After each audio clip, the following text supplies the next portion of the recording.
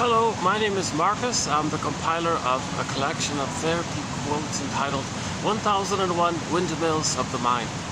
A collection of advanced self-help quotes taken from what's often called the psychodynamic or the psychoanalytic perspective, which long ago, as I understand it, was referred to by some as philosophical medicine or narrative medicine, helping one to be their own story doctor, helping one to find their narrative truth. The truth will upset you free. But this story, this knowledge of ourselves, much of it is unknown. You see, so that means we're disconnected from ourselves. The author John A. Sanford, the author of the book Healing and Wholeness, says that if we're not aware of our real self, part of the self, our authentic self, you see, as if it's so-called quote-unquote fragmented away from ourselves, because we're not connected to it, so it's away from ourselves. But if you get it back, you're more whole and you're more healed, healing and wholeness. And the story, our narrative story, is to that end, to make a bridge and be able to communicate, have some kind of line of communication between our repressed real self, a denied real self, and our awareness that we have, and to make the unconscious conscious. Where id was, ego shall be. Okay? So if it's unconscious, all the energy there sometimes called the id. And then, myths and fairy tales, the id energy is sometimes personified as one of these powerful Greek gods, like Poseidon in the Odyssey. And in the story, the Odyssey, you can see Poseidon, the ocean, the sea god, right? Using the special effects. I think that Jim Henson, the Muppets people, did it. A very good job. They made a wave, and they made the wave look like it was a face speaking to Odysseus. Hey, Odysseus, you. Okay, now Odysseus and the wave are not separate characters. It's not an outer exchange. It's metaphors for what's going on within a person. So the wave says, "Hey, Odysseus, you've ignored your real self for so long. I don't like this. This pain here, like this." And you're playing this He-Man, you're playing this self-sufficient, superiority, arrogant, complex attitude. Meanwhile, you're denying your feelings. That goes into me. Okay? That goes into the unconscious. I'm the voice of the unconscious. I don't like this, and this is midlife now here, and you spend half of your life searching for, this delusion that you're an infantile god and all this. And the feelings is saying, look, I don't like this kind of thing. And Odysseus, you can see him on the shoreline there. Who are you? I am Poseidon. I'm the seed, meaning I'm your unconscious. Well, what do you want? I want you to, I want to have a dialogue with you, kind of thing. Look, I don't care what you have to say. I don't need you. Oh, yes, you do. No, I don't. Yes, you do. No, you don't. I don't need my real self. I don't need my feelings. I don't need my, authentic real self. I'm kind of addicted. Look at all my superficial accomplishments outside. I won this award, I got this achievement, and you're going on like this. You're creating a further gap between your arrogance and your real self. I don't like this. And Poseidon got very angry and said, "You're going to suffer. Not punishment suffer. It means you're going to feel all of that pain that you've been denying and pretending that didn't exist." Okay? Like his wounded inner child of the past, crying and screaming, and you denied it. Well, that's going to come up now. At midlife, it sort of comes up like that. There's sort of this, it's called adult development, where at midlife we get back our real self, kind of thing. So that's what so Odysseus finally got the message, and first things first, he had to know what's going on. So he got a little help when he went into the underworld. So his first visit to the underworld, meaning the unconscious, knowing what's going on, like what's causing him to deny his feelings, what's causing him to repress his real self, ignore his real self, what's causing him to ignore trust, empathy, the quote-unquote more human side of being human, like being an elder, caring, and love and affection and tenderness and trust and spontaneity and play. Like what's causing him to do all this? So he first got the glimpse in the underworld. Okay, meaning he was shamed as a child. So the hell scene is a metaphor for the emotion of shame. That's for his identity. When the real self is squelched, when the baby doesn't get his needs met, and he has to squelch his real self called repression, The emotion linked to that is shame. Shame is metaphorized as this burning, biting. The emotion of shame is a kind of a burning, biting feeling, which is metaphorized with the hell scene. So Odysseus went to the hell scene, meaning faced the shame, feeling the shame a little bit, and he recognized that what's causing him to feel shame. So when he went into that scene, and meaning linking to the feeling of shame, he saw his mother there, Jocasta. Yeah, so that means Jocasta means is what that the Jocasta symbol means when a mother uses the baby to meet her needs. The baby's shamed. Yeah, so then what else did he see? He saw a symbol of how he treats himself the way his mother treated him, called Agamemnon. So the mother squelched his pureness. Okay? Agamemnon squelches. Okay, the story. It's just a metaphor. It's not literal. This appearance is a metaphor. So the Agamemnon story, okay, that's a metaphor that the mother murders our soul, quote unquote. I don't like that phrase, but it just means takes away or oppresses, or we lose it, or we feel unreal, we feel flat, we feel frozen, numb, petrified, turned to stone. That's sort of a ballpark. Don't take it literally like that, right? So when Odysseus went into the underworld, okay, so he saw his mother, he saw Agamemnon, and then he saw Sisyphus. Odysseus looked into Sisyphus' face, and he saw that it was his face. Click, click, click. He made some connections here. Mother betrayed him. That's Jocasta. He identifies with her.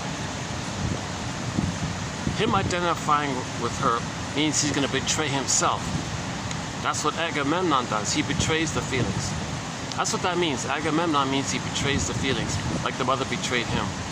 And he's doing it again and again, like Sisyphus. That's why when Odysseus looked into Sisyphus' face, he saw his face. He saw that he was doing this repetitive thing, treating himself and others the way his mother treated him. Rejecting feelings for himself and others, and creating all kinds of... So that was like the beginning of it, that he was doing this painful repetition compulsion called identification with the aggressor. If the mother, for whatever reason, doesn't meet the baby's needs, out of a desperate panic, the baby identifies with her and treats himself the way his mother treated him to have some connection to a mother. So that's a huge price to pay, to have a mother, right? To treat yourself badly the way your mother treated you. And that's the only way you can have some kind of sense of having some kind of connection to a mother. To do that, that's a huge cost like that. Oh my God, so there's a self-help book entitled, Mother, do I have to give up me to be loved by you? So the baby has to adapt to this painful situation. So Jocasta means when a mother uses the baby to meet her needs. So let's pause for a minute here. So the Jocasta style of mothering refers to the theory that if the mother herself didn't get her needs met, so number one, she's not going to know how to love if she was never loved. She doesn't understand that. And if the mother wasn't loved, she's only going to see a projection of her unmet need. So she may see the child literally as a positive mother maybe experienced and says and thinks that maybe she can brainwash the child to take care of her. That's using the baby to meet her unconscious needs because the mother only saw what she needed. And when the mother only can see what she needs, she doesn't see the reality of the pain she's inflicting on the baby. Old cunning tale. Sometimes the mother actually treats her baby badly because she wants to communicate somehow to the world, to herself, to the mother, to everybody, that that's how her mother treated her. You see, she was crying mothers and her. Okay, she uses the baby as a proxy for her. She plays the shaming mother and shames her baby and makes the baby cry the way she cried, and then she treats the baby how her mother treated her, and that's her telling the world and herself ultimately to know what her mother did to her. Oh, cunning tale. Sometimes baby's on the scene, and baby gets the message that mother resents the idea of giving love when she never had it herself, and now she's supposed to give it. Or maybe the baby picks up that she's unwanted because maybe the baby interrupted her career. Oh, cunning tale. So this phrase, oh, cunning tale, comes from a poem by Emily Dickinson regarding trauma. A great hope fell. You heard no noise. The wreckage was within. Oh, cunning tale that let no witness in. Okay, again, the baby had a great hope to attach with his mother for a secure attachment style. The baby needs what's called a secure attachment style, and there are sort of 5 parts to it, which I outlined in the last video and went more in detail in the prior one. So if you go to the past 2 videos, I kind of spelled out the 5 parts of the secure attachment style and the various needs the baby needs in those 5 parts. So we cover the uteri, the uterus life, the birthing time, the first 4 to 5 months, birth to 4 to 5 months, 4 to 5 months, 18 months, and 18 months to 36 months. Those kind of 5 phases. The child has certain kind of needs like that. And your broader term is a secure attachment style, a positive way of relating, mother's attunement, mother's reverie, mother's acceptance, holding, tenderness, affection, all the things that's kind of motherly, appropriate for the child's development between, being inside and to the age of 3. So that's a huge topic, the secure attachment style. And if he gets his needs met, he feels safe enough to know himself, he's good. If the mother's using him, he doesn't get that experience, he's going to freeze up inside. His soul get petrified. That's Agamemnon. And Odysseus does that. He learned it from his mother. Now you could put the mother in the same place as Odysseus. It's the same thing. It's repetition compulsion, so it's not blaming the mother. The mother is also a victim of how her mother had shamed her and didn't meet her needs. It's called intergenerational trauma. That's why psychoanalysis is good. It makes you pause and ask, what's going on here? Why are we repeating the same thing over and over again? Meanwhile, things are getting worse because we did 3 videos recently on a thing called the talionic phenomenon. And it seemed, one theory is that it's getting dispersed covertly onto the planet Earth, Mother Earth. Mother treated the baby badly, identify with the mother. So first you see yourself on the earth, treat the earth badly, and then you say the earth is the bad mother, and now you have talionic feelings towards planet Earth. And so mother short-sold our soul. So identify with her, we're short-selling the planet for a quick buck, the way the mother got some pleasure exploiting the baby. Okay, that's a whole topic. If you go to TQ 2725, we did a 7.5-hour special video on a thing called the 48 symptoms. Now it's going to be 49, the 49 symptoms of homo traumacus. It took me 7.5 hours. That's the most recent run through of the list. That's an emotionally draining topic. We had a quote recently that said, true psychoanalysis links our sociological outer factors and our biology and our physiological factors, and it's got to kind of link the two kind of thing. It's not meant to be some ivory tower intellectual theory that's just to help a person escape from the world kind of. It's not like that. Psychoanalysis is psychoanalysis is the study of how the baby records his interaction with the mother, and how that recording or blueprint or traumatic script reveals itself later on through life. If that traumatic script is problematic, then the person's going to go through life recreating what caused it with the magical fantasy they hope they can update it, change it, get a better past. It doesn't work past the age of 3. So psychoanalysis is the study of the internalization of interpersonal relationships. The interpersonal becomes intrapsychic, a model, a working model within, a blueprint, schema, script, psychic structures of relational units, some kind of construct. We just create theories about what kind of model does the baby have that he creates based on the interaction with the mother. What does he remember, in other words? And how are these memories elaborated by the child's emotions to the interaction? And what kind of scenery is going on there? And is it stuck now? Is the child did he receive so much pain for his development that he froze up his true self? Okay, so that's emotional hypothermia, emotional coma, emotional catatonia, that froze the woolly mammoth with a block of ice. Okay. Did he put it? Okay, how? Okay, no, there's more about that. And then how this intrapsychic reveals itself or shows itself interpersonally with others throughout life. Yeah. So we study this whole kind of, step back and study the whole kind of thing, right? Interpersonal with the mother. The mother's the first world. The breast mother is the first world, everything for the baby. So he remembers and understands the prototype of the world and creates like a little map of the world kind of thing in his mind, and uses that for the rest of his life. Now, if that's problematic with the mother, he's distorting the reality of the world, because the world out there is not exactly what happened in the nursery. So that's the issue. If the mother was upset or confused or had problems and all this, or she was using a baby, then his understanding of the world is that it's not a friendly place, for example. So he goes through life seeing the present based on the past, because that trauma in the past is in a place of the brain where there's no time. So emotionally, the person is influenced by this timelessness of it all. So all time is that time emotionally. Although yes, the famous split, cognitively, they can still advance and develop with the false self, adaptive self, as if personality self, or just some kind of structural self, where they can go through life and know how to drive a car and get 10 medals, get 10 PhDs, get 10 awards and all this. But the real self is frozen inside. But we live to the extent that we feel. We live from our inner home. If it's missing, we always feel homeless, even though we get 10 PhDs.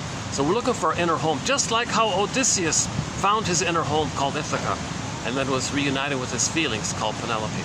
Once again, metaphor. So the whole Odyssey is like a dream. It's a metaphor for internal life. They're not, each character in a myth or fairy tale represents a personification of some inner element of a person, like some psychological quality of a person, like repression. Okay? So if the child's needs don't get met, okay, his authentic self, okay, Miss Core, the core of the person, authentic core of the person, the earth opens up, Miss Core, K-O-R-E, Miss Core, got pulled down into the underworld. That's quite a powerful metaphor the storytellers came up long ago to describe repression. So it got pressed down like that, got swallowed up, Emily Dickinson says. There's a pain so utter, it swallows substance up, she says. So what does that mean? Well, we have three brains, right? First brain, second brain, okay, the famous triune brain, the 3-in-1 brain. We have three brains: first brain, second brain, third brain. So in the trauma, it gets pressed down into the first brain. So the memory is recorded in the first brain. Now that first brain is the amygdala area, the brain stem, the spine. We're not aware of that, but that brain remembers it. So that's called repression. Something happened, but we don't know it, but it's there. Repression. An event and a memory, a relationship memory, that's very emotionally charged and all this. The first brain records it. That's repression. Okay? There's a pain so utter, it swallows substance, the core, our authentic substance. Okay? The word of the year by the Merriam-Webster Dictionary Company for last year, 2023, was authentic. We're all born with an authentic self. Okay? It's emerging. It's the emerging self. It hasn't fully blossomed yet until the age of 3. In the meantime, it has certain needs. Okay? The needs for a secure attachment style covered in 5 parts, as just mentioned before. So if those needs don't get met, the baby's terrified. Mother's dangerous. Like, whoa, what's the baby going to do with his authentic self? What's he going to do with his true self, his authentic self? If the mother's so scary and using him and hurting him, and it's not safe to have his real self. It's too painful to have his real self in the presence of a shaming mother who's exploiting him. What's he going to do for himself? Okay, he's got to hide his soul, so to speak. He's got to hide it. So he puts it into cold storage, okay, or the earth opens up, it gets repressed, or it goes down a tunnel, down a cavern where the light has never shone. Yeah, that's a lyric from our theme song, Windmills of the Mind. Our theme song to this series is Katja Epstein's German cover of that song, Windmills of the Mind. My favorite English rendition of it is the one done by Barbara Lewis. That's pretty much it. Those 2 renditions are my favorite. Sometimes this phenomena of putting our soul into cold storage is mentioned. The image is the frozen woolly mammoth in the block of ice, or it's flash frozen kind of thing, or like those people, those rich people who are, when they pass away, they put their body in, what is it, liquid nitrogen or something, like frozen, like they're hoping it'll come back or something. Let's use the woolly mammoth one. So the person's, another common image for attachment trauma, relational trauma, interpersonal trauma, arrested development, stunted development, developmental arrest, meaning the real self didn't develop. That's stunted. It didn't. It's arrested, like it stopped, right? Then it's frozen up. It's hardened up. The hardening up quality is referred to as turning to stone. So when a character in a myth or fairy tale represents a person's authentic self, and that character in the story turns to a statue, turns to stone, okay, that's what we're talking about here. Okay, so Echo becomes a statue. Faithful John of the Grimm's Tale turns to a statue, etc. Okay, the jargon here is alexithymia, the words for feelings, emotional illiteracy, okay, affectphobia, and that kind of, so it's we don't have access to our authentic self, so we don't feel embodied really. We don't feel like our ontological self, our sense of self. We don't feel at home within really, and if you don't have that there, the feelings can't come up, right? So for the feeling side of it all, that's called when the ball goes down the well. Similar idea. Or when joy and sadness in the Disney film Inside Out gets zooped away. So joy and sadness is like a feeling self related to the second brain consciousness. And in that film, in that Disney film Inside Out, when joy and sadness got zooped away, so that's like our loving life area, like living life. Like we're from the mammal, right? The wide range of feelings, needed feelings, appropriate feelings. Joy runs the console. There are losses, so sadness could run the console. Okay? And then there's you feel badly if you make a mistake and you want to make amends. And then there's the warmth and the love and the joy of community and the kind of recognition that we're all one kind of family, and loving this beautiful planet, and let's take care of it kind of thing. So there's more like the quote-unquote more human side of being human. It's actually a warm kind of trusting kind of place. It's a caring kind of place. There's natural empathy, there's natural ethics. You don't need self-help books on how to raise a baby. You don't need self-help books to how to behave. When you have your feelings, you behave in a loving, normal kind of way, right? You're intelligent, feeling, caring kind of way. Indigenous people would say, yeah, if something does go wrong, well, justice means, well, let's heal the person. In the Navajo, so that quote was done, the Navajo quote was done just recently. Look up the Navajo quote from, I covered it yesterday briefly, but maybe I think 3 videos ago we did the Navajo quote.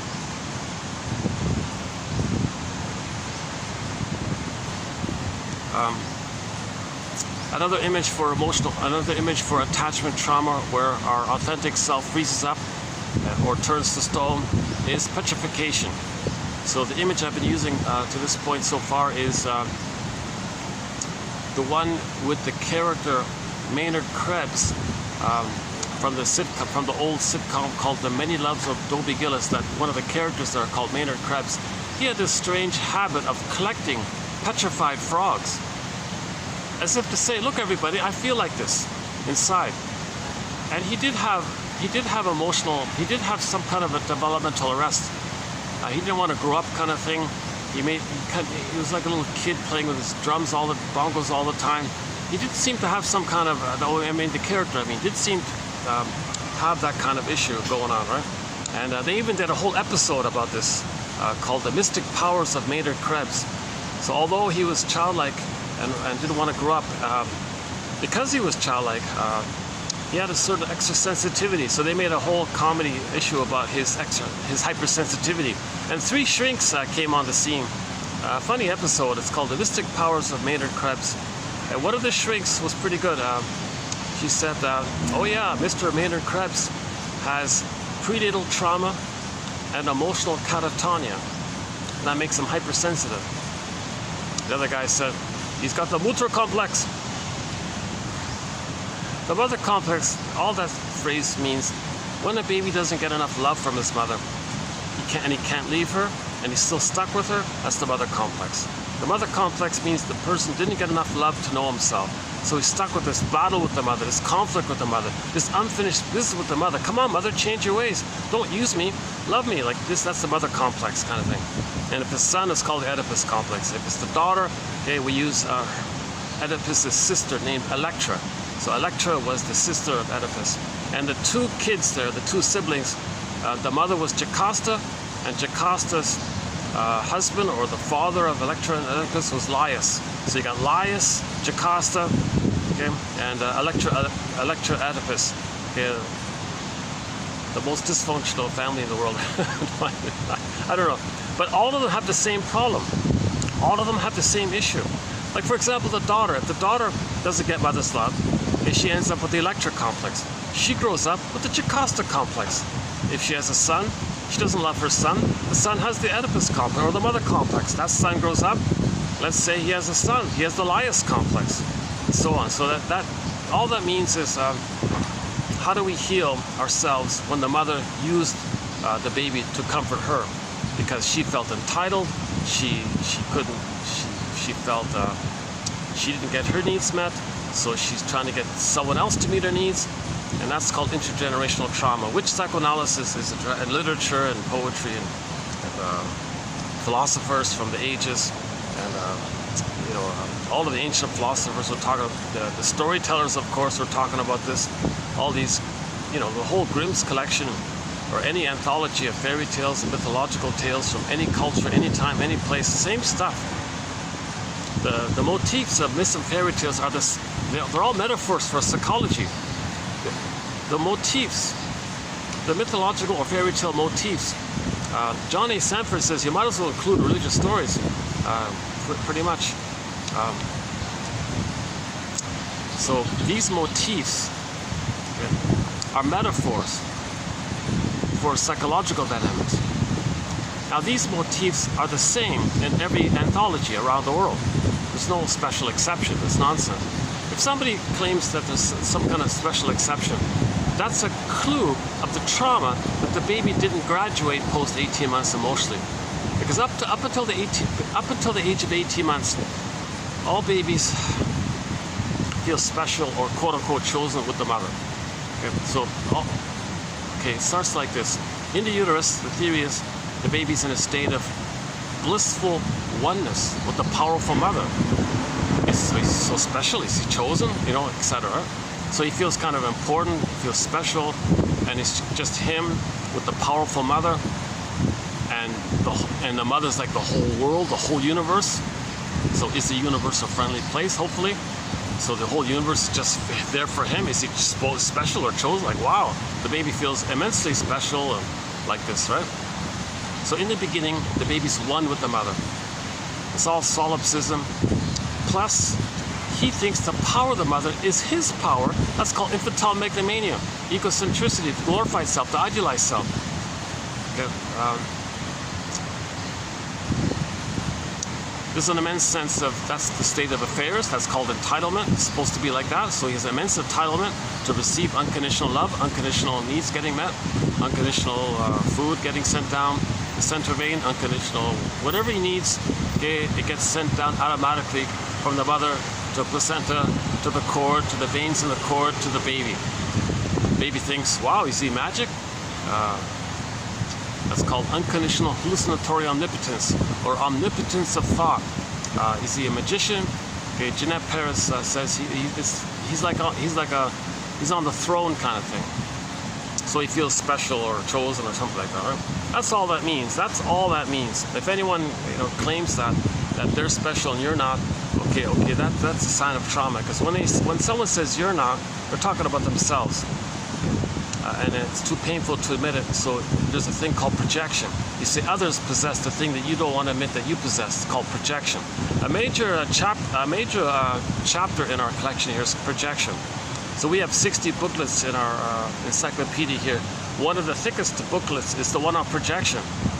Projection, by the way, is the means of self-awareness. It's the means of bringing repressed, unknown material about yourself to your awareness. Lawhood calls it a mirror, like you're creating a mirror to see what's within. You look in the mirror, you see what's within. Very good on the topic of projection. Almost 3,000 years ago, a famous philosopher put it this way. Confucius said to his students, "Dear students, when I'm in a party of 3, I always have 2 teachers. To the one I admire, I study from him. To the other, in whom I see traits that I don't like, I search for those very same traits in myself." Taking self-responsibility, owning the projections. You want to be more whole. When you project, you're fragmented. You want to be more whole, so you accept your projections.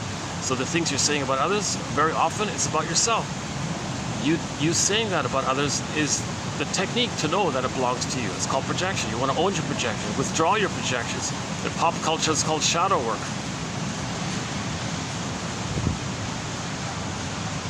Well, in the 90s, some of the self-help books in the 90s, I think they called it shadow work.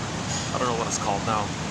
But generally, we say own your projections, withdraw your projections, look in the mirror, those kinds of things.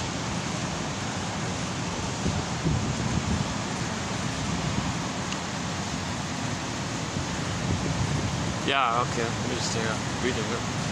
You're going to see a few interruptions.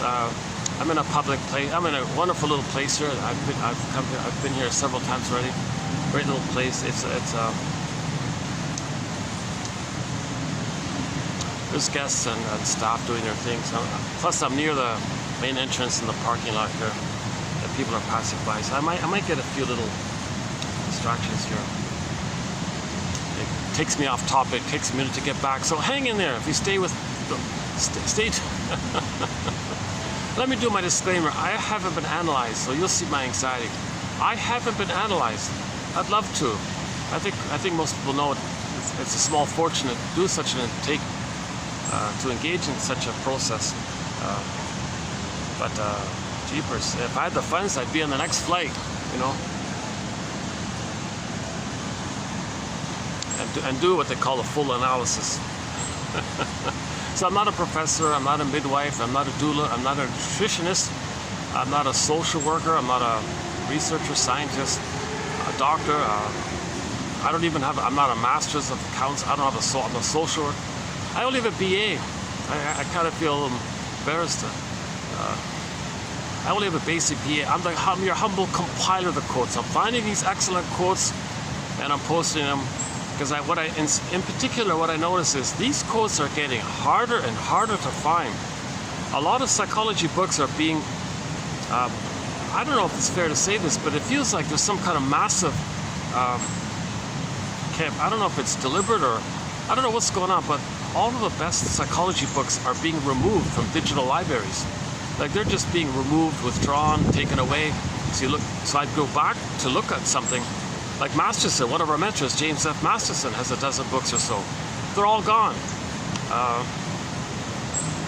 A lot of excellent, like therapy books, like from the psychoanalytic perspective, like object relations theory, developmental theory, you know, like Grotstein and Ogden and Althea Horner and Dorothea MacArthur, and you know, even like Andre Green and Jim Steiner a little bit. A lot of excellent authors talk about psychoanalysis.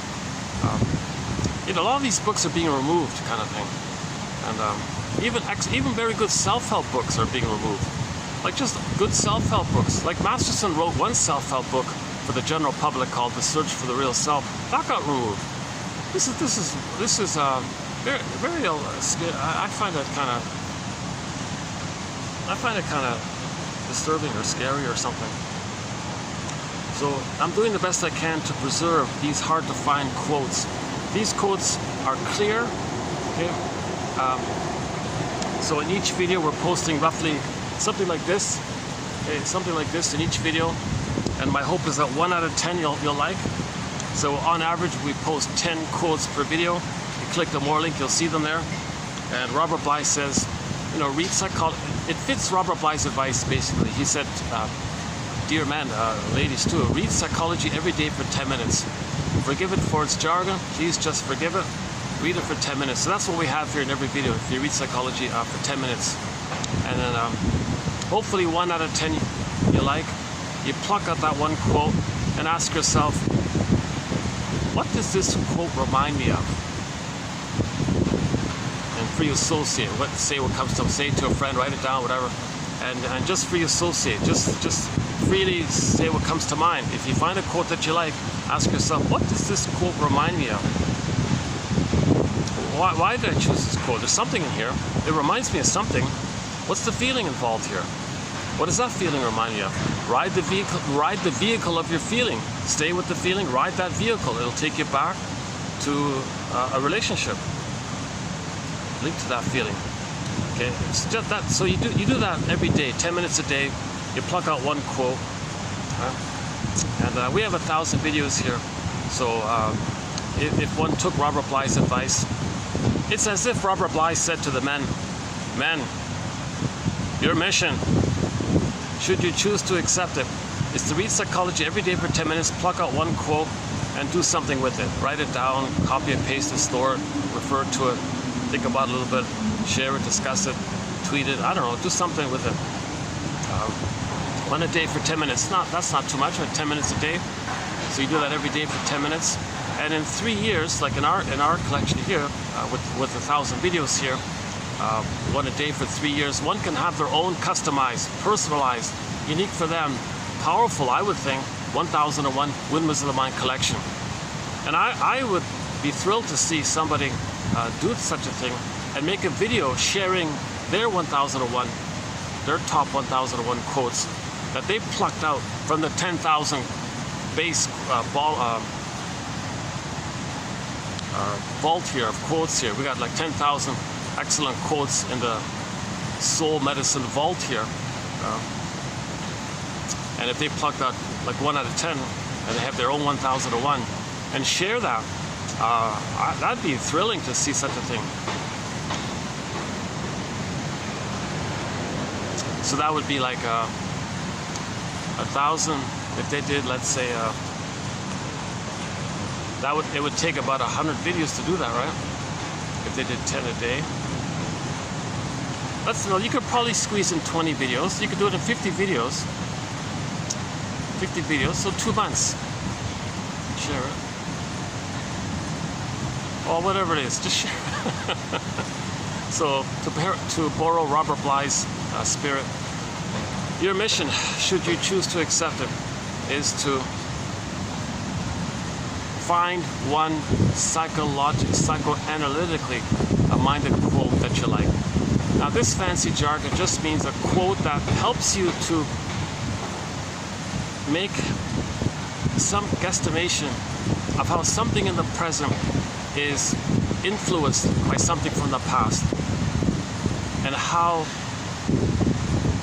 the past is trying to communicate to you in the present of what happened in the past, to make these kind of past-present links. So typically it's you have a pattern in your life. When did it begin? And to see yourself engaged in a here and now live example of that interaction, specifically with a person in the present. Okay, so one shrink said, you have this pattern. You learned it back then. And that's why you're doing this with me here. Oh, 1 second.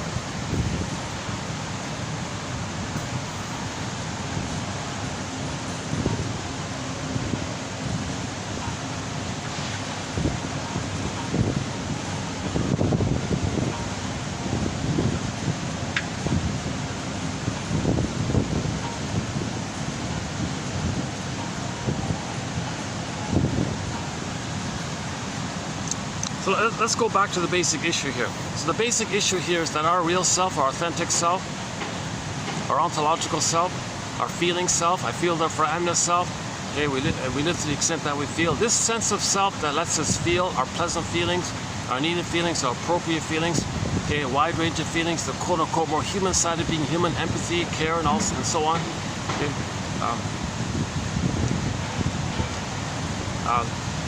Okay, so this authentic self, okay, frozen, turned to stone, petrified. Now the feeling is we don't feel fully alive now, and we don't feel fully real. Okay, for the second one, for the latter one there, is the Velveteen Rabbit story, where the stuffed rabbit kept saying, geez, what does it mean to feel real? I do it now, but there's some people just standing right there. There's actually a marble stone, a rabbit, over here in the park here, and with some real rabbits right beside it. One time I went over to try to do a dialogue where I imagined the stone rabbit was saying to the real rabbits, hey, real rabbits, talk to me. It looks pretty good to feel alive and real. Talk to me. Please talk to me. How does it feel to be real? I want to be real like you guys. And I've turned the camera between the stone rabbit and the real rabbits. Unfortunately, there's that area is sort of pretty busy right now. If I remember, I'll go back to it and try it again, because I want to update that dialogue. The second one was the woodcutter story, where the woodcutter or the carpenter took a block of wood and carved out this little figurine of a little boy made out of wood, of course. And then he was praying, please let this little boy come alive. So that's the metaphor. We don't feel fully alive and we don't feel fully real when our soul is petrified, turned to stone, okay, frozen, etc. So that's sort of the issue here. And then with that issue, okay, there's the famous split. Our authentic real self is arrested, stunted development, frozen, etc. And then we have this so-called adaptive self or persona or social mask, or just as if a bundle of mechanisms of the mind, a bundle of them that we go by, called the false self, that has the purpose of getting us through life to not feel the pain of losing our soul. So the false self, in a way, is sort of like a desperate measure to buy us time, so to speak, to get back the real self, right?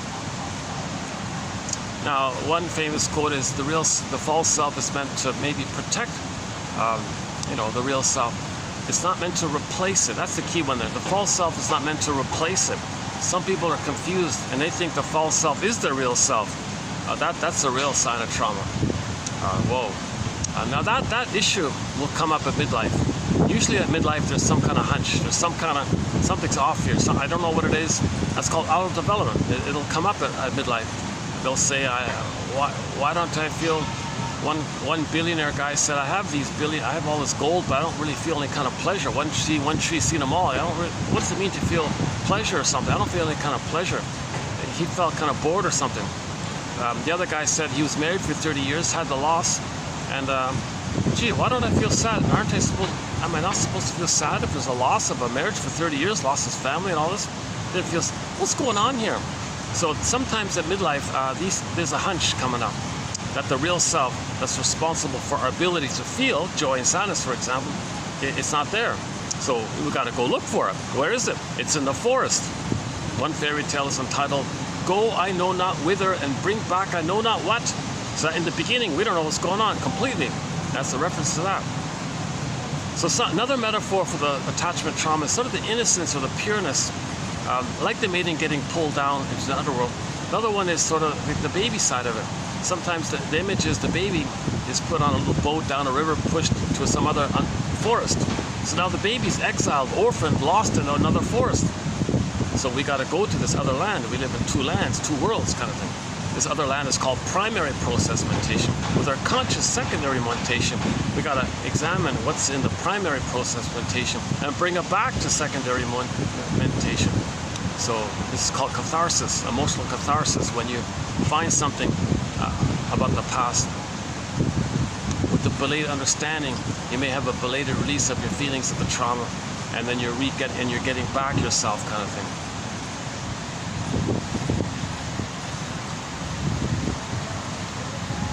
So Jana puts it this way: after there's a trauma, we have this unconscious hope of fulfillment of old unfulfilled needs. And we spend our lives searching for a symbolic mother, not knowing that we're doing so. When we stop this and recognize the futility of such a thing, not blame ourselves for it, but just realize it. Oh my God, I didn't get mother's love and I'm still searching for it. But nothing in the present can beat what I needed back in the nursery. So when you let that go, or he calls it the death of unreal hope, is the birth of new life, the pregnancy, the pregnant virgin motifs, back to the motif. Myth and fairy tale, religious story motif, the pregnant virgin. So that the motif of the pregnant virgin motif, it's a metaphor for the psychology that when you give up your delusional, narcissism and all this, when you give up your narcissism, let's just say, when you give up your hubris or egocentricity or something, when you give up your repetition compulsion, or your grudge against the mother, or you're trying to show up the mother, or or trying to be talionic towards the mother by not giving her pleasure because she wanted you to be happy. So I'm not going to let you take pleasure in my being happy, so I won't be happy. These kind of petty things with them. When you give this kind of stuff up, okay, now your life force can be devoted to your real self. That moment is like the pregnant virgin conceptual kind of moment like that. And then now you're gonna come get back your real self. So we had the real self, we lost it. In midlife, we go down to get it back.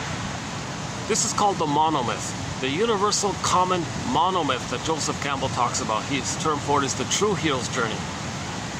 Chinnen, to avoid that confusing term, he calls it the second journey in midlife.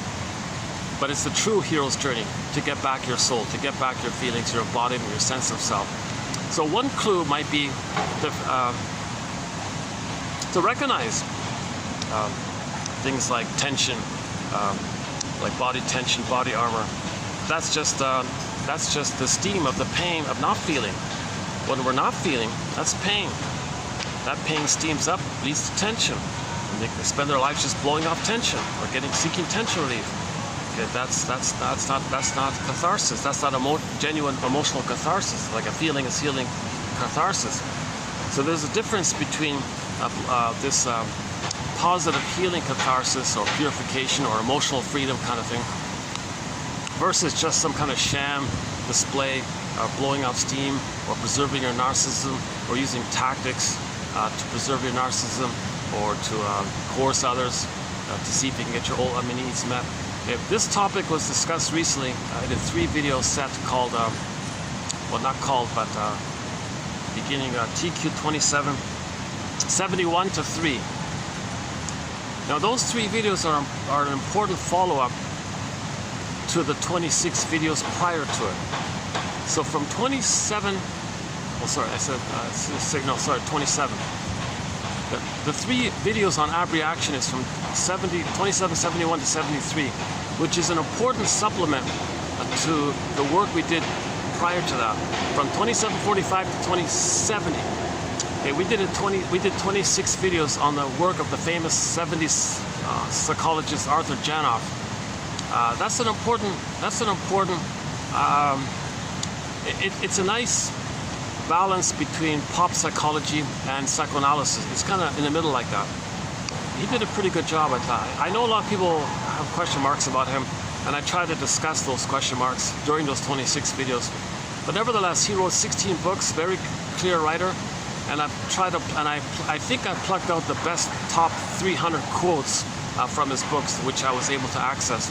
So you'll get the best quotes of Janoff. If you want a good Janoff 101, I highly recommend those 26 videos. But after those 26 videos, again 2745, 2770, after you read those quotes, your mission, should you choose to accept it, would be to then read the follow-up 3 quotes on the difference between the sham ab reaction and the genuine ab reaction, like the genuine healing catharsis.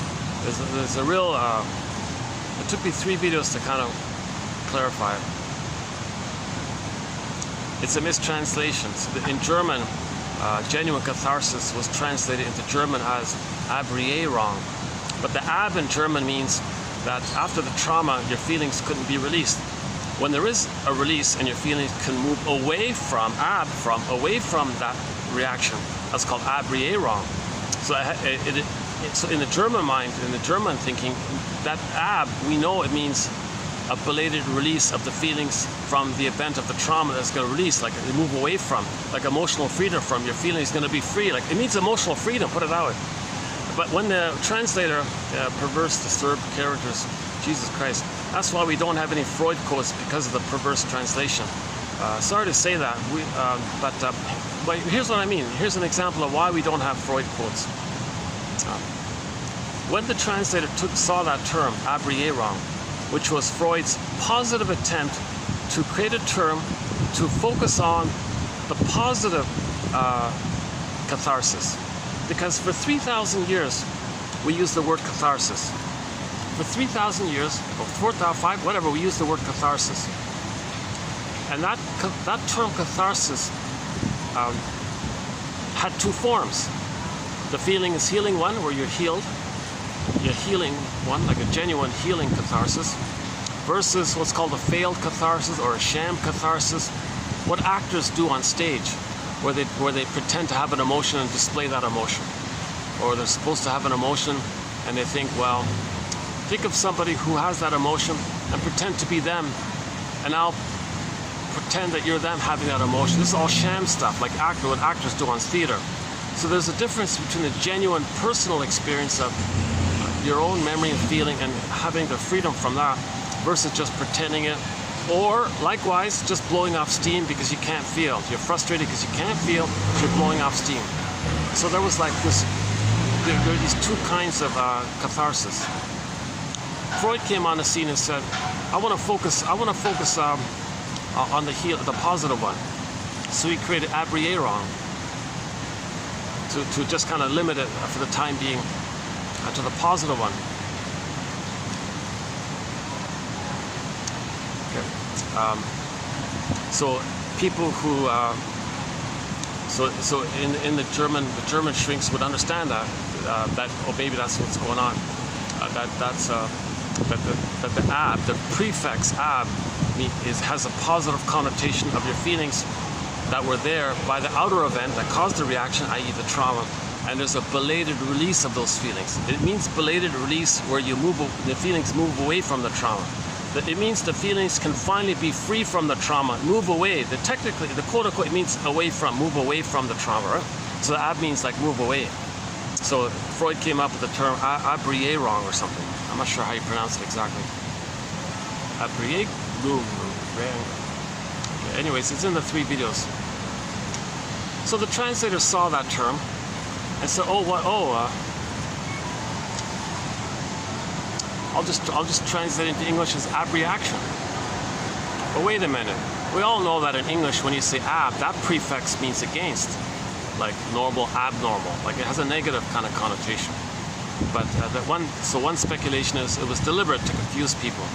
And I read one quote where somebody quoted, where he himself said, "I wonder if anyone's going to ever understand my translations." I kind of like take talionic pleasure, sadistic pleasure at all the effort people are going to make to try to understand my messed up translation, something to that effect. So there's another reason why we don't include Freud quotes. Thankfully, for over 100 years, thousands of people have kind of shuffled and waded through it all and kind of purified it a little bit.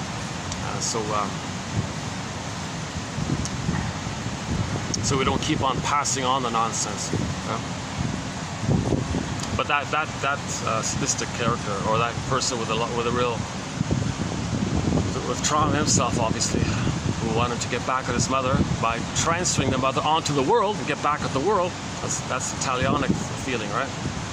So he tried to get back at everybody, the future, meaning his mother. Envious that others might be healed, he couldn't be healed. Well, let's block healing. So these translators apparently wanted to control Freud's work, to manage it and put out first a translation of it that everyone will be using to preempt a genuine translation. And sure enough, they succeeded in that, to that end kind of thing.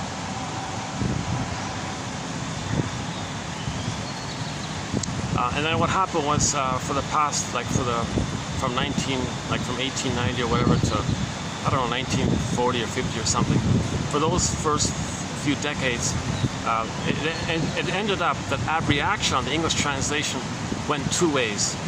To deal with this, it kind of went 2 ways. The one way was some people kept the positive intention, or in their mind they flipped it back to German and understand it in the positive way. So that's how many people did it that way. Some people were confused by it. So what happened was, well, I don't know, what does he mean here? Because ab is negative. So then that term abreaction just meant, well, some feelings were released, and I don't know if it was from the person or it was a sham. So there's a question mark there, and then either from that point the context will tell you which it was, or the writer doesn't know himself, and all he wants to say was something was released and doesn't know himself. So now you got this confusion. Now we're back to the confusion that was there before. You see, and then people got frustrated with this, so people dropped the term. And then Janov kind of tried to salvage it a little bit in 1970 by calling the positive catharsis primal healing. Let's call it primal healing. Primal healing, yeah, okay. And then the fake stuff you would call abreaction. Because that fits in with people nowadays first hearing that term, not having the context of Freud from long ago. So I think he went that way, right?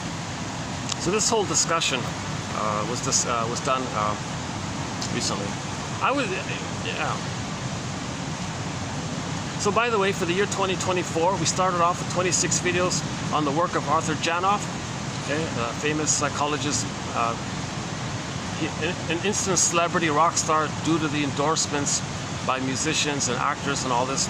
And everybody was flying to California. Oh, please help us heal from birth trauma, prenatal trauma. And, you know, the demand was so great. The enthusiasm was so great. One man couldn't handle all that.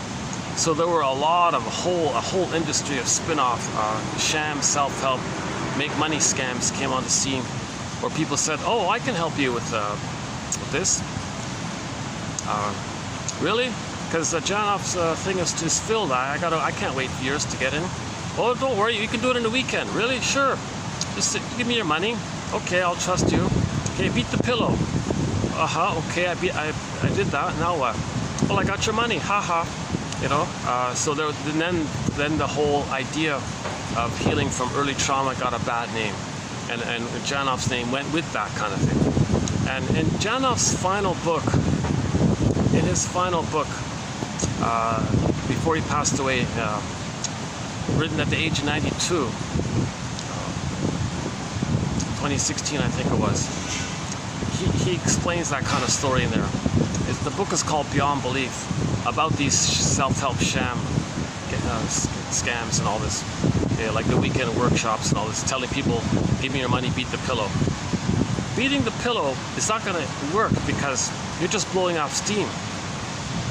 In order to heal, you gotta line up an actual genuine memory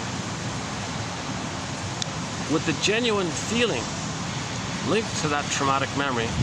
But in order to do so, you need to kind of feel safe with yourself to do so. That safety is your awareness. That's the catcher's mitt. So these quotes are an attempt to create a catcher's mitt to catch these old feelings that are going to be thrown to us, kind of thing.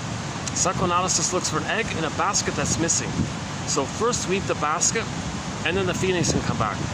The weekend workshop scam, oh, forget the basket. You don't need a catcher's mitt. You can feel the fastball. Really?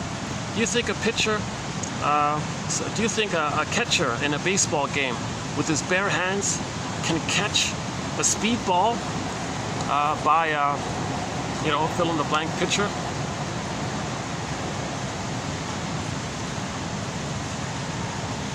I remember in Toronto, the Blue Jays, the catcher was Pat Borders, and I don't think he could catch a speedball by Stottlemyre or one of those guys, right?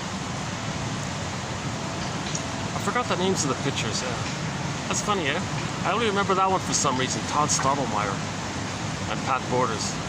But there were other pitchers. Oh, Henke was the closer, right? Henke. Get it up top.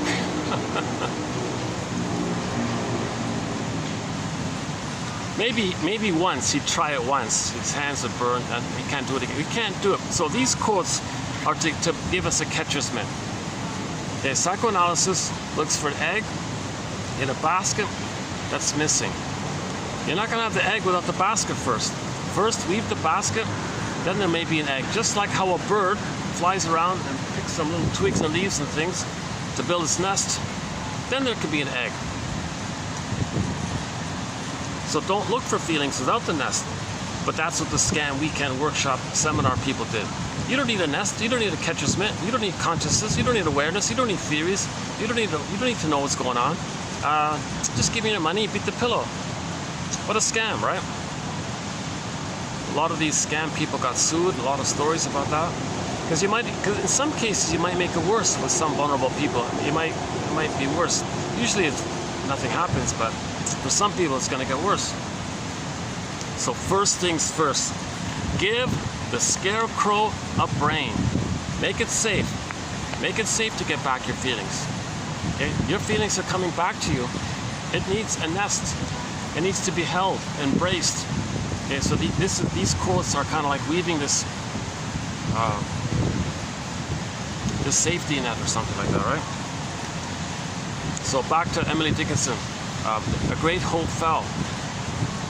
The baby had a great hope for mother's love. That fell, crushed. You heard no noise, invisible and all that. The wreckage was within. The child froze up inside. Now he's not gonna feel real and feel unalive and all this. Sleepwalk through life, go through the motions of life. They feel that life is passing him by. Feel that he's living the provisional life, just sleepwalking through life, like in a trance and all so on. That's the wreckage. O cunning tale that let no witness in. That part about the witness means the child is so damaged in his brain and all this. It's like he lost his brain. That's the scarecrow. So he's not going to know what happened. Okay? Remember the scarecrow looking for a brain? Now, with attachment trauma, the person's not really going to love life. That's the Tin Man. Remember, he was looking for a heart? That's loving life. Love, heart, love, intimacy, relationships, love, feeling, right? Heart. Okay? And the scarecrow and the Tin Man being like that, that means the person's going to feel disembodied. That's the cowardly lion off in another corner. Yeah, Crystal Wilson says, yeah, if you're not in your body, you're not making sense anymore, literally. And it's disembodied discourse that causes all these problems that we see. Because in disembodied discourse, you're grasping for mother's love, or telling the world how you were betrayed by your mother, still in battle with the mother, transferring that battle with the mother in the past to the present, using others as stand-ins or like a theater thing for the past. Sometimes others play you and you play the mother, you shame them to say how your mother shamed you. Sometimes you play yourself or coax others to reject you, to know how your mother rejected you. So we're still dwelling in the past, lingering in the past with this unfinished struggle with the mother in the past. So we're not making sense because we're not seeing the present for what it is. We're seeing the present and distorting it and we only see the projection of the past to the present. So the present is sometimes called the presenting past, or where the past is still the present is still the past kind of thing. And we transfer the past to the present and act the whole thing out like a theater thing. So we're not making sense, right? Now, these three characters are aspects of trauma of one mind, of the mind of one person. So Dorothy's like a part of the mind, a part of the system, a part of nature, a part of us that's trying to heal things, trying to line up. Okay, mind, body, mind, feelings, body, trying to line it up kind of thing. Innate drive for healing. We're wounded, we're trying to heal. Dorothy represents this effort to heal. So we can say, be like Dorothy. And recognize that if a person does feel not fully like embodied, if they're not like they don't feel really embodied kind of thing.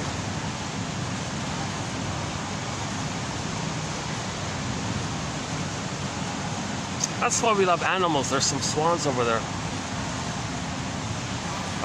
We love to see animals. All these wonderful nature's amazing kind of like nature clips we see on TV on YouTube.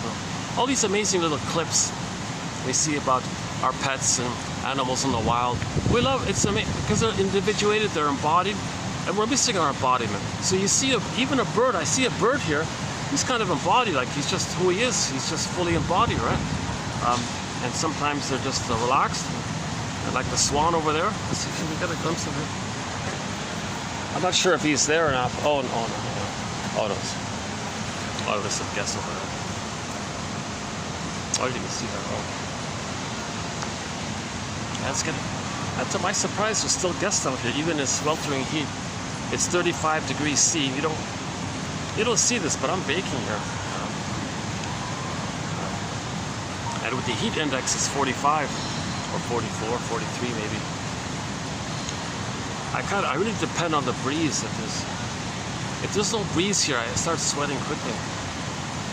Sorry if you're going to see me sweating. The staff are very kind. They let me use one of their fans here. I don't even notice it right now.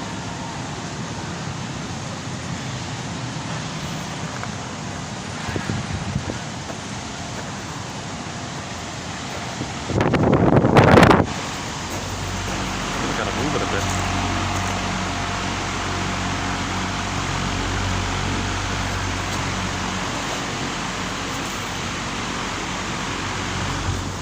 Try that.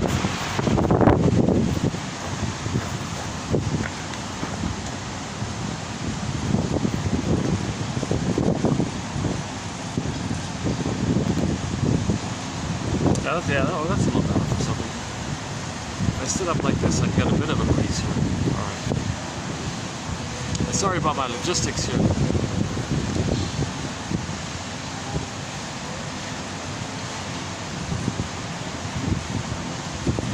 Right, so be like Dorothy, and if you recognize the disembodiment and that you're not loving life, the Tin Man, so everything's love or a cry for love. Okay. So either we're loving life or we're gonna cry that we want to love life. So the Tin Man doesn't have the heart, so he's not loving life. The heart loves, it's not loving life. So first things first, give the Scarecrow a brain.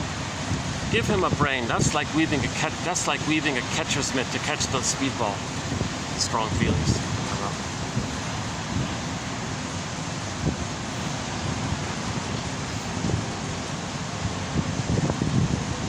Yeah, it's getting hotter here for something.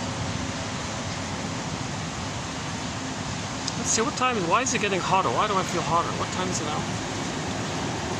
1:36. I tried to get earlier start. It's 1:36. I tried to get a earlier start. Maybe. If I leave a little earlier, I can arrive here in less sweat. That's part of the reason. Here it is again. Here I am telling you this. That's like the feeling of me looking for approval, that kind of thing.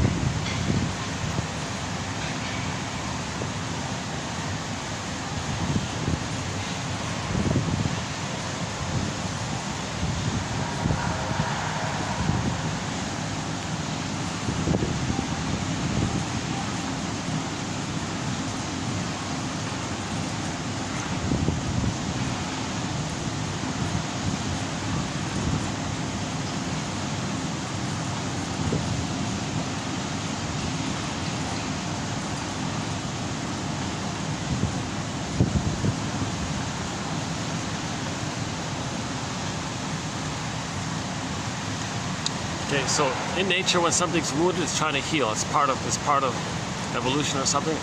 Whenever something in nature is wounded, there's this natural innate drive to try to heal the thing, right? Try to heal the organism, the person, the plant, the animal. If the animal's wounded, he's going to go off and lick his wounds.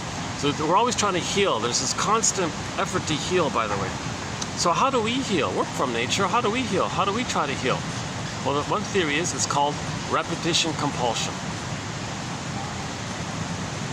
Cry for mother's love. All of a baby's life force. Okay, Fairbairn's famous line, life force is object seeking. All of the baby's life force, all of his energy, is to have the secure attachment to the mother. Mother, where are you, kind of thing, right? He wants to suckle and to be held and feel safe, have a rhythm of safety, receive mother's attunement, mother's reverie, mother's consideration, and feel mother's loving presence and acceptance for him. He needs like a blissful oneness with the mother. So when he comes out of the uterus, assuming whether or not there was trauma in the uterus or at birth, he's got to have a secure attachment. If he doesn't get that, that's a trauma. That trauma is recorded in the primitive brain, the first brain. Now that brain doesn't know time. That's a pretty powerful brain. It's called the survival brain. Okay. It's right. So once again, we have three brains. Okay, we're mainly the second and we're all three. We have all three brains. Janov's big point was, don't forget about the first brain. Nobody wants to talk about the first brain. Actually, Mr. Freud said he says, oh yes, let's study psychology in reference to the first brain, because most trauma is in the first brain. So he wanted to study trauma. Personality that comes, the personalities that we develop from the trauma that gets stored in the first brain by measuring our vital signs, because the language of the first brain is physiologic, biologic, neurochemistry, cortisol, serotonin, okay, your posture, your tone of voice or something, your heartbeat or your pulse, or like all your physiological kind of things, right? Yeah, one quick example. Okay, so Freud he wanted to teach or understand psychology or personality by discussing our biology. So at that time, I guess there wasn't enough data and all this, so he kind of put it aside, and then went to people like Goethe, you know, literature people, and wrote from a literature point of view, like synthesizing what previous people have said. So apparently he didn't really invent too much. He just tried to synthesize a lot what other people said. And yes, he created some new jargon and gave the whole thing new life. And by the way, his writings won the Goethe Award for literature. So apparently in German, people in German are lucky if they can read Freud in German, because it's very literaturistic. It has a very interpretive literature quality because he emulated Goethe apparently. Now the English translation is none of that, forget that. It's just this messed up stuff of playing games. Oh, ab means this in German, something good. Well, in English it means something bad. Well, let's do it that way to confuse people. So you forget about the English translation. Now, thankfully, in 1969, Laponche and Pontalis created a dictionary called The Language of Psychoanalysis. And those two guys know German, and they translated the original German into their French, and then later into English. So we got that resource. And I plucked out the best quotes from their dictionary. And whenever a German author says Freud said such and such, I'll include those quotes by the German shrinks. If Edmund Bergler or Karen Horney or Melanie Klein or Margaret Muller, if they say Helmut Kaiser, if any of the German shrinks say or said that Freud said such and such, I'll include those quotes. That's fine. Now, the one exception to all this is Henry Hart. I don't know if he knows German. And he did like a whole compendium of zingers, like one-liners of psychoanalysis. It's kind of like the Cole's Notes of psychoanalysis. This guy, Henry Hart, created like a Cole's Notes of psychoanalysis. And he's excellent. He did a great job. And I've already plucked out 100 of his one-liners. So in some of those one-liners, he refers to what Freud said. So that's the one exception, because I don't know if he knows German or not. But that's the one kind of exception where I'm including an unknown author saying that Freud said such and such. Because usually when an author said Freud said such and such, they're quoting from the mistranslation. So I don't bother with the English, with any English speaker who doesn't know German saying what Freud said, because they're using a perverted English translation. So what a mess. Who cares? Don't pass that on. So I haven't been passing it on. With the one minor exception, just a few trickling of like 4 or 5 handful of quotes by this guy Henry Hart, because I'm very impressed with his overall effort. He spent his lifetime, basically, he spent his adult life creating one-liners, like summary statements of psychoanalysis from lots of, not just Freud, of course, but from a wide variety of authors. So I'm sort of in the middle of posting his one-liners. I'm calling them Hart's It-Bits. There's a comic called Psychoanalysis. They had a little section there called It-Bits. So again, the it just means all of your life force that's bound up to your traumatic past. All that energy, it's like a volcano, like the iceberg metaphor under the water. It's a lot there, right? So we want to make that conscious. So that's the energy related to our repressed self, denied self, or secret self, or shadow self, or unknown self, and the one who walks with me, who's not like me, who is me, the double self, someone's living my life and know nothing about him. This whole side of us that we don't know, all the energy in that area is called the id. It's kind of powerful like that. So in that comic Psychoanalysis, they had a little box there called id bits, just like little trivia from psychoanalysis.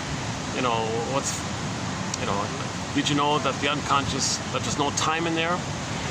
Like in Alice in Wonderland, there's no time in there, no conscious logic, that it's mad in there, just little tidbits kind of thing. Freud's dog was named, whatever it was, just fun little things like that, like little trivia things, idbits. So I've been calling Hart's collection Hart's idbits, and I've posted 100 already. And so I'm about a third of the way through his collection, so I think we'll have roughly 300 all in when it's done. So I'm just taking a break from it now. It's kind of draining to read it. It's pretty, it's half interesting, half exciting, but half dry, very dry, but half exciting. So I gotta read through, you know, like he's got 10,000 of them, right? I gotta read through a couple hundred to get like one, you know, kind of thing.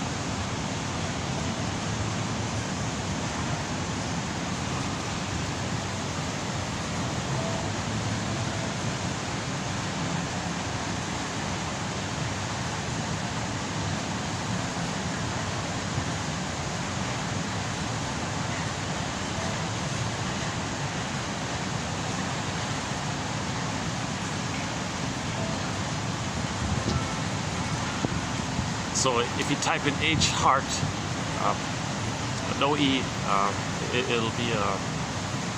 it'll show up in our collection. It was just done recently, like 2 weeks ago, kind of thing.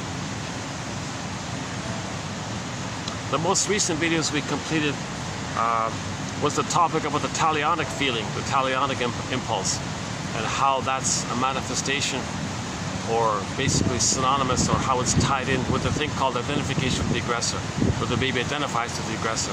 And this talionic feeling or impulse comes from this phenomenon called identification with the aggressor. A major booklet in our collection. Sandra Frenzy came up with this term, and Elizabeth Howell discussed it recently. So we did, if you go to the past 4 videos, it's sort of scattered in the past 4 videos, called talionic. If you type in talionic in the search engine, you'll see the quotes there. We did about maybe 50 or so, 50, 60 quotes in that area. I'm kind of relieved that part is over, because that was a very emotional topic. Jesus Christ, that's a very, it's exciting. I mean, it's, no one talks about it. You know, Masterson says that if you're gonna, he said to his students, dear students, I mean students who want to be therapists themselves, he was like a trainer, right? He said to his students, you know, if you want to heal your clients, one thing you gotta face at some point in the therapy process, you gotta face their identification with the aggressor, i.e. their talionic feeling. The talionic impulse comes from identification with the aggressor. So you got, in other words, if you don't address this issue of the talionic feeling, you fail them. You fail your clients. You're not going to heal them if you don't address this so-called talionic feeling, which comes about due to a process called identification with the aggressor, where the baby's so enraged at his mother, he becomes her. And his rage at the mother, you see, is that he wants to control the breast, devour the breast. So to manage, as if the fantasy is that if he can devour the breast, because the baby has oral greed now, then maybe he can manage it and make the mother be a loving mother, kind of thing. So the rage comes from that kind of thing. So we see an expression of that as the talionic feeling, the talionic impulse. But shall I compare thee to an onion? If you layer it underneath, like what's under the talionic feeling? Shall I compare thee to an onion? If you lift the lid, look underneath it. It's still the baby's oral rage of wanting to control the breast, devour the breast. Come on, mother, be a loving mother. I'm enraged that you're shaming me and using me. No cunning tale. Come on, be a loving mother here. I didn't expect this. I expected to have trust with you and have a blissful safety with you. I didn't expect to be abused by you. And you know what, mother? I think you abused me in the uterus. Janoff says there's a thing called child abuse in the womb. You even abused me in the uterus. You didn't even give me a safety in the uterus, because you were smoking and drinking. I was coughing and suffocating in there when you were smoking like this. Well, what's wrong with you, mother? Right? So, well, that mother's saying, well, I gotta tell. I feel talionic, meaning I gotta repeat what had happened to me. To show up the mother. Look, mother, look what you did to me. Look, world, look what my mother did to me. What I'm doing to the child, that's what you did to me. So there's like a talionic feeling of getting even, so to speak. But if you layer that underneath, her positive intention is to cry for love, to get mother to change her ways, to be loving. So the source point of all this is mothers have to do a sacred thing called give your baby a secure attachment style. Paradise in uterus. Okay, so no caffeine and no meds, no pills, because it whacks the baby's brain and he'll be born with PTSD. one story was the mother took Tylenol with codeine. Baby was addicted to it. And when he was born, he was going through withdrawal symptoms. He was shaking frantically. And the mother couldn't soothe him. He couldn't handle it. She couldn't handle it. The baby was traumatized by no soothing mother, because he needed a soothing mother to begin with. Plus, he was shaking with the withdrawal phenomena of not getting the codeine part in the Tylenol. So when the mother took the Tylenol, it went into the child's brain. Like a lot of what the mother does, imagine the baby experiencing it times 20 or something. And that could whack the baby's physiology. That's child abuse in the womb. Part 2 of the secure attachment style. The mother needs a natural birth. Le Boyer, okay, famous book, 1975, Le Boyer, Birth Without Violence. The baby needs a peaceful, normal, natural birth, where he comes out, so we talk about the time sensitivity of the hormones being produced by Klaus and Kennel. Here, the lotus birth, where you leave the cord, leave the placenta, don't remove the baby. Okay, a little bit about the positions, some birthing positions. I'm not a doctor in all this, but just to let you know that there are some YouTube videos giving advice to women about the pros and cons of the different positions the mother can take when delivering the baby. And some positions facilitate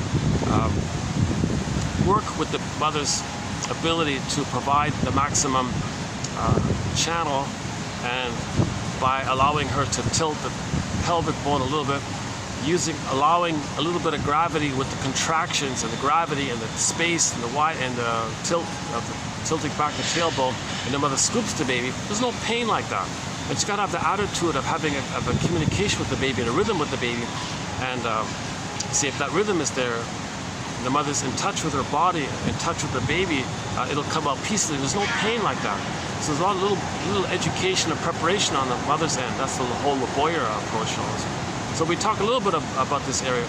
And you don't remove the baby. Don't put them on a scale. Don't weigh the baby. Don't put them on a scale. Don't separate the baby. Leave the cord. Leave the smells. Okay? Okay? And then we talk about the skin contact by Dorina Pines, and love the mother's gaze area, Mary Ayers, her famous book, and of course natural breastfeeding. It's a huge betrayal to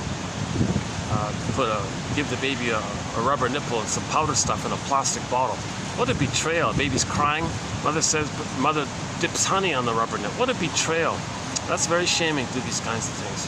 So he'll create an image in his mind of his mother as being a monster who's rejecting him and devouring him. It could be the guy with the horns, could be the Cyclops in the Odyssey, could be the Boar Queen in the Whitebeard King Valamon story, could be any kind of frightening character in all these myths and fairy tales, like Agamemnon or the Bluebeard character, like all these kind of scary. Robert Bly also tells a story about the Lindworm. Any kind of character that kind of takes away the person's soul, right? It's all metaphor. Don't take it literally. Metaphor. It's all metaphor. Myths and fairy tales are metaphors for kind of emotional issues, right?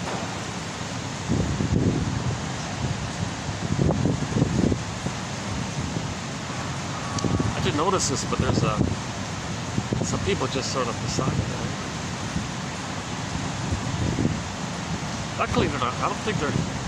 Hopefully, they're not hearing me. They could just move down, right, if they're hearing me.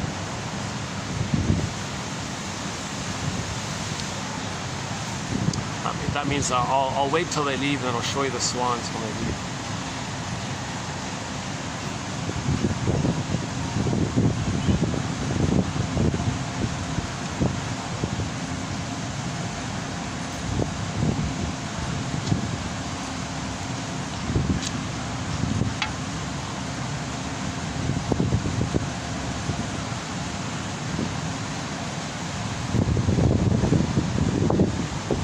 So let's go back to that.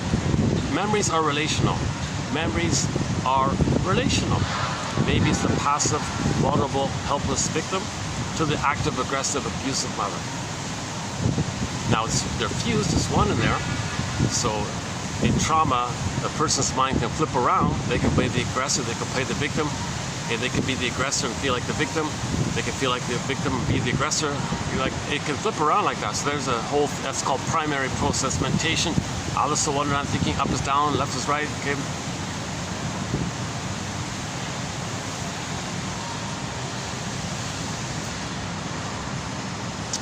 Um, maybe we should just take a walk or something. I feel like I should just take a small break. It's too bad I don't have the boom box. I could just play a song for 3 minutes, and that'd be my way of taking a break here.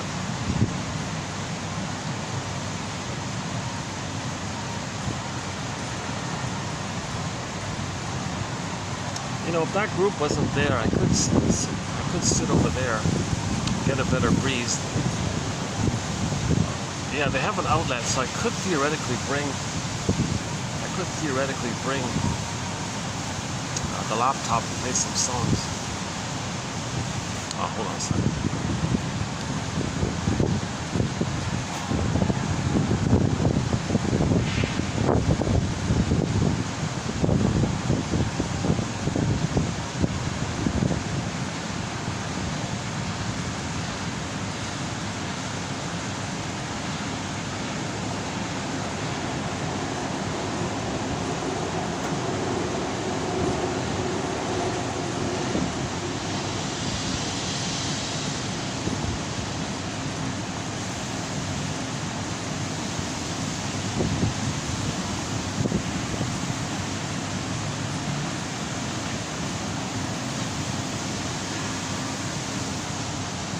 Yeah, I'm gonna experiment.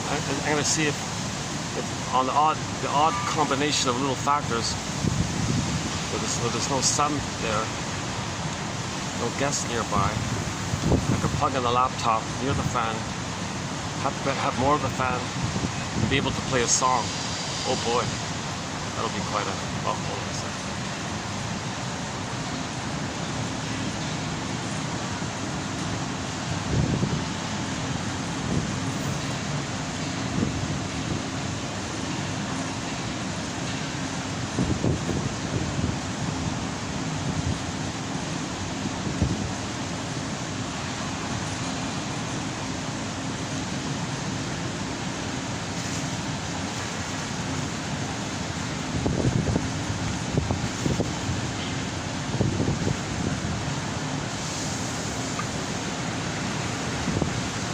Give me a minute to have some. One of the companion beverages is tangerine juice. Let me cover the logo. Showing up here, tangerine juice. It's a great companion beverage. Our main companion beverage is guava juice. I was just thinking, if I saw a video about a parrot, he was repeating if I had a parrot here, guava, guava. That's been a wonderful companion beverage, guava juice, fresh pressed guava juice. If I take a half a liter of that stuff, I feel energized, I feel calm.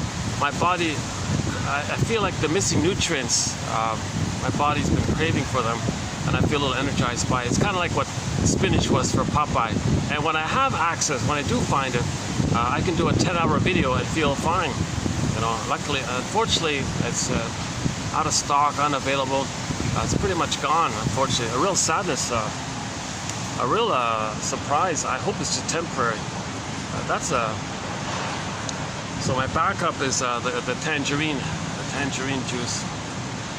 So give me 1 minute here, and I'll see you in a minute. Hold on a second.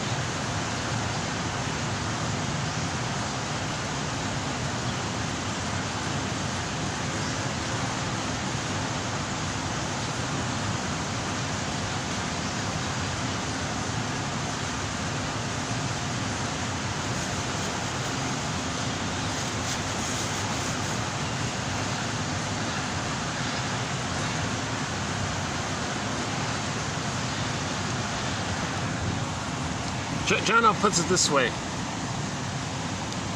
That relational memory is grooved in, burned in, so to speak, in that survival brain. They nicknamed the crocodile brain, the reptile brain, the salamander brain. It's just the instinct of survival, right? That's the survival brain. We're mainly the mammal brain. Yeah, the feelings are there. And the third brain is the cortex, which is our awareness, which helps us to heal. We need the third brain to help us heal if there's trauma in the first two brains. And if there's too much pain in the first two brains, then the role of the third brain in this area is to make us unaware of the pain by still giving us what's called relentless hope of getting those needs. Or expressing your feelings by showing up the mother in the present, restaging the past in the present, because you're still living in the past. So there's a relentless hope to change the past. This is called repetition compulsion, or symbolic acting out. And the third brain doesn't even know that it's doing it. But the positive end of the third brain is that it would like to be able to recognize the trauma in the first two brains. That's the catcher's mitt, okay, or the nest. And then there could be a belated release, the wrong that Freud talks about, or the genuine catharsis that's been talked about for thousands of years. So the third brain is like a thinking cap kind of thing. The second mind, the second brain, the second memory system, the second line of consciousness, that's mainly us there, right? That's most of us. Right? And then the spine, that's the first brain. So in that first brain, the survival brain, the memory of the trauma is in there. So that memory is symbiotic, it's a loop, it's timeless. Alice in Wonderland, it's timeless, no time. So it's going around, it's spinning around all the time. Okay? Because the mother shamed the baby, baby's in pain. So the natural instinct is, well, survival. The baby's got to get mother's love. Mother, I need your love. Mother said no. Mother, I need your love. Mother said no. It's going around like this. Okay, so the baby's in pain, but it's a conflict because he doesn't want the pain, but he has the need. So when the third brain comes online, the memory, it's as if the first brain says to the third brain, help out here. The third brain says, well, what do you want me to do here? The first brain says, well, we got a lot of trauma here in this person. We got a lot of trauma here. The person that we're in has a lot of trauma here. And you got to do something here. Because we're just spinning around with pain, endorphins, and we're not getting anywhere here. Could you help out here, third brain? The third brain says, well, I don't really understand what's going on here. Well, try your best. So that circuit zoops to the third brain.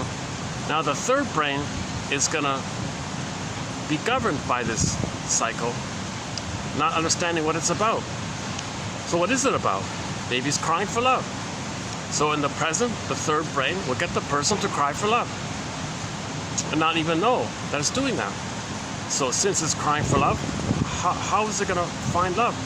Well, whatever it's searching for or grasping for, maybe that can be love. A symbolic mother. Maybe, well, money, maybe material, matter. Is money mother? Or is sweets, could that be mother's sweetness? Or alcoholic spirits, could that be mother's maternal spirit? Like we're searching, we're grasping for symbols of mother's love. And it doesn't know that it's doing it, that's the thing. It's grasping for it, but it doesn't know that it's doing it. That's its attempt to help. So the third brain is saying, well, I'm trying my best here. Okay. Now the condition is, it'll search for mother's love to not be aware, while not being aware, in order at the same time to not be aware of the pain, of the truth that mother hurt the person. See, because they can't feel the pain. So symbolic acting out makes us unaware of the pain, while at the same time the pain creates the symbolic acting out. The pain creates the symbolic acting out, or repetition compulsion, and while we're repeating the past and the present, looking for mother's love, or telling the world how the mother shamed us, and making proxies do our crying and we say no to them, however we do it, the pain is making us do it. But while we're doing it, the purpose of doing it is to not be aware that the pain is making us do it. So for more on this key point, go to the Janov material, 2745 to 70. We discussed that point a fair bit there. So this symbolic acting out. Well, let's check the battery here. Battery's holding up. 2 o'clock. Okay, we're okay. This symbolic. Here's a key point here. In many videos, I try to include this point here because it's such an important point. A lot of people, I think, are not really covering it. But geez. So here we go. This, as just mentioned a moment ago, this is an inner conflict. The baby has those things. We still have those needs, but the pain is. But we remember the pain. We don't want the pain, so we don't know the needs. But we still have the needs, but we don't want the pain. An immense conflict, inner conflict, the wish and the fear. The wish or the need, and the fear, the memory, the pain. So there's a conflict like this. This conflict is oppressed. Okay? It's petrified, like it's set kind of thing. And it's called neurosis. Neurosis meaning that we're going to see the present in terms of the emotional past and disregard the reality of the present because we're stuck in the past trying to get mother's love. It makes us neurotic like that. So Edmund Bergler, one of our mentors, puts it this way. Every neurotic is a music enthusiast, but he only has this one record. Oh, sorry, back up a second. Rewind. Go back. Imagine this inner conflict pressed on a 45 music disc record. Like one of those 45s, right? Made out of flat, made out of plastic. You put on a turntable, the way music was played long ago, right? And the 45s were the mini ones. And there's only one song on those 45s. And in this example, side B would be the same song as side A, or on side B, there are no grooves there. Only one song. The point is, there's only one song. Okay, let's call this song The Cry for Love. Everything's love or a cry for love? If the child's loved, he can love life and express himself. He's loving life. There's love. But he doesn't get that. He's crying for love. So he's crying for love to be able to love, finally. So he's crying for love. So let's call the song The Cry for Love. Mother, I have needs. Mother said no. That's like the cry for love. This recording, this one song is grouped in on a 45 disc record, right? Okay, back to Bergler. One of our mentors, Edmund Bergler. Every neurotic is a music enthusiast, but he only has this one record that we're talking about, which he carries with him everywhere he goes, maybe in his pocket or something. Every time he sees a turntable, with great excitement, with never-ending fiery ardor, he says, he charges to the turntable, finds the plug, plugs it in, it puts the thing on, puts the disc on the turntable, okay, lifts the needle and puts it on the record and plays that tune. And what does that mean? It means in new situations, he's going to recreate that cry for love. That thing that took place with the mother, he's going to recreate in the present. The present's going to be like a symbol of that. Now this recreation or this reliving takes two forms. So here's a key point here. If the baby is traumatized prior to 18 months of age, that's a key sort of, that's sort of a key time there in childhood development, 18 months. Because the baby thinking he's a little god on the throne, that dissipates roughly in 18 months. So if he's traumatized prior to 18 months, he's stuck there. And if he's stuck there, that means there's more trauma, more pain to not even get past 18 months. Like, Jesus, jeepers Christ, what a betrayal trauma, right? Mother was so soul blind. She was so soul blind to the baby's needs, blinded by the projection of her needs, making her soul blind to the baby's needs. So the mother abused the baby unknowingly. Oh, cunning tale. So this is sometimes called a strain trauma because the mother was misattuned, malattuned again and again, bottle, schedule, not around, rough handling the baby maybe, treating the baby like an object or something, ignoring, making the baby. Oh, if the mother makes the baby cry themselves to sleep, that's trauma. If the mother puts the baby in a crib before 4 to 5 months, there's trauma. The baby needs skin-to-skin contact continuously. Mother-infant dual unity, a blissful oneness for the first 4 to 5 months. If she breaks that, there's trauma. There's many little things that mothers can do to traumatize their babies. So these are like little strains. It builds up, it accumulates. Some people call it accumulation or cumulative trauma, or the trauma that accumulates or something. And then finally, if the freezing takes up prior to 18 months, okay, the child does a few things here. How does he deal with that? Well, number one, he'll go through life not believing that he has a real self that's so wounded and unloved and shamed, and he'll project it onto proxies and say the proxies are no good, unlovable, shamed. He's talking about himself, but he can't admit it. The trick to not be aware of it is to say others have what you have. That's called projection. So what does he have left? He's very empty like this, right? Well, he'll regress back to the old archaic, once upon a time place in the uterus when he was on the throne before the trauma. So he'll take refuge there. He'll take refuge there, and he'll search for that. And cynicism can gratify infantile megalomania, okay, dark humor, shaming humor, put down humor, because he's putting others down, meaning himself seen in the proxies. So he'll say, I'm okay, you're not okay.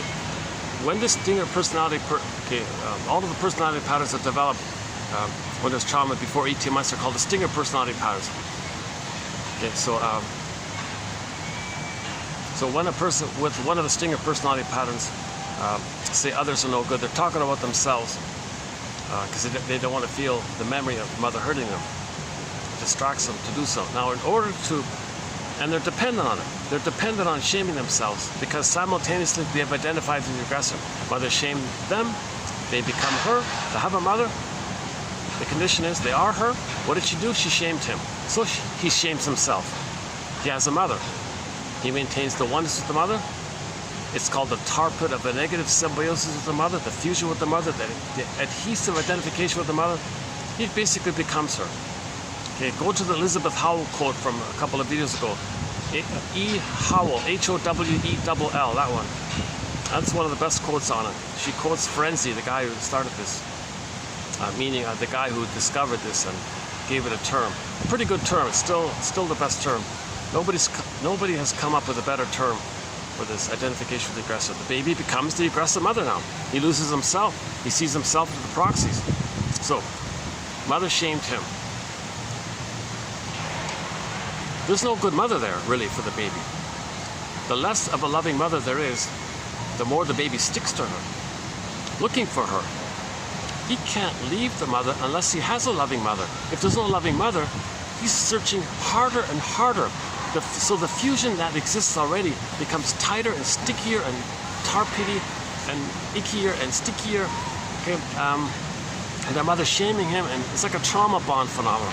And it goes on like, and at some point, okay, a very desperate, sad thing takes place, where the Talionic area comes from.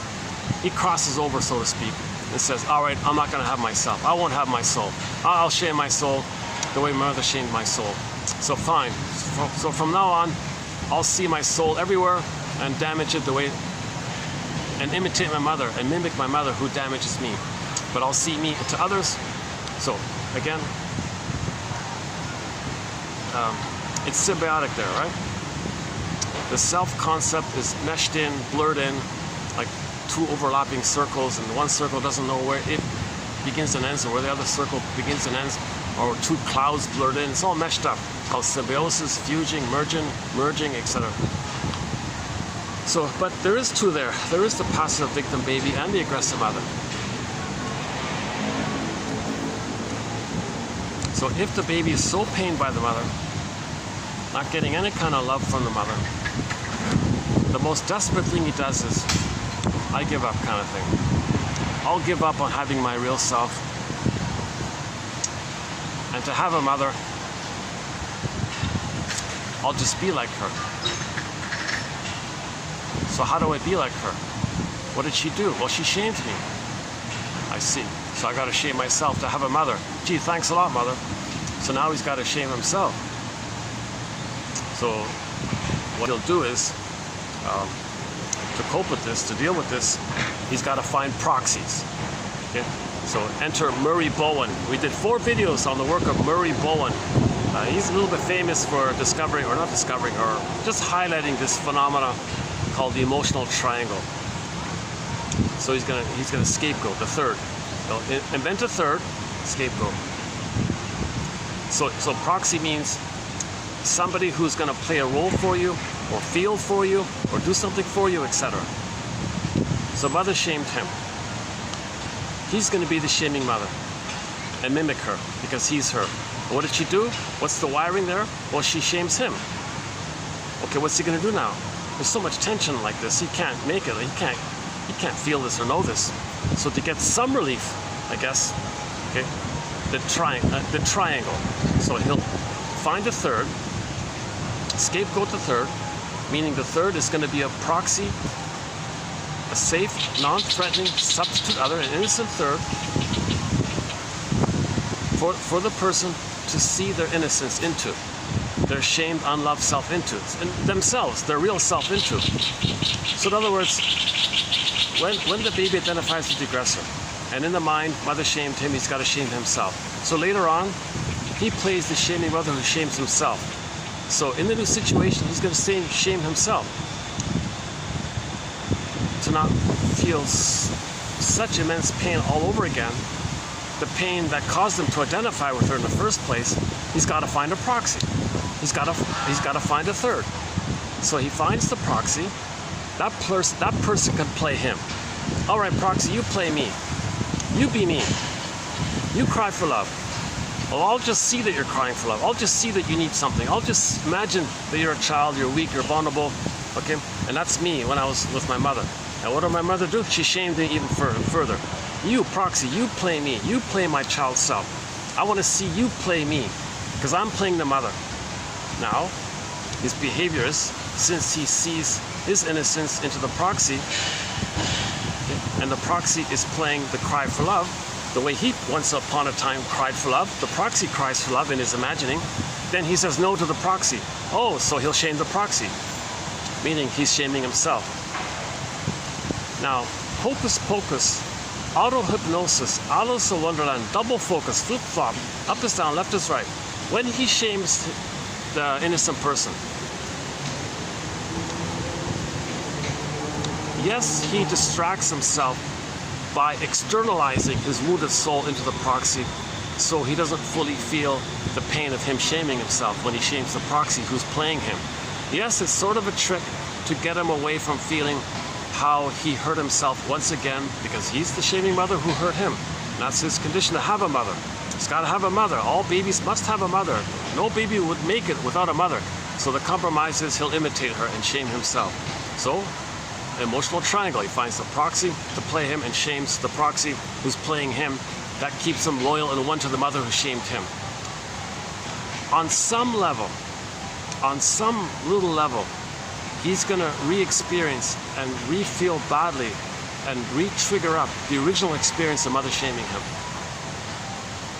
Even though he played the shaming mother who shamed himself, seen into the proxy and shamed the proxy, on some other level, he's remembering at a deeper level how originally the mother shamed him. What does he do now? He still feels badly.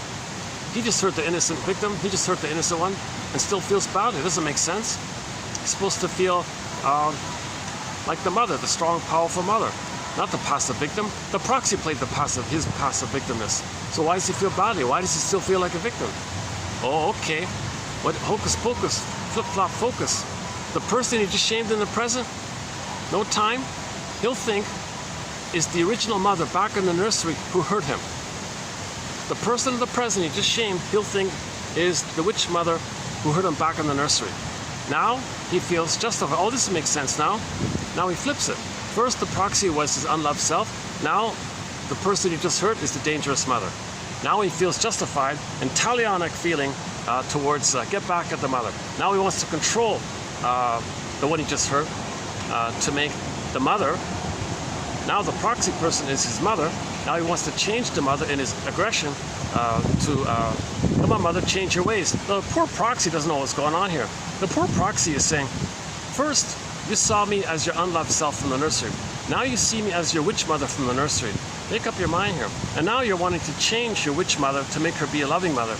But I can't morph. I can't create a time machine for you. There's no time machines or morphing machines. We're going to cause this a negative magic gesture. You can't, the fantasy is if you replay and recreate the cry for love. Okay. So the proxy cries for love, you say no to them. Somehow, whoop, a magical time machine will appear. Okay, you hop in the time machine, you go back to the nursery, you morph into the original characters, or the proxy person is now going to be the good loving mother, and the projector becomes the baby again, and mother in the past now changes her ways. You changed what happened. Come back, hop back in the time machine, come back to the present, morph into your respective places, and feel no need for any of this. And you can love life in the present instead of repeating the past. It's not going to happen. You can't do this kind of thing. I mean, there's no time machines.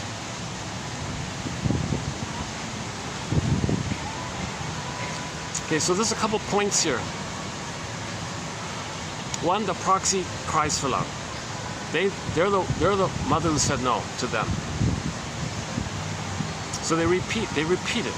Okay, proxy, you play me, I play the mother. Come on, be me from the nursery. He just imagines that. Oh, you're weak, you look wounded, you look vulnerable, you look like you might be someone who has needs or something. I gotta say no to you. I gotta shame you. Okay? Or say bad things about you. So prejudice, of course, will come from there, right? Me good, you no good, right? Mother was when he says you're no good, he means himself. Okay? Shamed by the mother, projects it onto others and say they're no good. So prejudice, of course, comes from there, because if you find not innocent other newcomers or vulnerable, whatever, you say they're no good. Shall I compare thee to an onion, right? Then part B, they see the victim as the witch monster in the nursery, in their brain. Now they feel they have a chance to change the witch mother to be a loving mother. Now, in so-called Talionic feeling, they want to aggressively, what you did to me, mother, I'm going to get back at you, so I want to change you to be a loving mother.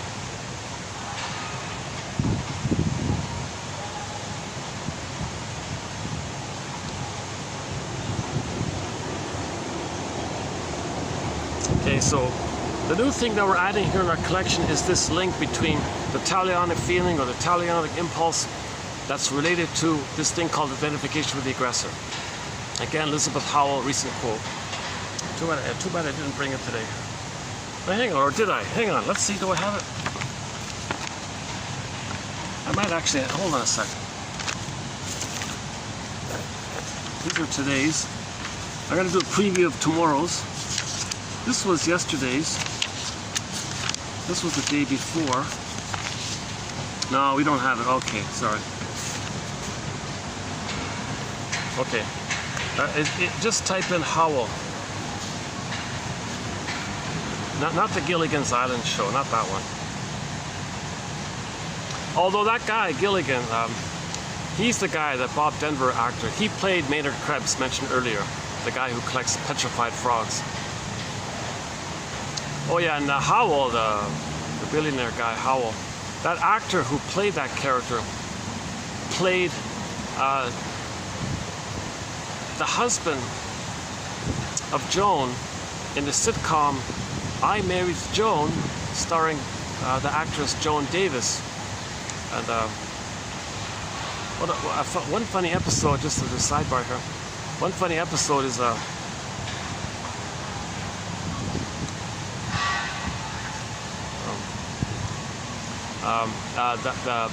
so in the 50s there was a sitcom, I think it ran for 3 years or something, called I Married Joan, starring Joan Davis. Some people think she's the #1 greatest female comedian. Most people say she's #2 and Lucille Ball is #1. I also prefer her. I also find her, she's got more feeling and heart, and I find her, there are many episodes of her being quite caring, compassionate, and quite filled with empathy for other people. Excellent with children and so on. So, anyways, in this sitcom, there was one episode where Joan's husband, played by the actor, the same actor who played that Howell character in Gilligan's Island, Jim Backus, right? He played some kind of like a local judge, like a town judge or something. And he had a case once where some rich fellow left all of his left all of his money to his pet monkey. So here's the judge here with the case in front of him, reading this man's will. Please give all of my money to my pet monkey here. Joan, by the way, the wife, is taking care of the monkey. It's a little bit funny there. So what does the judge do with this? Because some distant relative is contesting the will, and he said that the money should go to them. So he was in a dilemma. Okay, so long story short, the judge decided to buy a zoo, a big famous zoo, and put it in the name of the monkey. So the monkey owns the whole zoo, so he could run around freely and all this. So I had this fantasy that if I could buy a nice place somewhere, like if I could buy one of these, if I could buy like a fancy hotel or something, and have the whole place to myself. No, I don't need a fancy hotel. I don't need a whole fancy hotel. If I could buy Jesus. If I could buy Centre Island in Toronto, a very nice place called Centre Island in Toronto. One of the nicest places in Toronto is Centre Island. It's a 20-minute ferry ride from close to the CN Tower.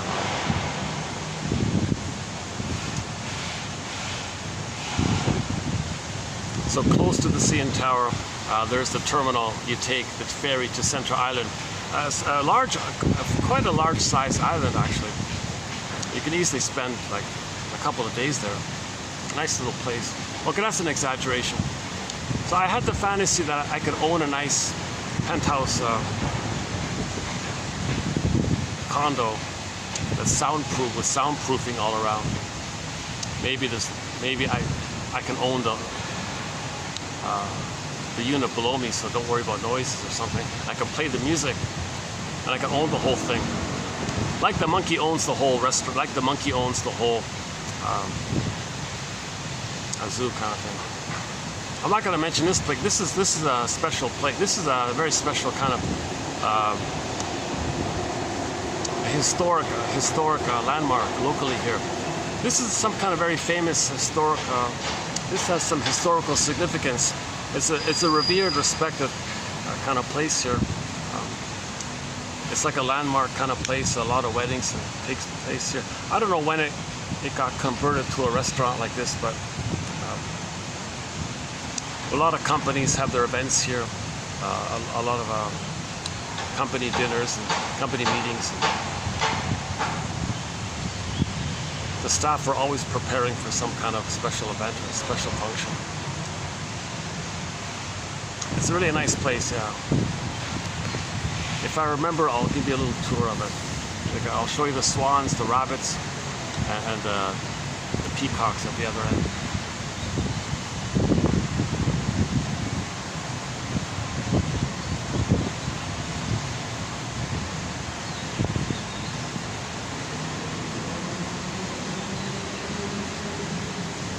Now this belongs to the local.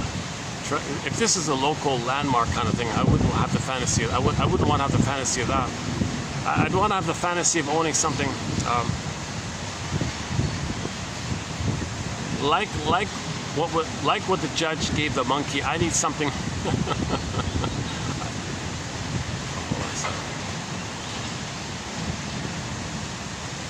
What I'm trying to say is, I'm still looking for a nice venue where I can do my videos and bring in the music, because I missed that part of the videos, playing the songs. We have an amazing soundtrack. I could spend 2 hours just talking about our soundtrack. No, I could spend 10 hours talking about it. A lot of great songs. The most recently added song to our collection is a song called Olsun, O-L-S-U-N, by Sertab Erener, a pop singer from Turkey. But I'm talking about her updated rock and roll version of it. it's about grief. It's about the grief process. When she had a loss, her mind was racing with thoughts. So her third mind is trying to process. So it's busy trying to process, understand the loss. To the degree that it's not doing so, the third brain will create beliefs and defense mechanisms to repress the pain of the loss. So she talks about that. And at some point she went to the pet store to buy a cat and to comfort her. But the main message is, you got to admit, that was a loss. The work of mourning is about remembering, admitting that there was a loss, not denying and say it didn't need anyways. That's a sign of trauma if a person doesn't mourn losses, right? Because to mourn losses, you need sadness at the console. Okay. I feel there for am. If you don't have your amness, you don't have your feelings, so you don't mourn losses. So the mechanism is known as denial, contempt, and sour grapes. Didn't need them anyways. So you devalue them. You play infantile throne god. Didn't need them. And that's your defense mechanism. So take refuge in that time in the uterus when you were on the throne. So you felt very ashamed by not getting loved. So you say, they're no good. I'm an infantile, self-sufficient, superiority complex. My ashamed, unloved self. The partner was a proxy for it. So I'll say they're no good because my mother said I was no good. And that keeps them one with the mother. Now, ironically, they call that a pyrrhic victory because they get a kind of sadistic pleasure of reliving the blissful oneness of the mother. Here's another quality about this. When the mother shamed the baby, they're still one. If he acts like her and shames himself via the proxy and shames the proxy thinking the proxy's him, he recreates and relives the blissful oneness of the mother. So on some level, he's getting back that blissful, oceanic, happy feeling that he had originally with the mother. We all had it. Robert Bly jokes it was ecstasy, this great blissful feeling, blissful oneness kind of feeling.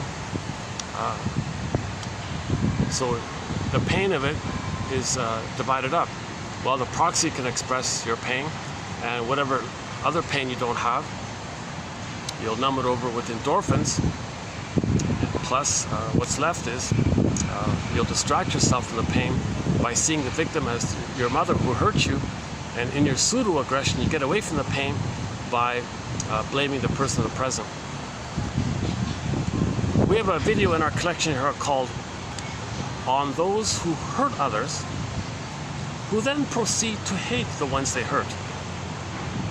See, they hurt others, that was them. The one they just hurt, they think is the boogeyman monster who hurt them back in the nursery. Now when I say boogeyman monster, I just mean the baby creates an image of the mother as a monster like that. It could take any form.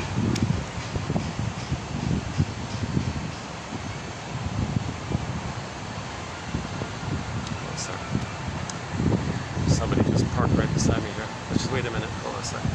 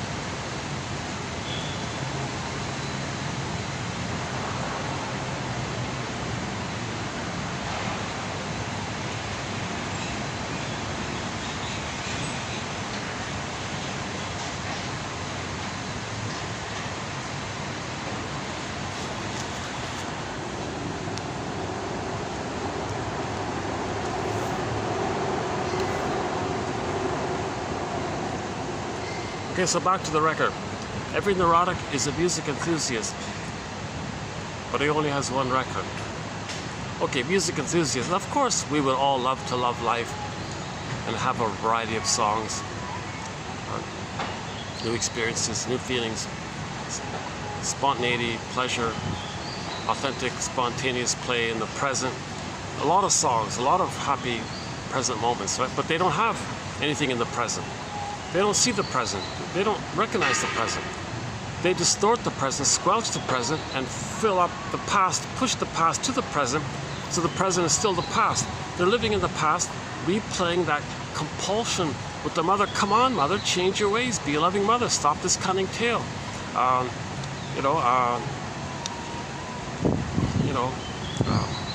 But it's futile, because the baby crying like this doesn't make the mother magically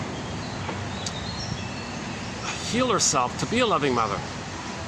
Actually, the baby's cry might just frustrate the mother. Stop reminding me that I can't love you. Oh, you're blaming me because you're not loving me? You're supposed to love me, and now you're criticizing me because I'm reminding you that you're not loving me? Oh, cunning tale. What a mess, right? So there's a lot of, now you're getting into this. Now you can imagine why the baby's so angry, right? So anger means the baby's needs weren't met. Anger just means that needs weren't met. When needs are met, you feel good, you feel pleasant. When needs are unmet, you feel upset and all this, right? In the distant field, my side, when joy and sadness got zooped away, anger was mainly at the console, right? So anger is an expression of unmet needs. That's the main main one-liner zinger by the self-help author Marshall Rosenberg, a very popular self-help kind of guy, called language of NVC, the language of life. Just focusing on this basic point that when a person's needs are met, they're going to feel pleasant. When a person's needs are unmet, they're going to feel unpleasant. That's the F and N. F and N. You need this basic link to be able to make an I statement. How do you make an I statement? Okay. O, F, N, R. O means observation. Something in the present reminds you of something in the past, an old childhood fear. Name that fear. What need did you have back then as a child? Safety, connection, trust, to be seen, to be accepted, to be soothed or something. The song Lean On Me was playing before, Lean On Me. Something to lean on. So you had certain needs, those needs weren't met. And you felt scared and angry and all this. Okay, so F and N. You name specifically the needs that you had as a baby and the feelings that you felt back then that you're now feeling because of the trigger. And then the R part is like you share with the person in the present. Something like, how are you? What do you make of what I said? Like, how are you hearing what I'm saying? Just to make sure that your sharing doesn't trigger them, that kind of thing. So we could talk about that another time, but it's called OFNR, observation, feelings, needs, requests. Observations in the present takes you to the past, feelings and needs, and then the requests back in the present. A better version of an I statement is the one done by, I think, the one done by Susan Campbell in TQ 2360, I believe. 2360, TQ therapy code, TQ 2360. If you put the two together, it's enriched.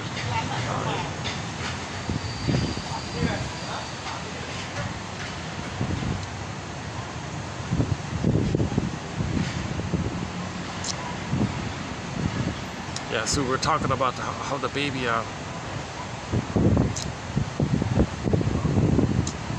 is crying for mother's love, and some others might be upset at being reminded that they're failing their baby. Mother, you're failing me. What, you're insulting me? How dare you insult me? But it's true, you're failing me. I don't like it. No, you're wrong. Really? Oh, I'm no good? And he twists it. Oh, you're good and I'm no good? Jeepers, huh? Mothers, many mothers are surprisingly failing their babies. It's a real surprise, actually. Roughly 90% of the babies in North America are being failed by their mothers, by one estimate.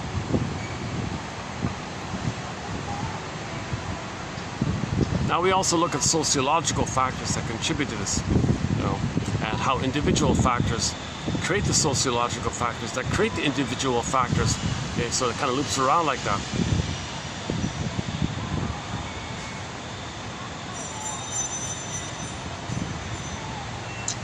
Okay, just to finish up the point about the record, if the trauma takes place post 18 months, right, the child doesn't cross over, so to speak. He still holds on to the original cry for love directly. He doesn't need proxies. He just plays himself. And in a new situation, he'll have an unrealistic expectation that somebody in the present could be a strong, good, loving, supportive parent to help them with their development.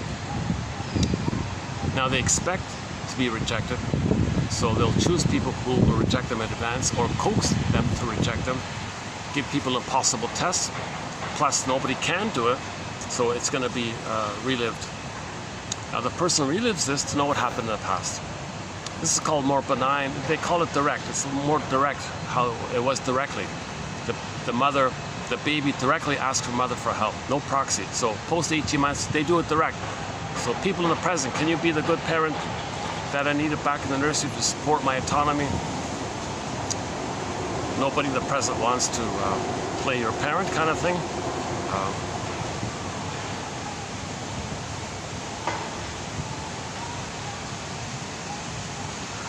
Now, the exception is in marriage. If there's a marriage and the two people are clingers, yes, they can.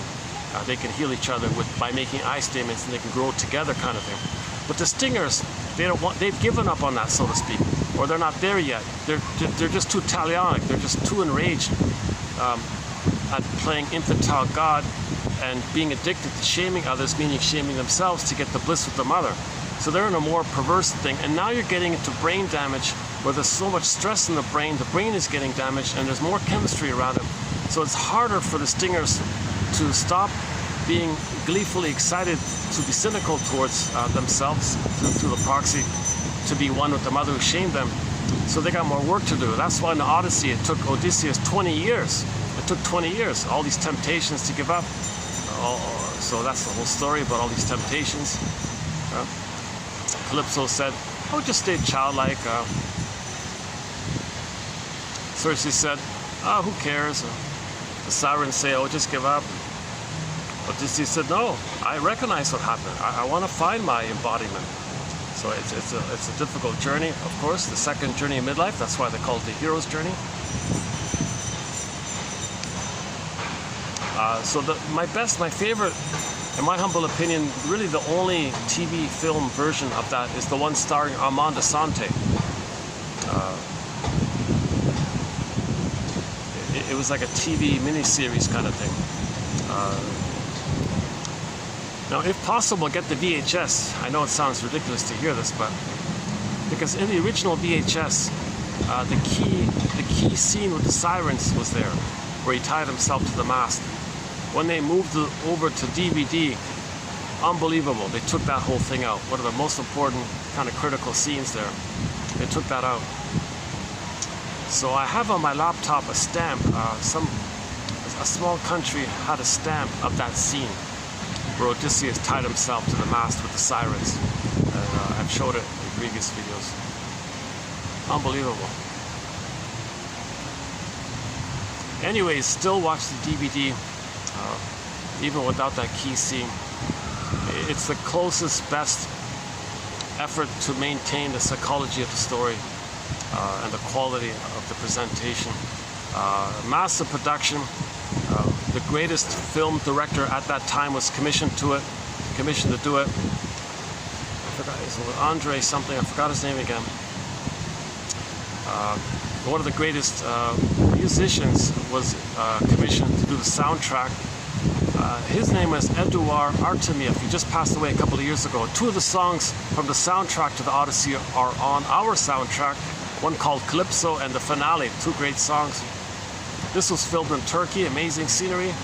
Okay, I mentioned the Jim Henson guy with the Muppets. He did the sea monster and all this, and the Poseidon, I think. The special effects were done by them. And it was like an international financing, international production with countries from all around the world doing it. The Hallmark company sort of involved in that. Actually, it's sort of considered maybe a Hallmark production of some kind. I don't know the full details. There's a short documentary on YouTube called The Making of the Odyssey. There's like a 20-minute little thing there. And they interviewed that director there. The only one little thing they missed, I think, was the lady who played Penelope. I don't know why they chose her. She was a possible. It kind of like, it's hard to believe. It was okay. I'm just a little distracted by that choice of choosing a.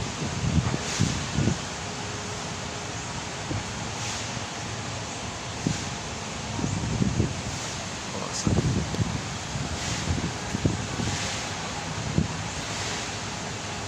But the main guy, Armando Sante, he did a great job. He was funny. He did a great job.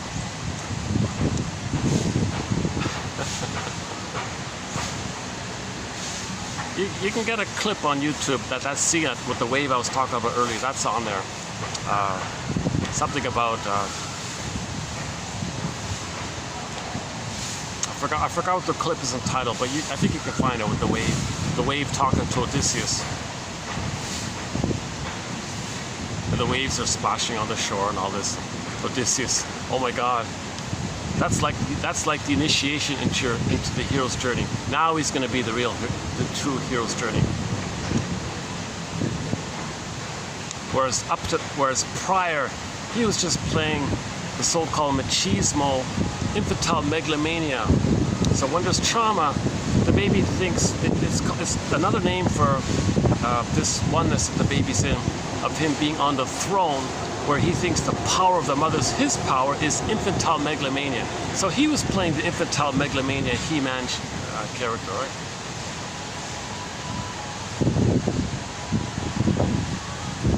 So he thought he could do anything, he thought he's invincible, or he doesn't need feelings. Like the mayor guy in the Pied Piper 1957 musical, Pied Piper. Yeah, I don't need feelings, I don't need inner life. I'm addicted to money and prestige and fame and power and glory. I don't care about feelings and trust and love. Pooey on all those things, right? So the mountain opened up. The children got locked in the mountain. And the village suffered. The conclusion was, gee, I guess the children were gone because they never had parents. The parents didn't see the needs of the children. And the children, meaning the soul, went locked in the mountain. Metaphor, right? So a huge grieving takes place. The mountain opened up and the children returned, kind of thing. So the Pied Piper is not punishing anything or anybody. It's just describing the natural process of how any person hides their soul when the mother's abusing them. So the mountain opened up, it got locked in, the soul got locked in the mountain, down a tunnel, down a cavern, where the light is never shown. You know? And at the beginning of that film, again, 57, Pied Piper story, the children were a little bit available. They were like on the mountain, in the forest, on the hills, starving, tattered clothes, scared and all that, but they were like, you could hear them. So it's like, it's closer to you. You could just get them. The mayor said, who cares about that? So the Pied Piper said, oh boy, a real stubborn, real trauma here. We got to do it deeper. We got to protect these children. It's going to go deeper and deeper for safekeeping until the consciousness realizes that the inner life is real, that there is such a thing as feelings, that there is such a thing as a middle mammal feeling brain. He was just stuck in the survival mentality, not knowing how infantile he was, searching for money to be symbol for mother. No amount of money can be the mother that was needed back at the nursery.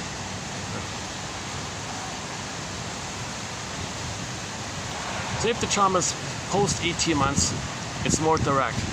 The child is still childlike, and others are the parent, and they recreate the disappointment to know how the mother disappointed them. When the stingers replay it, they know how their mother treated them by observing how they're treating the proxy selves, their proxy selves.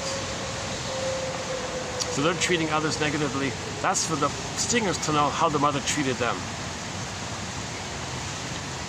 It's a painful discovery. The truth will upset you free. Okay, so the greatest hurt of all, mother failed me. Now we got to be a detective. So another purpose of these quotes is to help us to be a detective. to get our parents' story. Okay. So these quotes are helping us to be a detective. If we can be a psychological detective and know the mother's story, we can heal. Rosanna Deerchild, an indigenous elder, said, "The more I learned of my mother's story, the more of a person she became to me." That's the message that Bruce Springsteen gave in Toronto, back to Toronto, when he introduced the song Independence Day in Toronto. So if you look that up on YouTube, listen to the introduction that he gives to that song. Now the guy who filmed it was way, way up in the rafters, so everything's dark, you don't see him, but the audio is clear. And he talks about, your parents.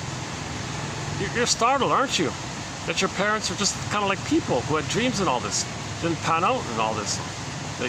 Maybe they kind of failed you, but maybe there were still some blessings. Like, see the humanness of it all. Get the balance of it all. Don't do either or. It's not either or. It's like a both and.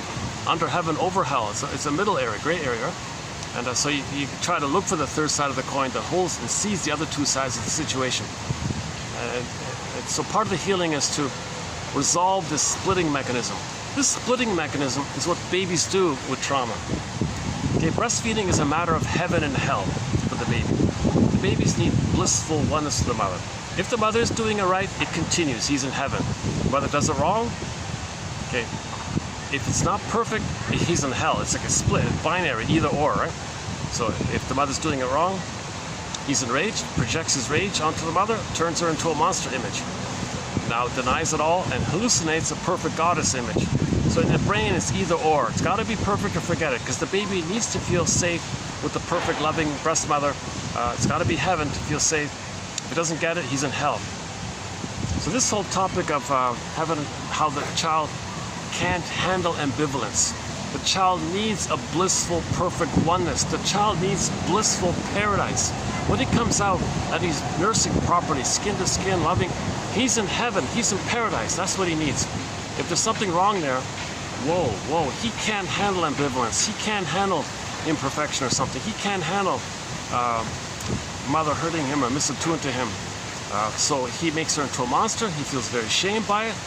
Puts that psychic representation into a psychic bin, buries it, so puts it far away, so to speak, deep enough, buries it enough to allow him to hallucinate a goddess, and he feels special with the oneness goddess, and in his brain is goddess and demon now.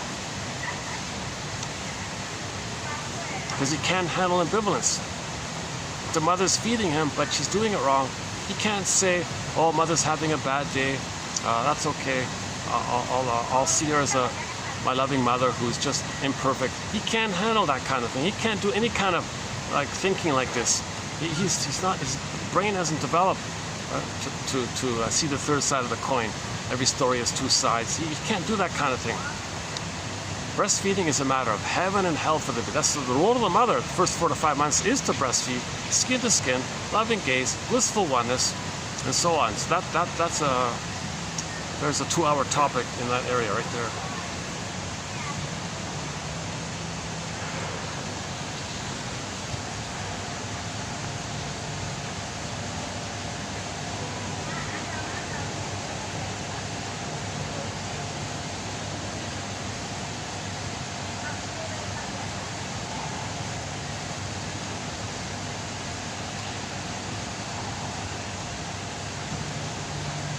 Okay, just give me another minute. Hold on a sec. I gotta. Every once in a while, I need to take some perspiration here.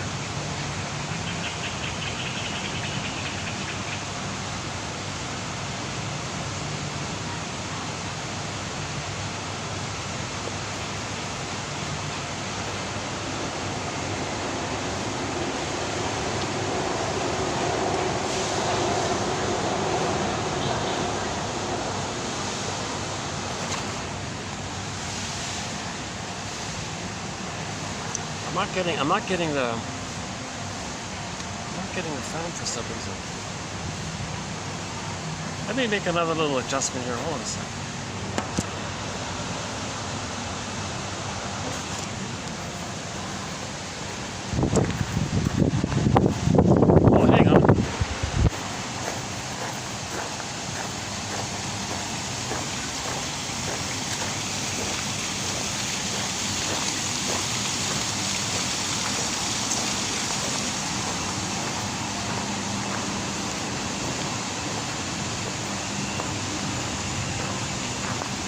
Well, he's scratching himself.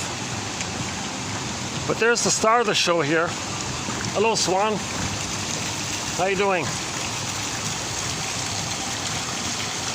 Hello. Psh, psh, psh. Hello, Swan. Okay. Okay, well, I'll try another time. He's a little occupied.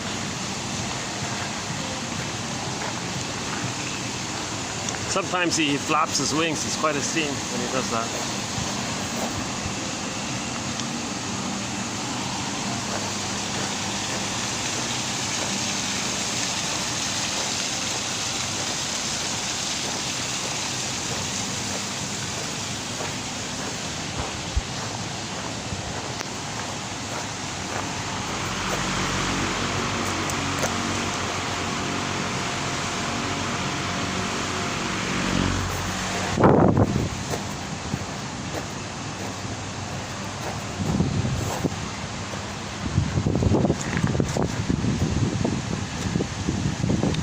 Hang on, I feel it here. Hold on. Okay, hold on. This makes a big difference. You know, this fan, if I don't have this fan, I'm drenched in sweat. Jeepers.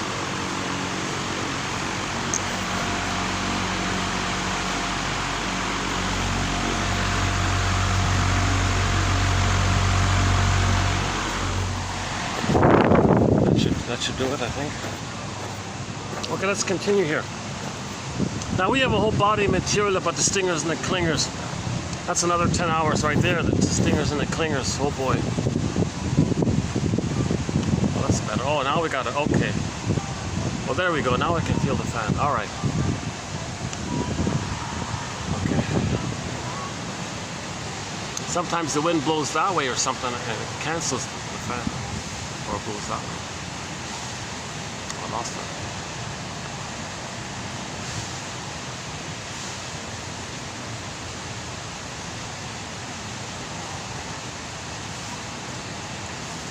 Okay, we discussed the various personality patterns.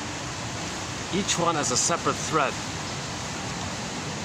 related to how the theory being a personality structure develops centered around where on the continuum between birth and 3 the trauma takes place.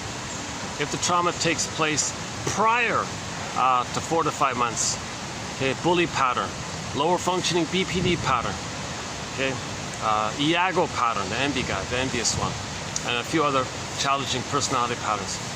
If the trauma is between 4 to 5 months and 18 months where they are one with the mother but it's negative and they can't get out, then you got all the narcissistic patterns. Okay, and then post 18 months, the clingers and the pleasers and all that. That could be maybe, my guess is maybe that's sort of the higher functioning BPD pattern could be in there. Now a milder version, a light version of those two, okay, the higher functioning BPD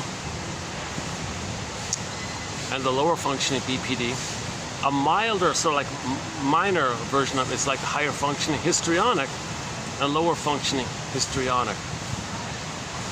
Like Joan Stevens was sort of a higher functioning histrionic. She wasn't BPD, right?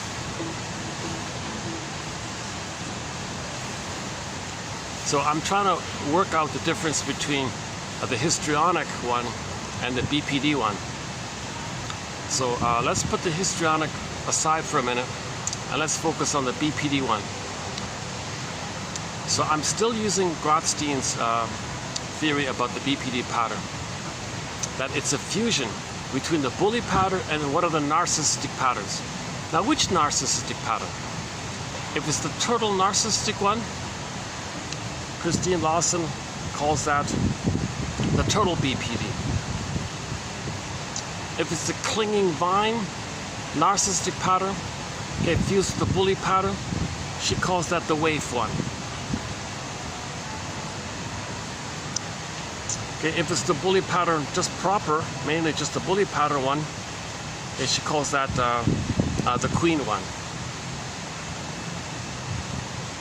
And then the more fusion with the Iago, the sadistic, cynical, the most cynical, envious one, there's the witch one, the most Talionic one. So Christine Lawson is the author of a book called Understanding Borderline Mothers. And like many self-help authors, she subdivides it into 4 types. So I'll just consider her model here. She doesn't go into psychoanalysis too much, but the main psychology of the BPD pattern, Masterson traces it back to how in the brain, baby remembers 2 main things.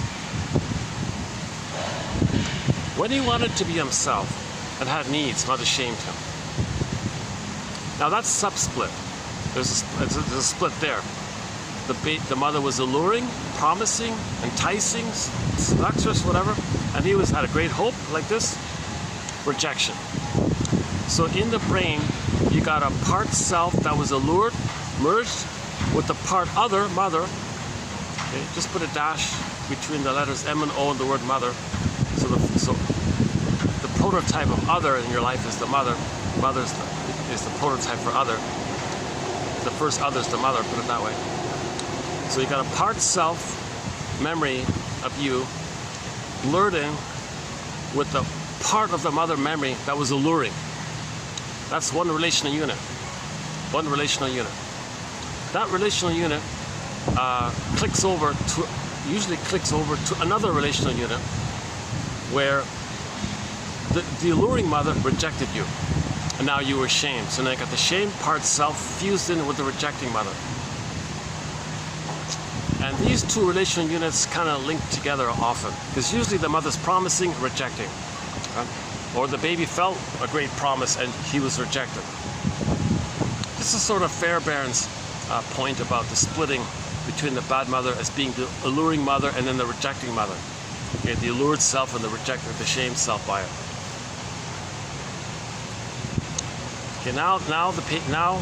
Okay, first the promise, then the rejection. Now the baby's down and out. Maybe finally, the mother's got to do something to soothe the baby. So maybe she runs into the crib and gives the baby a cookie or something. So the baby's rewarded.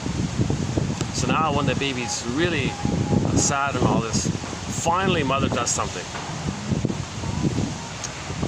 Okay, that 3rd relational unit is called RORU, rewarding object relations unit. Means the mother, baby, I'll reward you for you being crying. And so if you're like really pathetic and desperate, fine, I'll reward that because I want you to be dependent on me.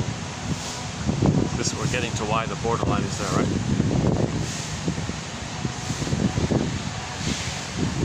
Or what borderline mothers do to their children. So Masterson has a thing called RORU, rewarding object relations unit. Object relations. The unit, self and other, part self, part other, fused, it's a unit. Mother-infant dual unit. Object relations, meaning relationships to objects. This child is an object, mother's an object. People are the unit like that. RORU. But when the child has genuine needs for his authentic self, for his autonomy, had hope for that, there's the allured hope. The mother was promising. Maybe the mother was promising. Maybe he thought the nipple would be there. Ooh, no, rubber nipple. Ooh, rejection. Clicked over, shame. So when the child has a genuine need, mother rejects him. She's the monster, right? Now the baby's crying because it got victimized by the monster. Oh, then the mother comes in. Oh, here you go, baby. Be dependent on me. Turn to me when you need me. If you're in trouble, I'm here for you. You can lean on me when you're down and out. But don't expect anything from me for your development. So she's kind of evil like that, you could say, right? Not evil, it means she's a E-V-I-L, okay, is the reverse spelling of L-I-V-E. Okay, the mother's not living, she's not loving life, so she's crying for love, so the energy's flipped around. That's what that means, the E-V-I-L. That's all that means. Don't take it too concretely like that. Don't think it's like some separate invisible power like that. No, it just means that the mother's so talionic, meaning she's so desperate to control the baby, thinking the baby is her negative mother. So she's talionic in the sense that she's so negative and wants to get even at her mother, to change her mother. She sees the baby as the mother. Come on, baby, in her delusion. Bad mother in the nursery. Come on, bad mother in the nursery. Baby's thinking, mother, I'm not your bad mother from the nursery. I'm your little baby here. I don't see that. Be quiet. You're my bad mother from the nursery. No, I'm not. Yes, you are. No, I'm not. So she gaslights the baby. You gaslight. The word of the year. The word of the year by the Merriam-Webster Dictionary Company for 2022 was gaslighting. So gaslight. Mothers do a lot of gaslighting on their babies. A lot, an immense amount. I think it's very encouraging that this word has entered into the public consciousness, because mothers are gaslighting their babies. Mother, I'm a me. I don't see it. You don't see it? No, I'm a person and all that. I have feelings and needs. I have an identity. I'm unique. I don't see it. No, you don't. I don't. No, you don't. I do. No, you don't. So it goes on like, I don't. Oh, I don't. Oh my God. Baby was gaslit by the mother. That's part of her manipulation and brainwashing to make the baby dependent on her, because the mother's agenda is to use the baby to comfort her. Actually, today I think, hold on a second, one of the quotes today is about this. Let's see. No. Tomorrow. Oh, tomorrow. Is it tomorrow?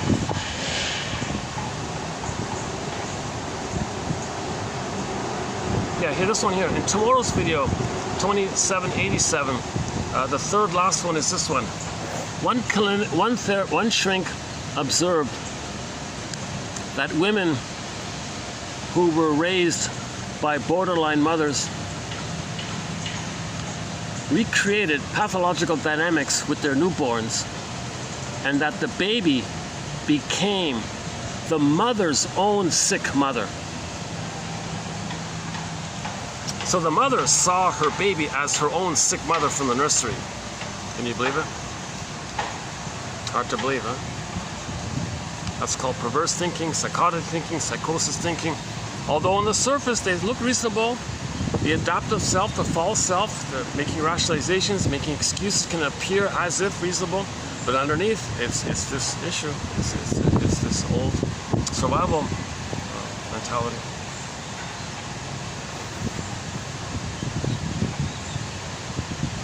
This is a tough topic, right? Yeah, this is a tough topic. The greatest hurt of all, mother failed us. But this is not. We're trying to understand the mother, because she herself is a victim of of her mother doing this to her. So women need to look into this themselves. So I think a very good book for women and for men, of course, is this book by Christine Lawson. So let's begin here with Christine Lawson. I didn't know about this book. I think I saw it. I think I saw the cover once or something. Didn't think much of it. I kind of jumped to conclusions. But it's one of the better self-help books. It's clearly written.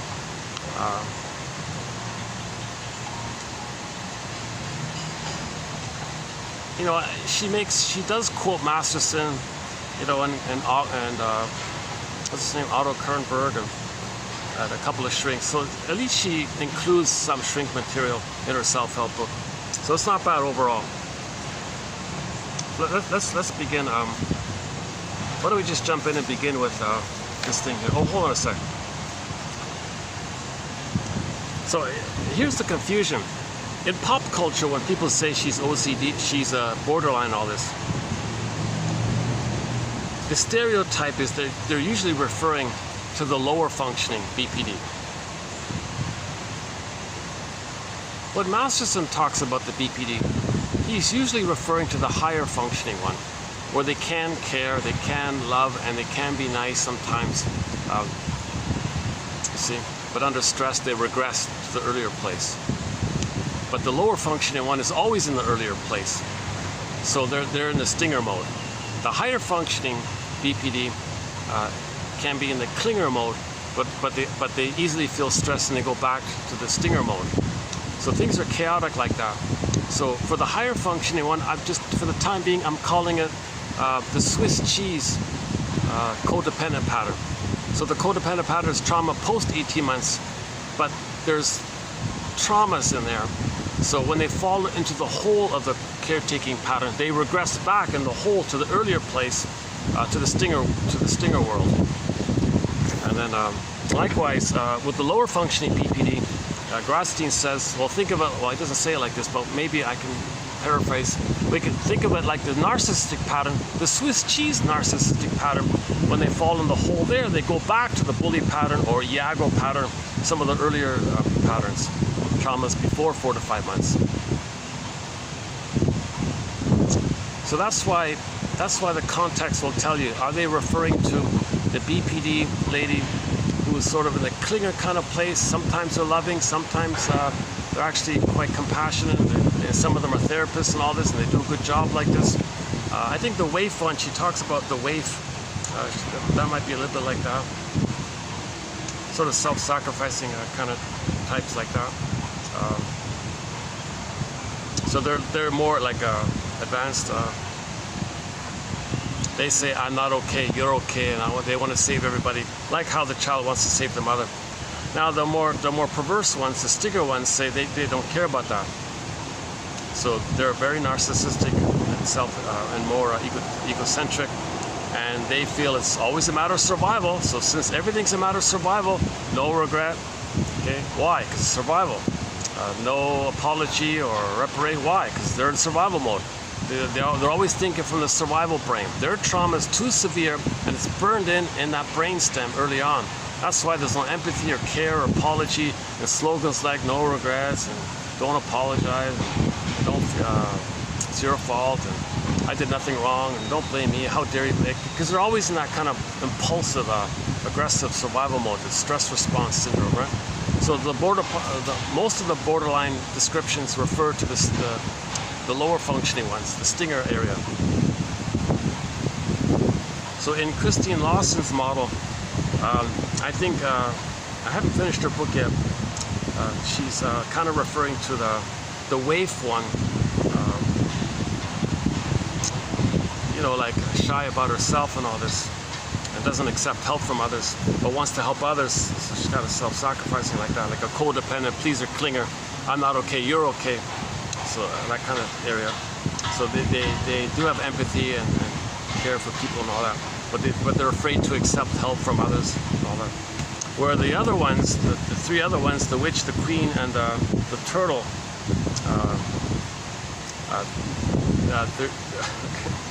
they're in the stinger mode. Now the stinger mode, the main emotions of the stinger mode is hate, greed, envy, grendy, spite, vindictiveness, schadenfreude, grievance collecting, Burglar calls it injustice collecting, the constant pursuit of infantile megalomania, the constant search for being on the throne. One of the ways to be on the throne is called cynicism. So cynicism or pessimism, or black humor, schadenfreude humor, because it puts you in the superior, self-sufficient, I don't need you position, and their shamed, unloved self, through the proxy of you, being the proxy of them, you're no good. So when they make all these put-down jokes, it keeps them loyal to the mother who put them down. And they're addicted to this stinger mode, and they feel like an infantile god. They call it like a Pyrrhic victory, hence the lack of, and they reject the quote-unquote more human side of being human. So if in her model here, the stinger BPDs, i.e. the witch, the queen, and the turtle, if they meet a waif, for example, they'll shame the waif who's sometimes caring and all this. She's sort of stuck in the middle a little bit, it seems. Now, the waif, there can be two waifs. There can be the higher functioning waif, which he sometimes describes, and the lower functioning waif, which resembles Fritz's Kunkel's clinging vine narcissist. So if we're using the waif as a stinger waif, then no, she doesn't care about others, like the other ones do. So I think when Lawson talks about the waif, she's not distinguishing between the stinger and the clinger area.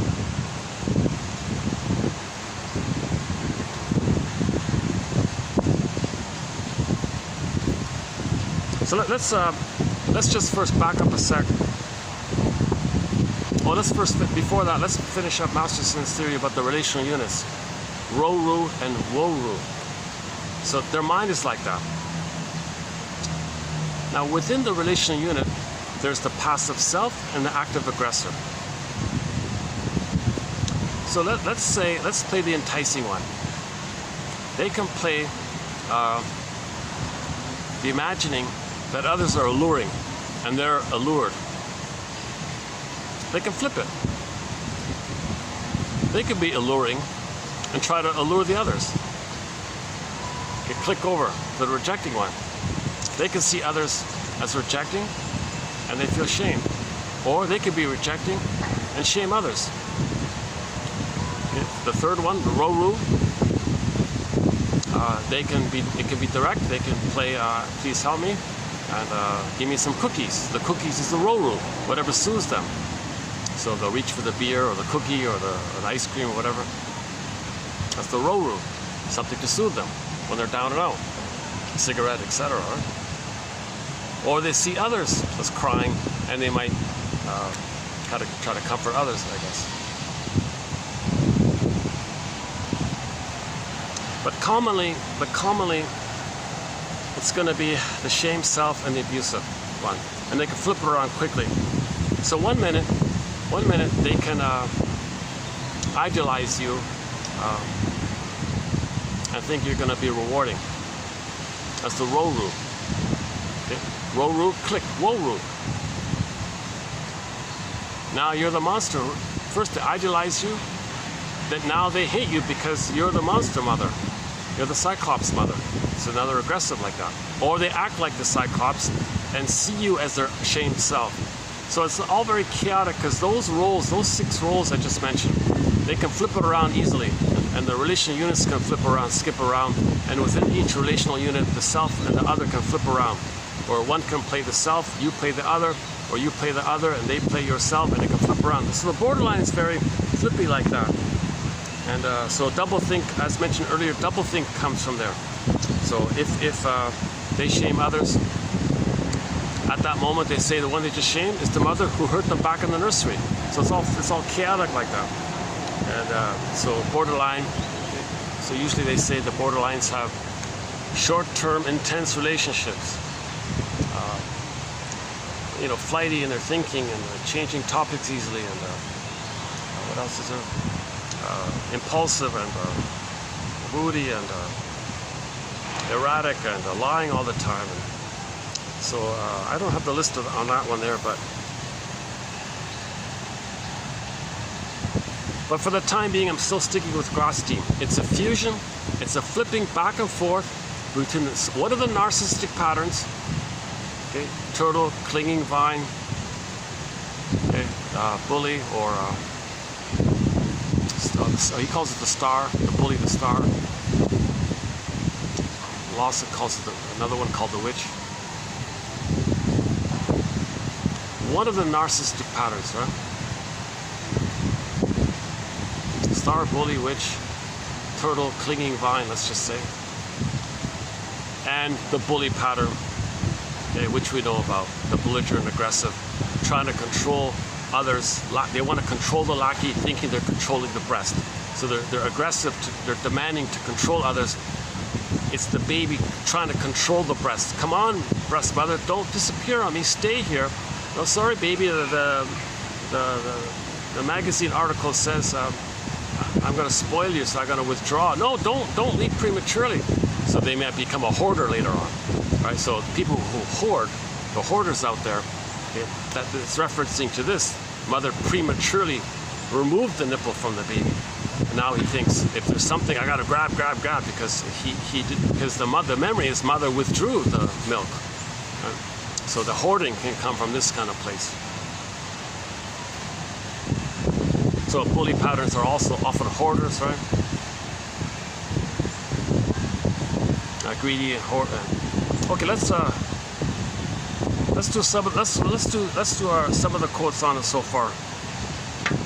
Let's first run through today's batch, and I'll do a preview of tomorrow's batch, and I want to trace back to a couple of earlier quotes from before.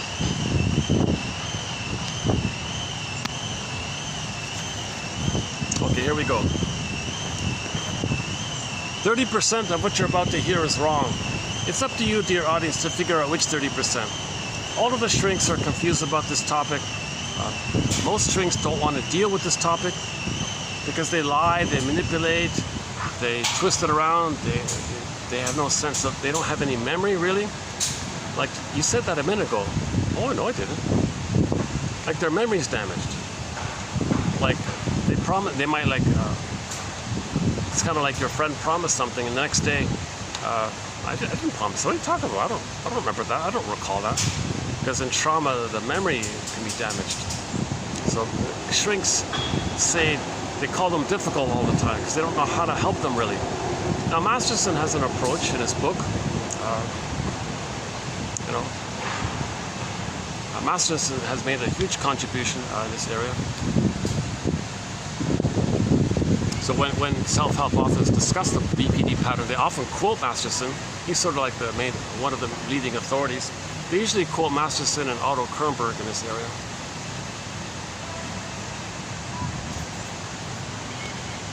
So the reality ego is damaged, the scarecrow. So the shrinks help the clients give the scarecrow a brain. They lend their reality ego to the client and let the client identify with them and think like the shrink kind of thing. We'll practice that, internalize the shrink's thinking skills, things like that. Children who grow up. Children who grow up with borderline. Okay, I'm going to be lazy here. I got tired of, all throughout, I always switch it. When the authors say, oh, the borderline, no, the person with the BPD pattern. No, the person with the BPD. They're a human being with a personality pattern, which maybe we can call the BPD personality pattern. I'm kind of getting, I need to take a break from always cleaning up this mess. So so this is a little mess. I'm going to maintain the mess here, maybe later on fix it. So like, for example here, children who grow up with borderline mothers. Okay, hold on, I'm just tired, so I need a break here. This should say children who grow up with mothers who have the BPD mind or something, or the BPD personality pattern. They're mothers with a disorder of the mind. They're this cognitive disorder or malfunction or trauma in the brain or trauma with their emotions. They're people with it. If you say borderline mother, you're kind of giving her like a stamp label kind of thing in your, it's easy to kind of like do either or thinking when you do that. So to get away from either or thinking, you want to emphasize that they're people who are traumatized, who were traumatized themselves. Maybe they were war children, not war children, sorry, victims of the plunder system. So when someone plunders a country, a lot of mothers are traumatized. Maybe she's a victim of the plunder. It's not her fault. See her in a realistic way, that she's a victim of the plunder system. Children who grew up with mothers so traumatized that they ended up adopting a mindset that maybe we can temporarily call the BPD pattern mindset, live in a make-believe world that is neither fiction nor fantasy. It's Borderland. Another land. Like Alice in Wonderland, right? Another land. Borderland is an emotional world where mothers resemble storybook characters, helpless waifs, frightened hermits, bossy queens, or vindictive witches. So those are the four that her book is divided into 4 parts. Right? The helpless waif,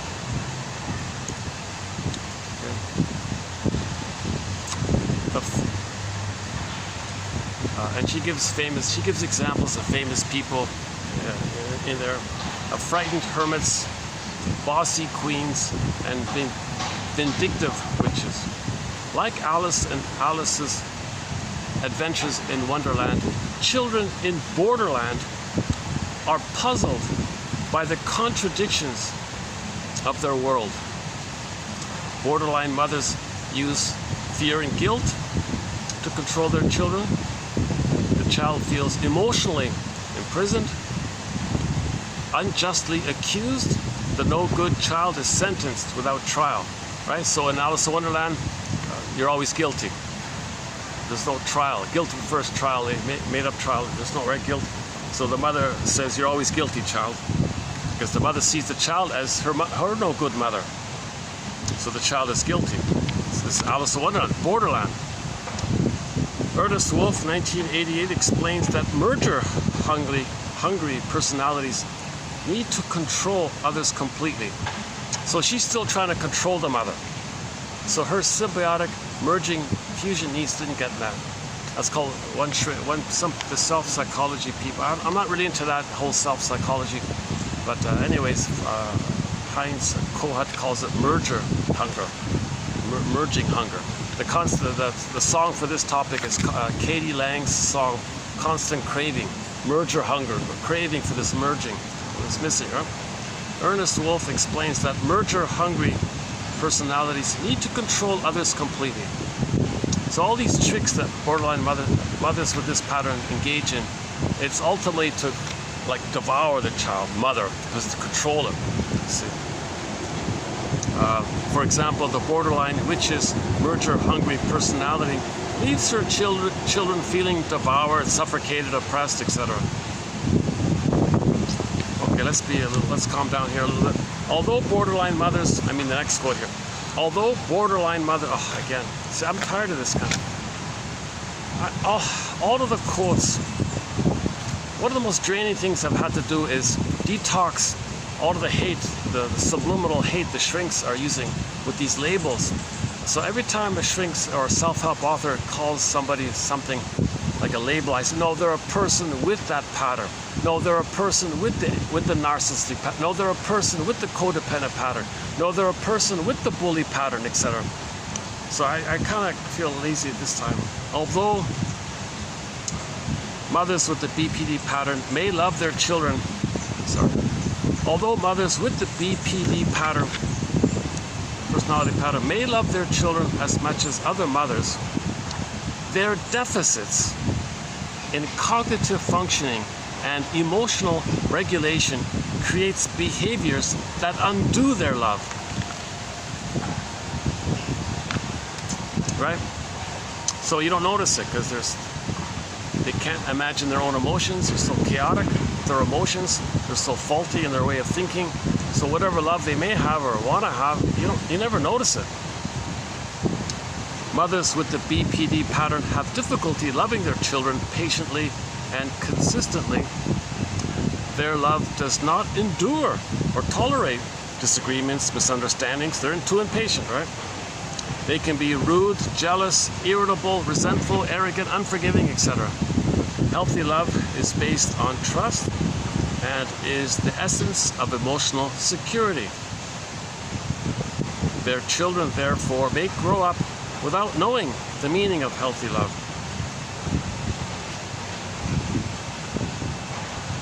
The child lives in fear and guilt all the time with the mother. These children are raised on guilt and fear.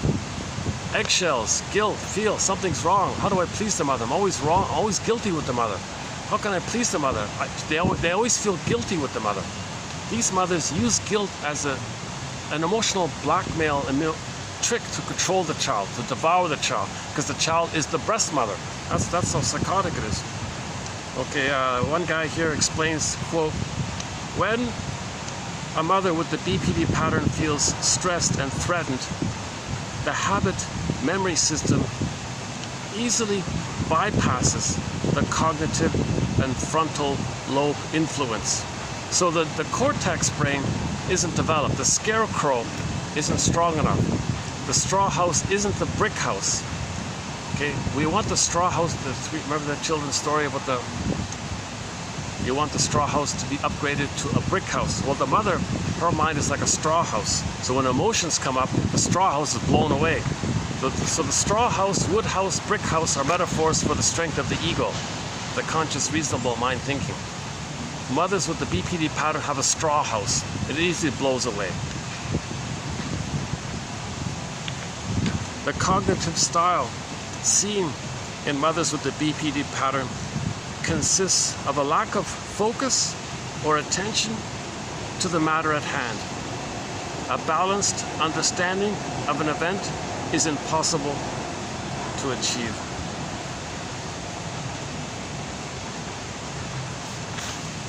Okay, pause here for a sec.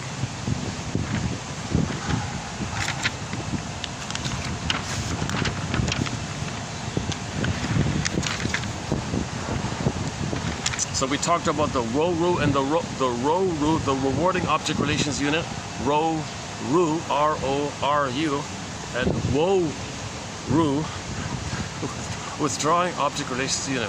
So the mother withdraws, he means it that way. The mother, because Masterson said he wanted to use the R for rewarding.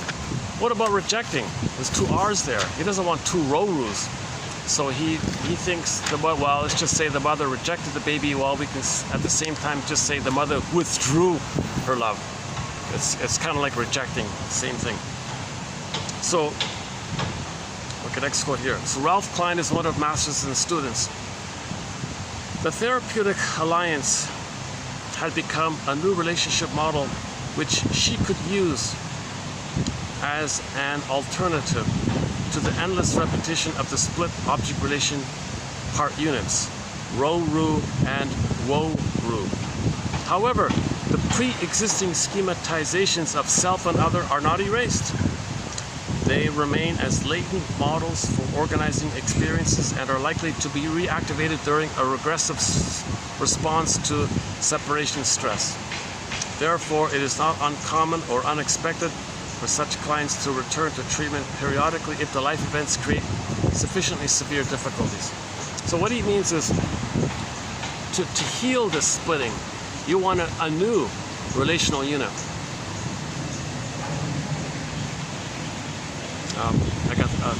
I think they call it a therapeutic alliance relational unit, where there's a memory of someone in your life who supports your healing, linked to memories of yourself who feels supported by this other, the therapist, and you have the memory of it, who supports your healing. So there's a part of you that feels supported in your healing efforts, linked to a memory of another representation that you internalized that supports your healing. That's the new relational unit you want to progress. You want to build that, because that heals the splits, and you want to focus on the healing. Now, under stress, okay, like the straw house, it can fly away, and you go back to the old, the wolf that caused the splitting. The wolf is what caused the splitting. Now, what's the wolf image? The baby's oral rage, oral greed and rage. The baby felt like a wolf. No, the mother's the wolf that blows down the straw house. So we want to get it to under heaven and over hell. It's not heaven or hell. It's not either or binary thinking. This is a sign of trauma. So Miriam Minerable from Brazil on YouTube said her client told her that when she's dating a fellow, she said, if the guy doesn't give her everything, click, he gives her nothing. Okay, so she has this either or thinking, everything or nothing, perfect or forget it, either or, binary thinking.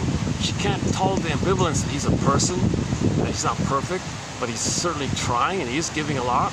Like Jesus, like can't you like try to understand him and his limitations? He can't give you your mother's perfect breast. He can't be your mother's perfect breast back that you needed back in the nursery. And you're still looking for that? Like, let's be in the present here. But she can't see the present. She only sees the past. In the past, she needed the perfect breast. So she wants the guy to give her everything, but no one can give her everything. And what's that everything she's talking about? It's the everything feeling that the baby has when he is in a blissful oneness with the good breast. That's everything for the baby. The good breast experience for the baby is everything for the baby. That's the whole world, the perfect world, heaven for the baby.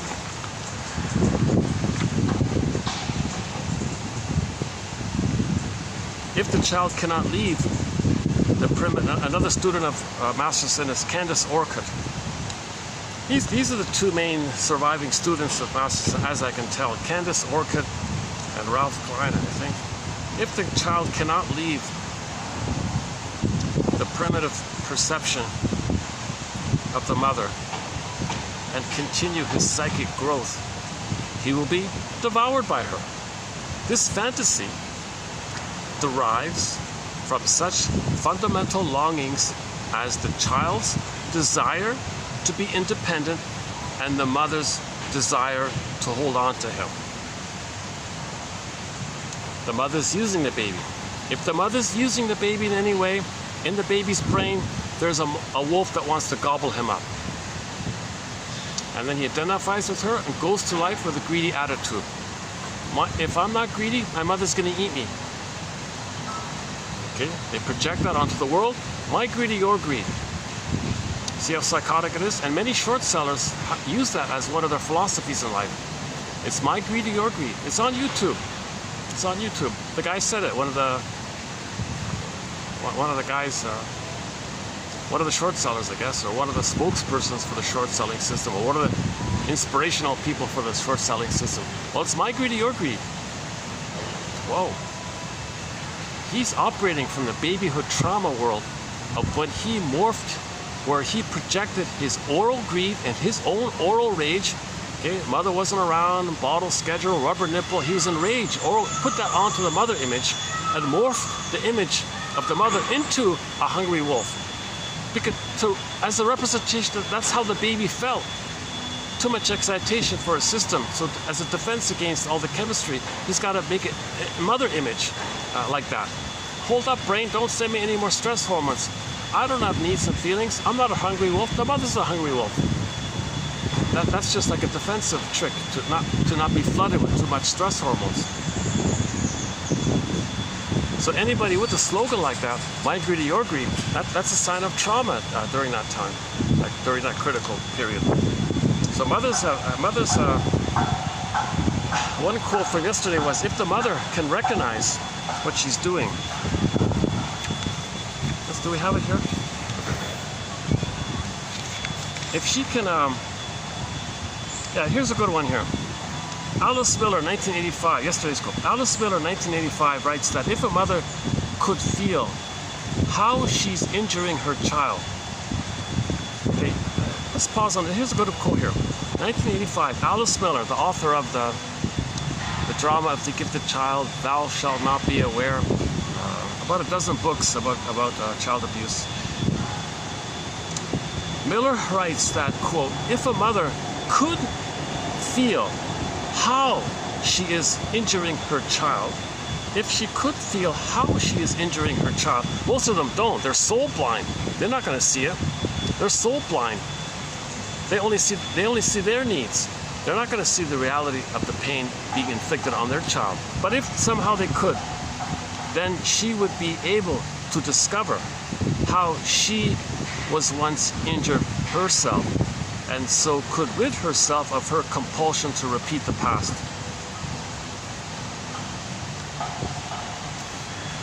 And we had that example of the woman who showed up a family photo, and in the photo was her son looking downcast, in pain, his eyes looking down, tilted head, sort of like he had an extremely sad look on his face.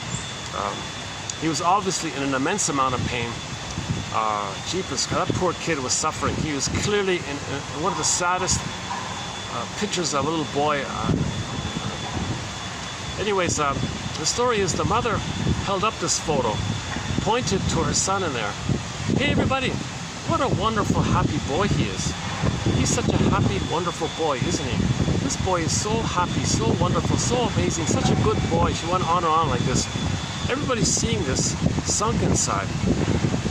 Seriously, you can't see it? And the story was she didn't. She couldn't see the reality. She was soul blind to the reality of the pain she's inflicting on her child. Why? Because her psychic apparatus constricted to the point where she could only see the projection of her need. She had a need for a good mother. She had a need for a loving mother. She could only see her need for a loving mother.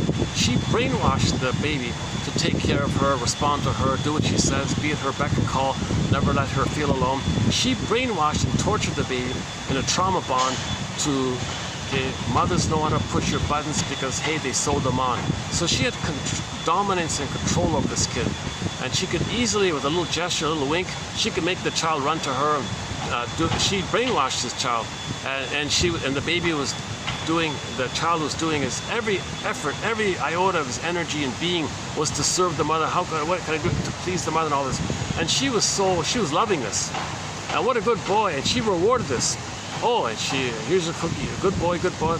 And anytime he tried to show any sign of disapproval, oh, okay. So she managed to really torture this little boy. And that's all she saw.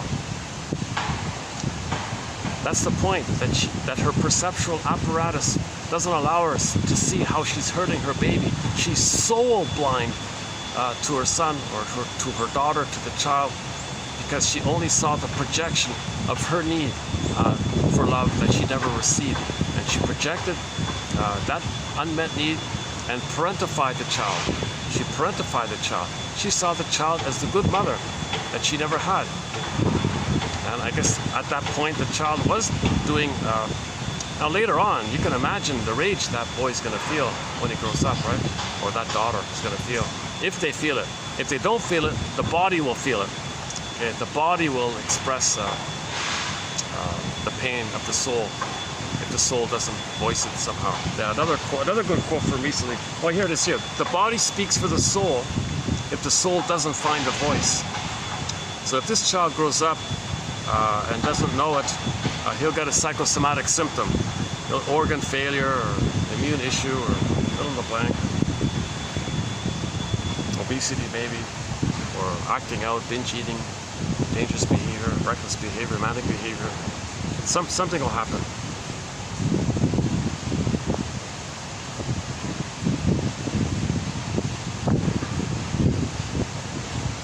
Again, what was it? Yeah. Oh. Yeah, Alice Miller, 1985, writes that if a mother could feel how she is injuring her child, she would be able to discover how she was once injured herself, and so could rid herself of her compulsion to repeat the past. Many mothers with the BPD pattern seek treatment because they know their behavior is destructive to their children. Those who do not know, those who do not want to know, are most at risk for passing the dysfunction, the pattern, to the next generation. Parents should want to find out what they are unconsciously doing to their children. Again, parents should want to find out what they are unconsciously doing to their parents. Alice Miller.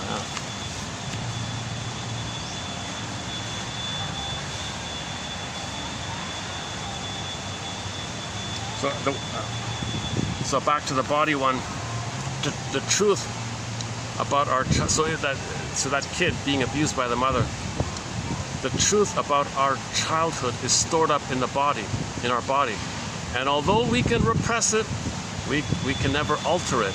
Our intellect can be deceived, our feelings manipulated, our perceptions confused, our body tricked with medication. Oh, that kid might go on medication, but someday the body will present its bill. Alice Miller, yeah. You know, go to the last video with the nice the spaceship video. Towards the end, I was in the hotel lobby with the nice high chair, the chair with the nice tall back. At that time, I was talking about this point. So just quickly, we have a very good quote about this. Water converts to ice. Water converts to ice. Keep that image in mind. The emotions that can't feel, go to a body system, go to a body area, and the body blocks up there. So the feelings that can't flow go somewhere to the body, and an organ or something in the body, usually an organ, will receive all that blocked flow of feeling and blister up there, or some kind of a some kind of damage will be done, or hardening will be done to the body. So the organ will be damaged like this. That's like water to ice. The body bears the burden. The body remembers. The body keeps the score. Every body tells a story. The body remembers. The mysterious link between mind and body. So the symptom reveals the conflict and hides the conflict. So that's what he means by the body's going to give you the bill. What is it again? But someday the body will present its bill in the symptom. Now you can ignore. Now Sardo says many people ignore the bill. Oh no, sorry. When they get the bill, what they do is they don't see it as a communication from the real self.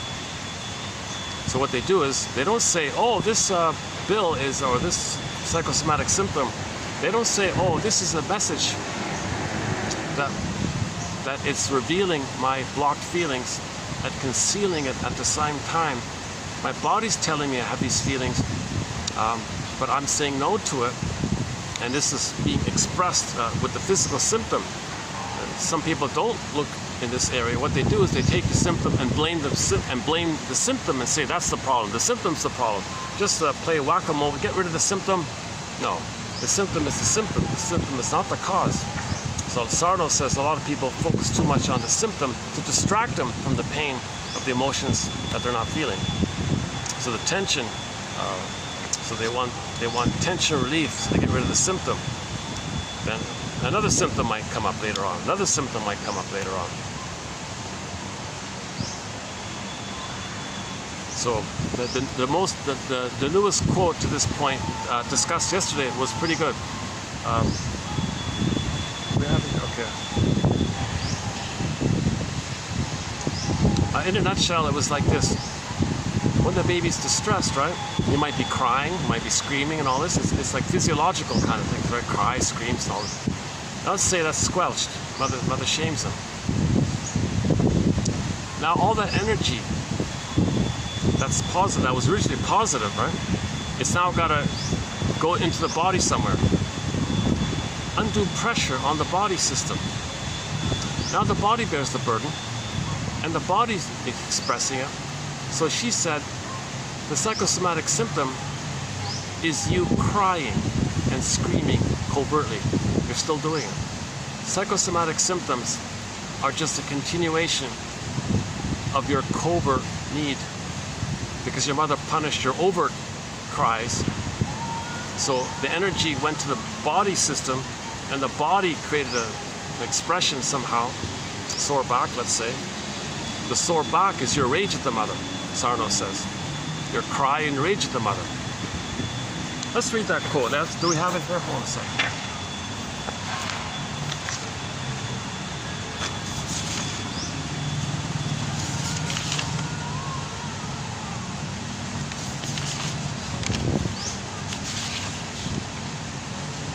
Yeah, this is a good quote here. Let's.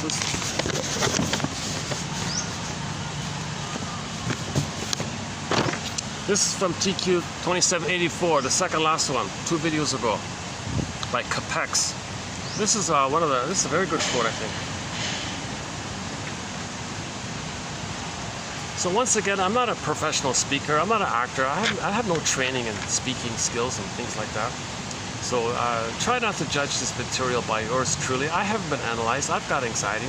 So your mission, should you choose to accept it, is to identify the value of these quotes directly yourself by you treating these quotes as clues for you. Don't judge it by me. Yours truly. Once again, my disclaimer, I only have a BA and I haven't been analyzed. There is good reason. There is good reason to consider that what have come to be called psychosomatic disorders are the outcome of a disturbance in object relationships. A disturbance between the mother and the baby, in other words. Emotional energy which was favorably invested in object relationships is now diverted toward the person's own body. So it was originally normal for the baby to cry and scream. Okay, that's relational between the baby and the mother. Mother, I'm trying to communicate with you here. I'm trying to communicate with you, me and you here. That's squelched, it goes to the body. Particular organs, so now it's diverted toward the person's body. Particular organs are assumed to develop physiologic dysfunctions as a result of pathological emotional investment. The somatic dysfunction may also be considered a regressive attempt to restore object relationships. Still trying to cry, still trying to show it. I can't show with my tears directly, with my scream directly to the mother. I'll show it through pimples, zits. So for example, a weeping, for example, a weeping, quote unquote, weeping, exuding skin, the skin's an organ, are appeals to the environment for love, which cannot be sought more directly. So first it was trying to be direct, now it's kind of indirect by it being in the body now. So the child with all these zits, they're crying to the mother. Such physiological communication originates, well, that's her example here, exuding skin, right? I think that's what they mean here, exuding skin. What else does that mean? A weeping, exuding skin. I'm just assuming that's what she meant here. Such physiological communication originates during the early mother relationship, in which physiological responses are an essential part of the intercommunication. You see, physiological, that's like the original thing, right? So it's still going on, it's just went under. And like into the body, and the body expresses it without the child knowing it. So baby's crying, mother squelches it, energy goes to the body, now the body's crying, the organ is crying, the skin is crying, the back is crying, the shoulder tension, too much body tension, too much stiffness, or any other psychosomatic ailment. Maybe allergies are from there, or maybe asthma, maybe all whatever. Sarno says that most physical issues are psychosomatic.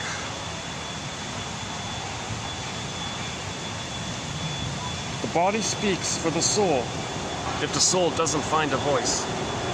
The body speaks for the soul if the soul doesn't find a voice. So psychosomatic symptoms, it's speaking for the soul. The feelings, the real self, the authentic self is the soul, so it's squelched. The baby's crying about it. Mother gaslights him. So now it goes to the body, now it's crying via the body somehow. And that cry expression via the body is called a psychosomatic symptom, which reveals and conceals this. It's a communication, it's showing it. The idea is to regard it as a communication. Right? So in that film called That Uncertain Feeling, the young lady had that. The young lady had a psychosomatic symptom. She ran to the shrink. He said, oh yeah, that's coming from the stranger within you. I'm going to introduce you to him. And she joked and said, I'm afraid of strangers. He's talking about the double self. In the next scene, she met a representation of her repressed self, this tortured artist guy. She befriended this artist guy. Like the phantom befriending, like the singer befriending the phantom of the opera. Similar idea. It's a metaphor, right? So this, in back to the film called That Uncertain Feeling, the young lady befriended the tortured artist guy, meaning he's not really like a separate reality character. It's a metaphor that he represents her trauma, her pain, her knowledge. So he was knowledgeable, but he was a tortured artist guy. The whole movie was about him befriending this guy. Sure enough, at the end of the film, she accepted what she saw about him because he was her. So she accepted himself. He played her. He played her denied self. So she accepted her denied self via the theater, via the, what they call literature as therapy, called interpretive literature. So most literature is escapism. Just get you away from your life for a time being. Get you away from your pain, just like that. But some literature wants you to heal. So that film was sort of in that area. So her befriending herself, the double self, so the artist was the double self. That means she's accepting herself, reintegrating, reclaiming. Remember, healing is wholeness and healing. So she's becoming more whole when she accepts herself. She's more healed, the symptom went away.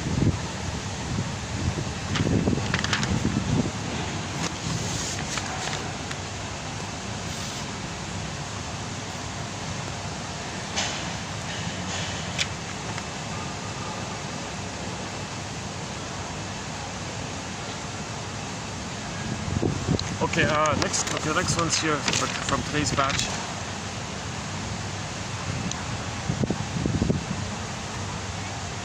Okay, Masterson, yeah. These come from our mentor, Masterson, yeah. Great, yeah. This is where he's talking to his students. When your client is talking with the BPD pattern, is talking incessantly. Okay, they're scrambled thinking, they're all over the place in the BPD pattern.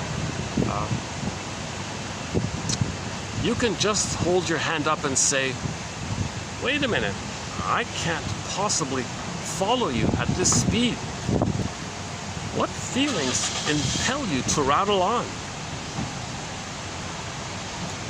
Okay, unquote. Let her talk more directly about her feelings. Like, what are you really feeling underneath the sham, underneath the drama feelings? What are you really feeling underneath? Shall I compare thee to an onion? Clearly, she is dramatizing her distress because she thinks that you will view her as a bad girl. Rejected. So many people with the BPD pattern feel rejected. Next one here.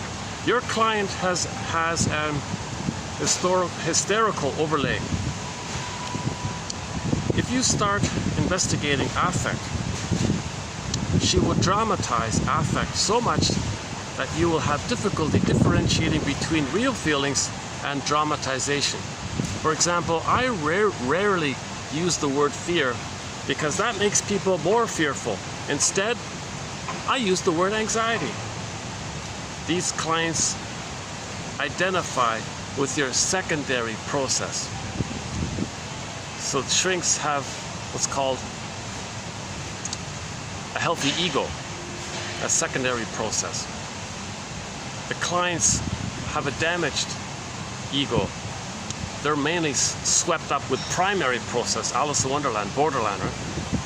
So you want the client to kind of identify or absorb in or learn or watch or model or imitate the shrink's secondary healthy ego way of thinking. These clients will identify with your secondary process. They learn to examine feelings when they start to feel afraid instead of avoiding them by dramatization and acting out.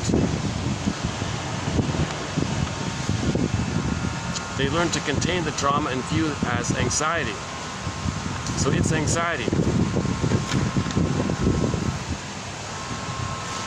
So if you use the word anxiety, that means there's something unknown. There's a fear, but it's not known. If you just say fear, that's like in the present. Oh, in the present there's a fear. No, anxiety means there was a trauma in the past, and that memory's coming up. Okay? So Janov says anxiety is trauma in the first brain, in the survival brain. Don't use the word fear because that implies like a present now fear, right? You don't want that. You want her to realize that her fear is really anxiety. So use the word anxiety to make her curious that she's dealing with some past fear which she doesn't know about. And that's what her drama is all about.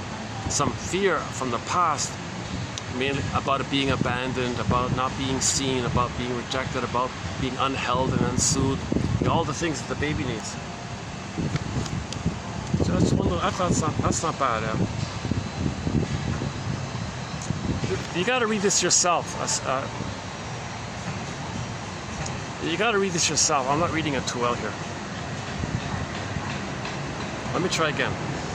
Okay, so he's talking to one of his students. Dear student, your client that you're talking about with all of this hysterical display, well, if you start investigating or talking about feelings, she will dramatize the feelings more. And now you don't know what's real and what's more drama. So, for example, I don't really use the word fear. I don't talk about, you're afraid of something? No. It seems you fear something. No. Don't use the word fear even. Because that makes your client more fearful. Instead, Masterson says, the supervisor says, I use the word anxiety. So now the client will identify with that and think in terms of that she's feeling anxiety. Now, if she thinks in terms of that she's feeling anxiety instead of fear, then she will start to examine and investigate instead of more drama to avoid her real fear. So the drama is to escape the anxiety, right? So if she thinks in terms of anxiety, she will learn to contain the drama and view it more as anxiety, i.e. something from the past that you're being reminded of in the present. It's something in the past. But when you use the word fear, it's like something in the present. No, she's living in the past. She's dwelling in the past. Okay, next one here. All mothers who see a therapist.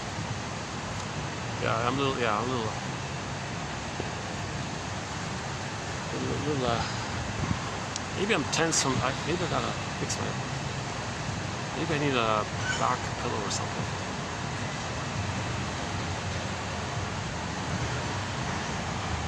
That help? Yeah, I think that'll help. Hold on a second. Give me 10 seconds here. Hold on a second.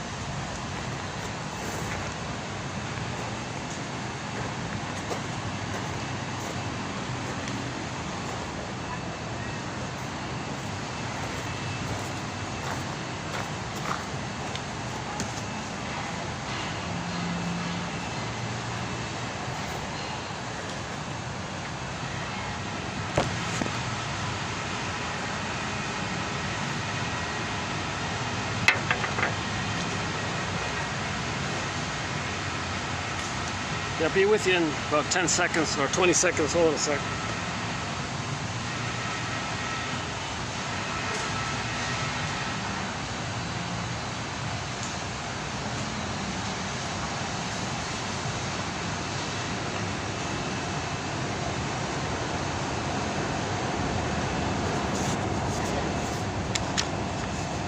All mothers who see a therapist about any of their children automatically feel the need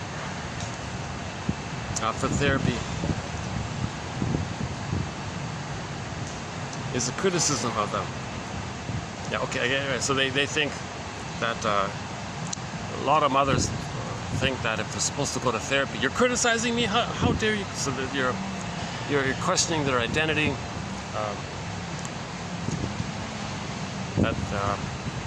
of their self-sufficient superiority complex if they're doing something wrong. You're criticizing, so they think they're on the throne, so why should they go to therapy? They're in survival mode, they're not doing anything wrong. All mothers who see a therapist about any of their children automatically feel the need for therapy is a criticism of them. The mothers feel guilty because they usually had been doing some things they shouldn't, and they knew it, but couldn't stop themselves. Your function, okay, Masterson as a supervisor talking to his students, your function, your mission, should you choose to accept it, your function is to clarify these feelings for the client and to show how she deals with them. Clarify these feelings for her and show her how she deals with them. So when parents enter therapy, the first issue is always their guilt feelings. In order to defend against the guilt feeling, they will forget and distort. Until you break through the guilt barrier, they cannot bear the increase of guilt that would ensue with the report of an accurate history. No. You must therefore clarify and help them to express their guilt before proceeding with your investigation. So you're jumping, I think you see you're jumping ahead too much.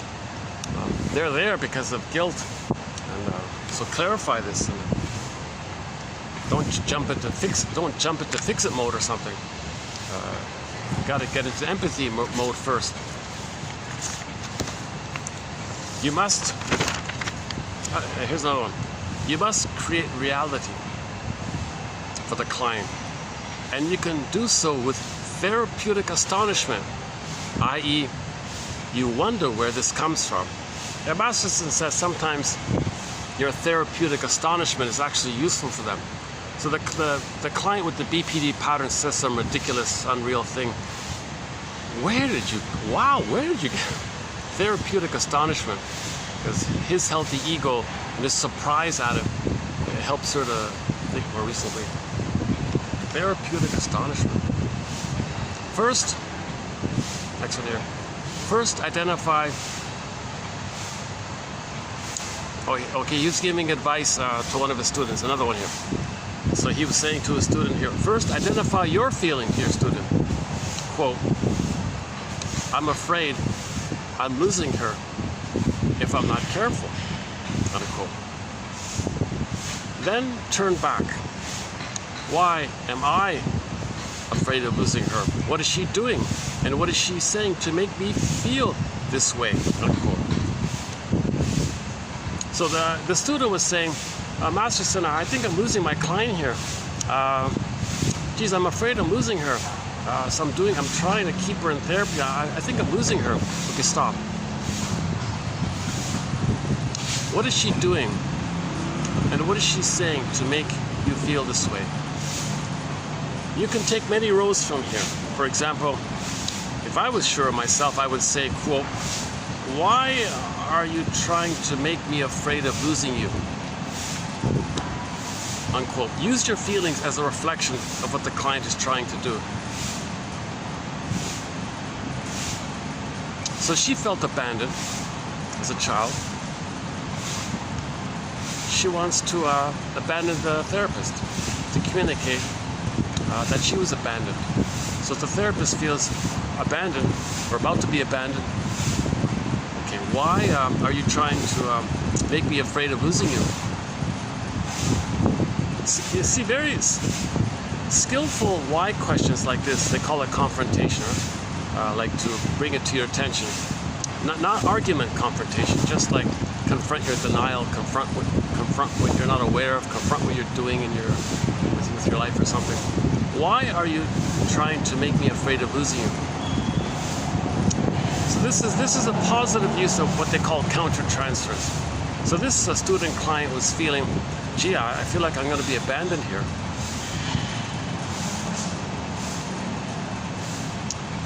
Yes, so client, I wonder why you feel the need, I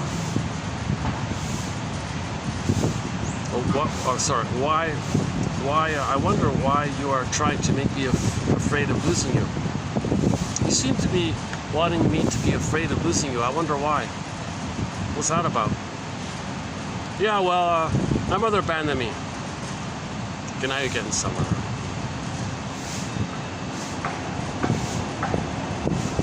That's it for today, right? 2786. Okay, now I want to continue. I want to do a preview of the next video, which is more into the BPD pattern. And then I'll redo it in the next video. So now let's do 2787. Sorry. Before that,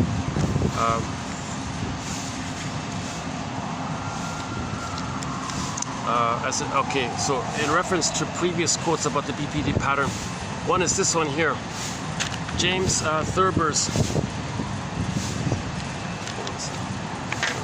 fly away on me here.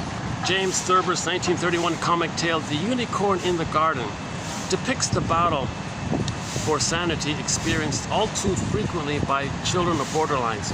Okay, here's a gruesome kind of, this is like a really, kind of almost like a psychological horror story or something, like a real, but anyways, this is more on the negative extreme end, right?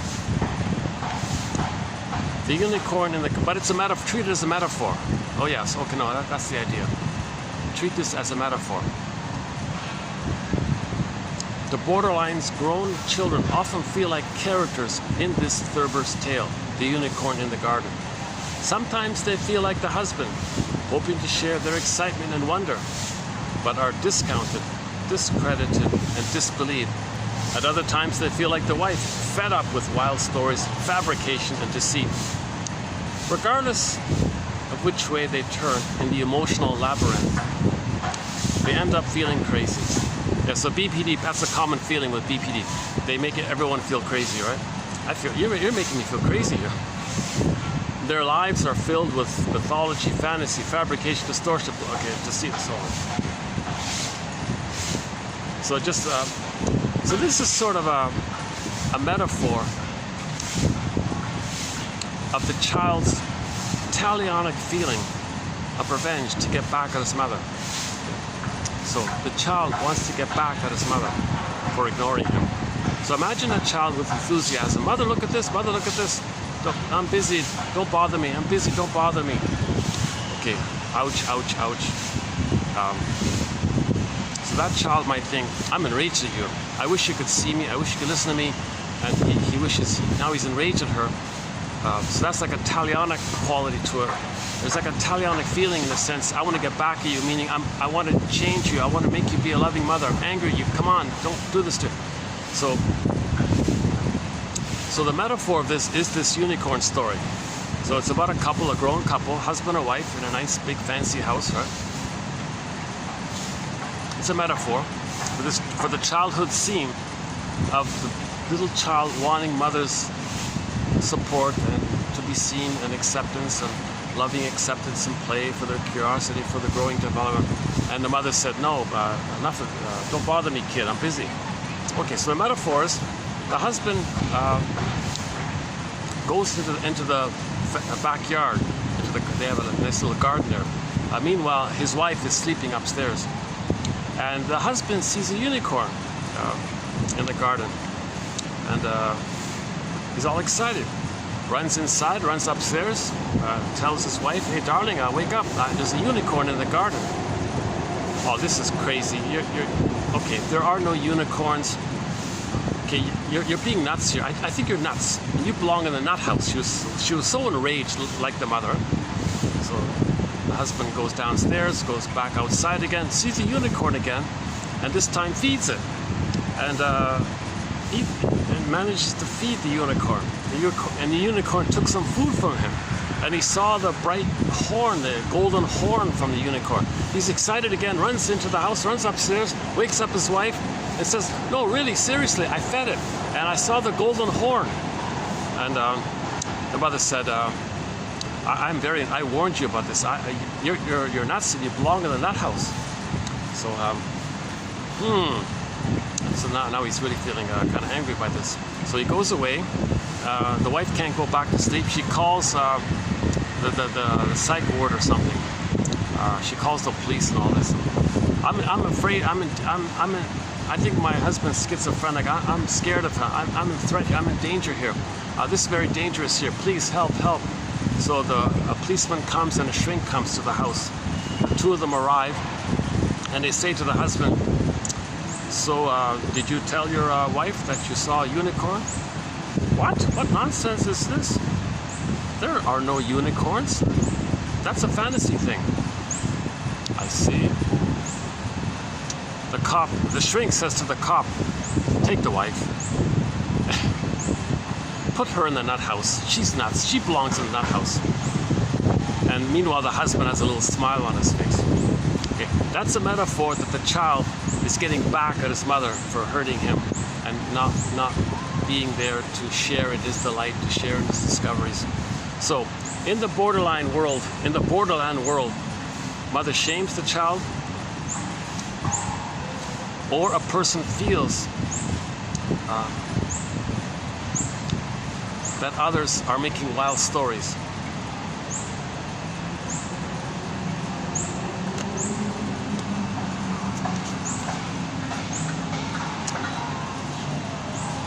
Children of Borderland, children of mothers with a BPD pattern cannot understand themselves without first understanding their mothers. There's a good one there. Children of mothers with a BPD pattern cannot understand themselves without first understanding them. That's a key line. That sounds like a simple, benign line, but that's a key line there. That's a golden line right there. Children, adults, people who had mothers with the BPD pattern. You're not going to understand yourself without first understanding your mother.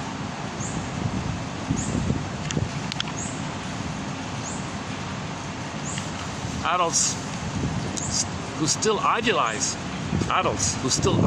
their abusive mothers are usually unable to acknowledge the absurdity of being asked to trust someone you fear. So it's one thing for the child to be forced to trust someone he's afraid of.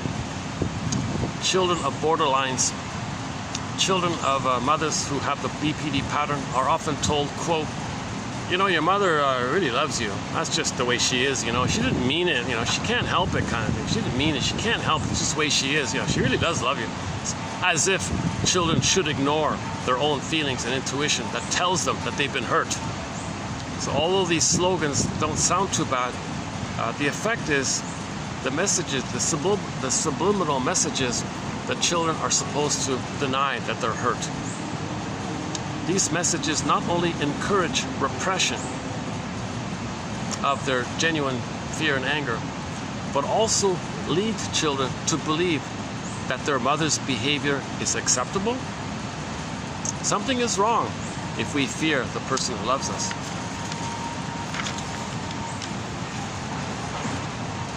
Next one we did was emotional traps. Okay, emotional traps. Okay, relating to the witch version of the BPD pattern. So she's more vindictive, more malicious, and all the witch one. I think somebody said it's not Alice in Wonderland, it's really Malice in Wonderland, right? Emotional traps are not always obvious. De Becker in 1997 explains that trusting intuition is the opposite of living in fear. One client's mother casually mentioned to her daughter that so here's an extreme example of the witch BPD pattern. The witch BPD pattern. The mother said to her daughter that she thought that her daughter didn't have long to live. She said that she felt it in her bones and wondered if her daughter could maybe spend more time with her. The daughter detected an edge of her mother's voice and felt like a fish on a lure. A fish on a lure, right? So she's sometimes what's the famous axiom? Some people only see the fish, the bait, not the hook. But this one saw the hook. So in this example, she saw the hook, but the mother was using a guilt trip bait to hook her in. Uncomfortable, this adult daughter realized that her mother was intentionally invoking guilt as the bait. The daughter replied that she had not been feeling well and needed to rest. The witch's adult children need to trust their intuition, not their mother. So it's one thing as a child to always be baited in by mother's guilt trip tactics and be hooked in and be swallowed up in the folie douce. But as an adult, now you change. No, I'm going to listen to my feelings, my intuition. Oh, you're doing one of your guilt trip tactics here. You know, mother, I'm kind of not feeling well. I gotta leave here.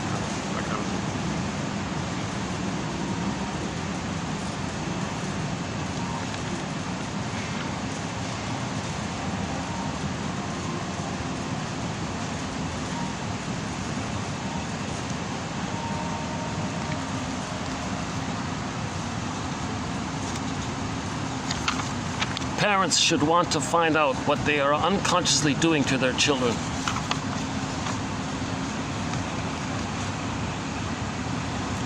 Oh, okay, another one here about the BPD. All right.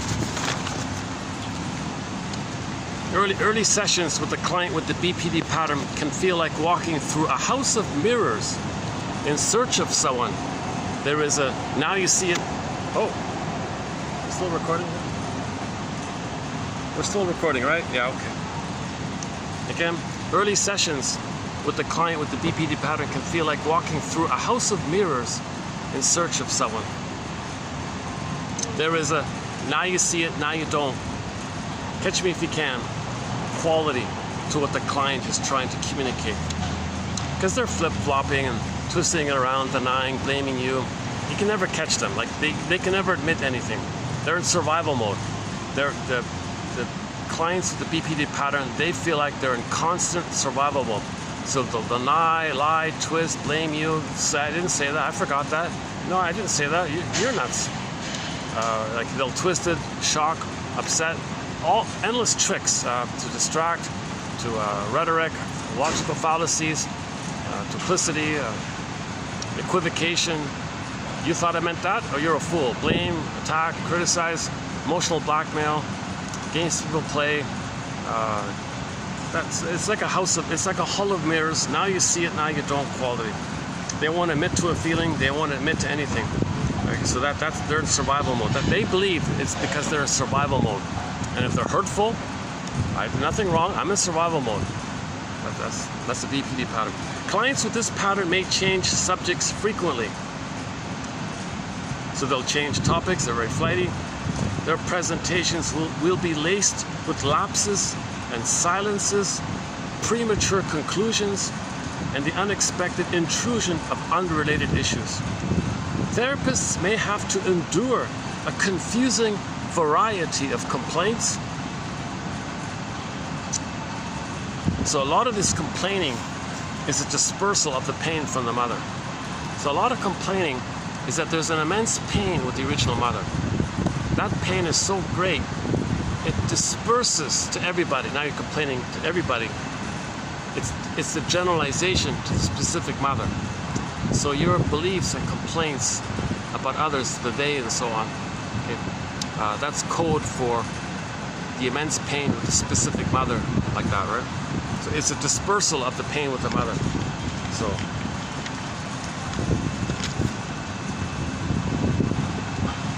where are we here? Therapists may have to endure a confusing variety of complaints, many about the therapist, alternating with rapid changes in affect and repeated reversals. Double think, right? She says something, she acts like you're the one that just said what she just said, and she acts like that she said what you just said. Like she just flips it. It's crazy stuff, right? Makes people feel crazy, right? Isn't there a song, Drives Me Crazy? Is that by? Oh, Patsy Cline, Crazy? I'm not sure if we have a song on our soundtrack about making people feel crazy. Maybe Storyteller by Streetheart? Storyteller, where he's screaming all the time? I'll have to think about that one. Yeah, let's find it. Let's find a good song for this point here.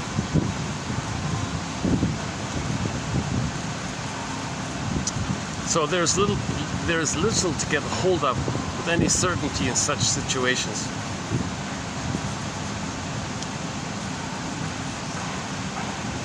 Okay, so again, projective identification. They can project their shame self. They can project the abusive mother. They can flip it around. It's part of it. Their psychological working space is largely preoccupied by the talionic passions of getting even instead of getting ahead. So there's still a rage at the mother, getting even with her, to control her so she can give the mother empathy for how she feels, and maybe the mother will change her ways and provide the love.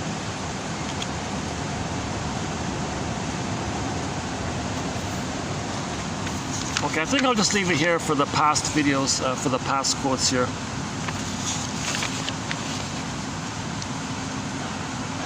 So they feel empty inside, a hollow core at the center. They live on deception, fantasy, etc.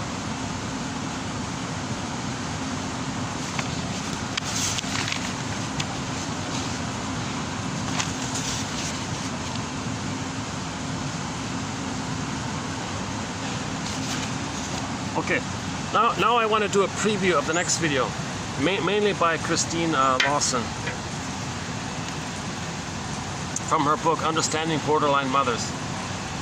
That book should be entitled Understanding Mothers Who Have a Mind which we may, for the time being, approximately refer to as a mind, quote unquote, as being one which possesses the BPD pattern of thinking.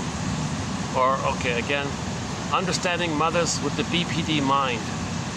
Now that's much better. Instead of saying understanding borderline mothers, the book should be called Understanding Mothers with a BPD mind. That's way better, don't you think? She's a human with this problem. She's not just the problem. She's like a human with the problem. So self-help authors are really behind on this. Masterson was also making a point about this. Okay, here's a preview of understanding the BPD pattern a little further here. So let's continue on this topic, 2787. So I'll be spending more time in the next video with this. And plus, in tomorrow's video, I'll do this again with the preview of 88. So let's now do a preview of 87. Here's an interesting one. BPD may be considered a form of PTSD. That was a very interesting sentence. BPD may be a kind of form or variation of PTSD. The PTSD is more about trauma in the first brain. BPD might be like trauma more in the second brain, like the relationship area. But the PTSD is like the shock to the body, nervous system, right? Now some others have both. They have PTSD and BPD. So can you recognize the two different types of trauma? The shock trauma of the PTSD in the first line. Now also, relationships can also cause PTSD in the first line, but it can be buffered over with the personality up until midlife. Then there's a delayed onset of PTSD.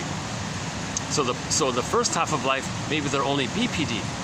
Then at midlife, the PTSD that was kind of sponged up until midlife comes up, the sponge runs dry. Now at midlife, they've got both PTSD and BPD. We're homotraumicus. Homotraumicus. 90% of the babies in North America are getting an insecure attachment style, leading to things like the narcissistic pattern, the BPD pattern, etc. BPD, like PTSD, may be the natural consequence of the brain's response to emotional stress. So a little empathy here. A little empathy here. If you know someone with the BPD mind, they're coming from their own brain's response to emotional stress. Trust is a major issue. Trust is a major issue. I'm reading tomorrow's videos, not tomorrow's posts. Trust is a major issue between borderlines. Trust is a major issue between mothers with the BPD mind and their children. Mindset, let's say mindset. Trust is a major issue between mothers with the BPD mindset, with the BPD mind structure, with the BPD mind pattern. How's that? Trust is a major issue between mothers with the BPD mind pattern, with the BPD pattern mind pattern. Trust is a major issue between mothers with the BPD mind pattern, okay, and their children. Children cannot trust the mother with the BPD mind pattern for many reasons. She is manipulative, distorts the truth, and may even blatantly lie. Unpredictable, overreacts, impulsive, poor judgment, unreliable memory, inconsistent, intrusive. Like Alice, who confided in the cat. Children of mothers with the BPD mind pattern may learn to trust a pet more than their own mother.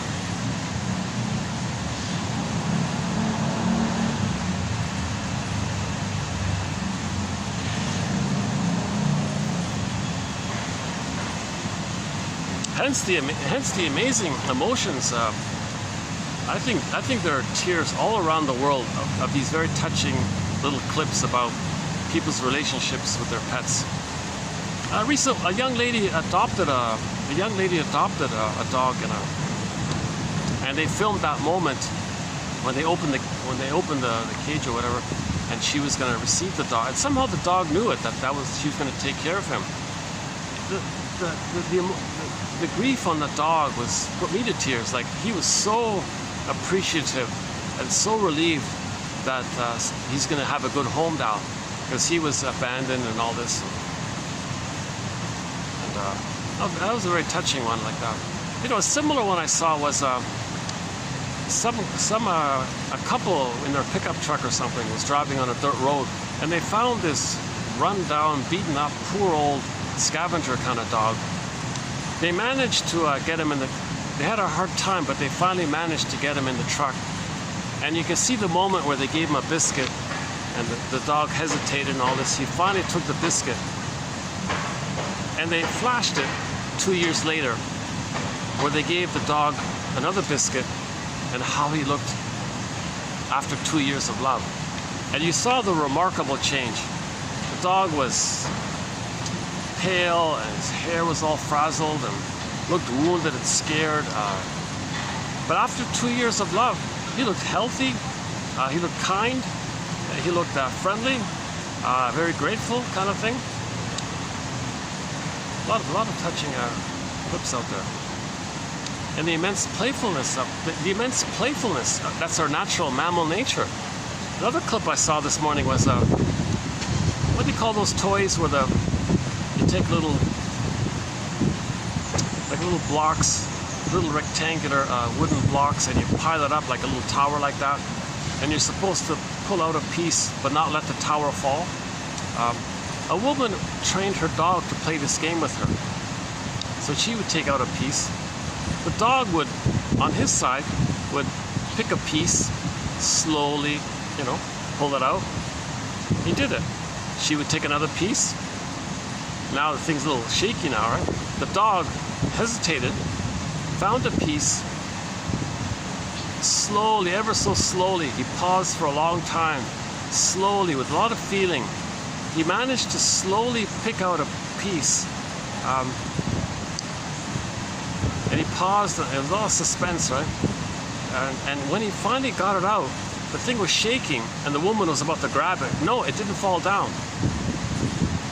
So the dog's eagerness and intelligence to play, he learned how to play that game and used his feeling to be able to pull out that little wooden block in such a manner where he could beat the human, right? Because he's more feelingful, right? And he understood the game. And another touching one was on the ski hill.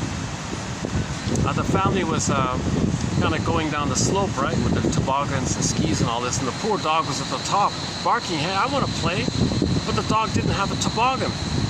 The dog didn't have skis. So what's he going to do? So you saw him eagerly wanting to play and slide down like the others. So you saw him like tilting, trying to figure out, trying to calculate how can he join in with the play. So finally he managed to turn himself to the side kind of thing, and used his own body like a toboggan. He slid down a snow hill. It's one of the funniest things. A lot of touching about the pets. And what's the mother doing in the meantime? Trying to devour the daughter. Right? A witch mother, the queen mother, the waif mother, the turtle abusive mother, and the turtle version of it.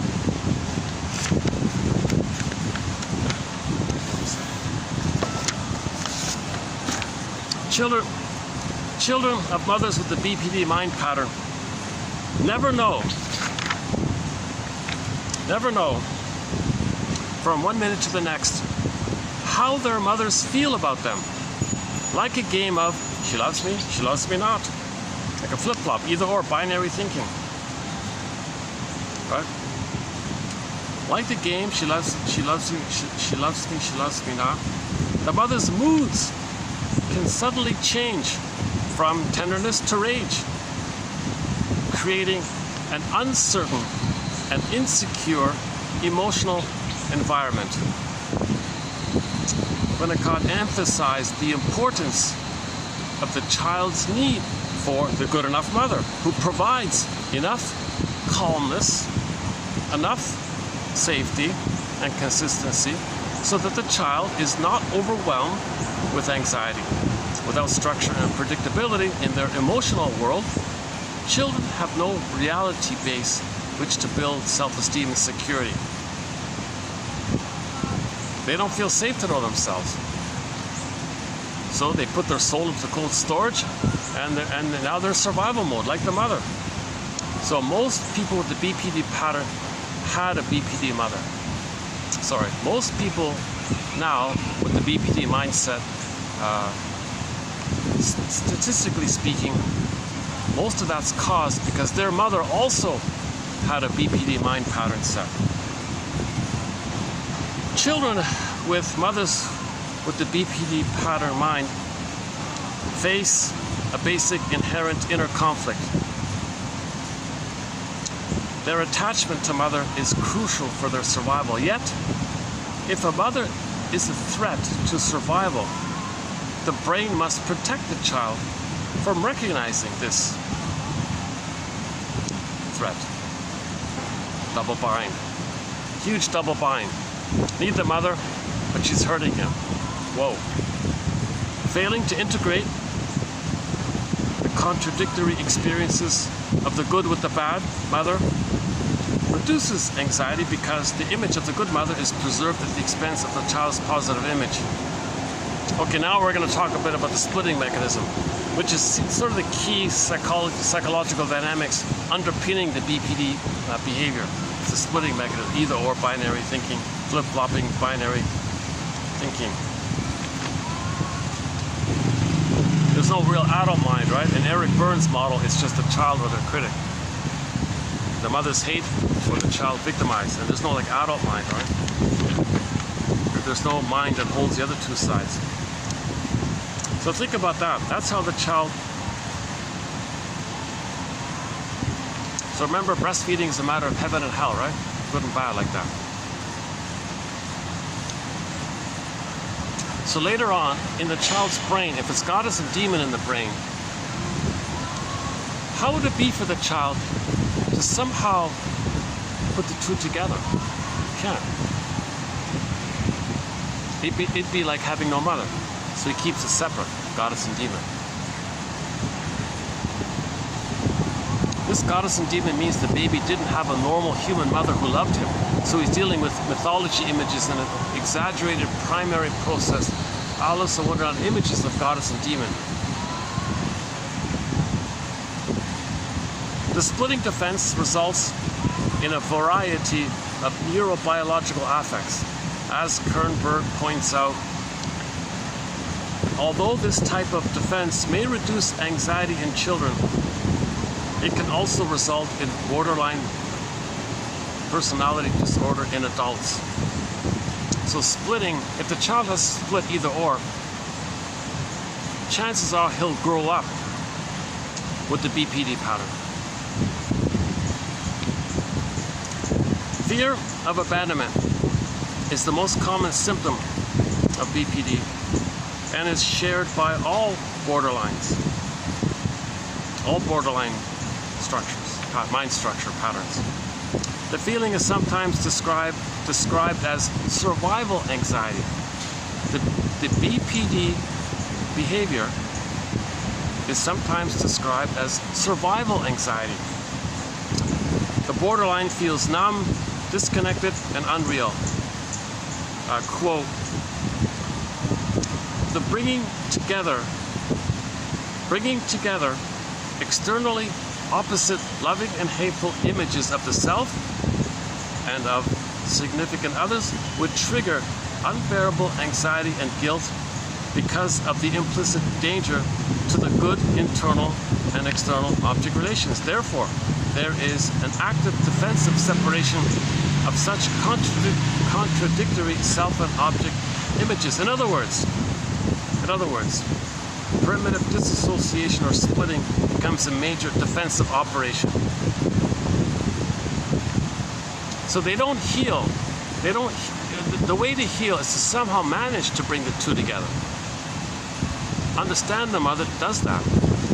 Knowledge of the mother does that. Reading books like this can help do that. Okay?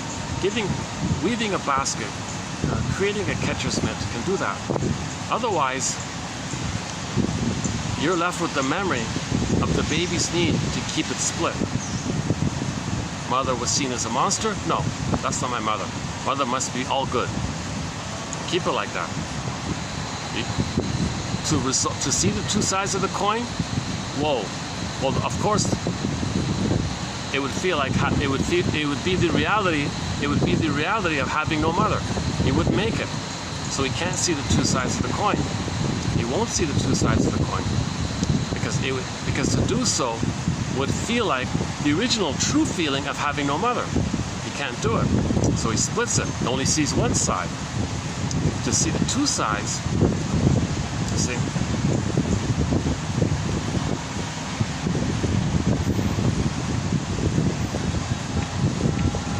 So the more abusive the mother is, the more the baby sees the world in either or.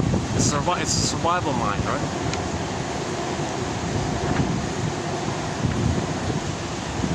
So if in the mind structure, if the mindset inside is either or like this, goddess and demon like this, it's because the baby had to deny that the mother was hurting him and he needed to hallucinate this fake thing that the mother was a goddess. If you try to reconcile this and bring it together, you realize the mother wasn't a goddess. The truth was your mother hurt you so much. But remember the feeling by the baby? He couldn't survive if he accepted and understood that his mother was a hungry wolf in his perception. He wouldn't make it.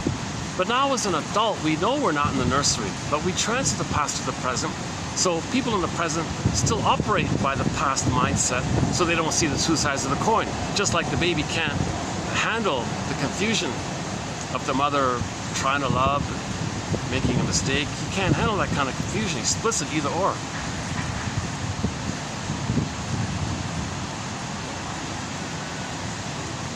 How are we doing here? What's the time? What's the time here? 4:43.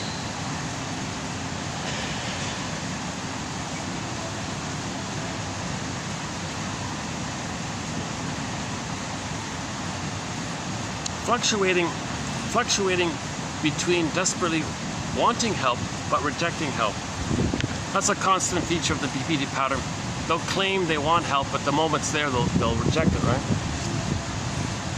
Borderline splitting creates push-pull dynamics that leaves therapists,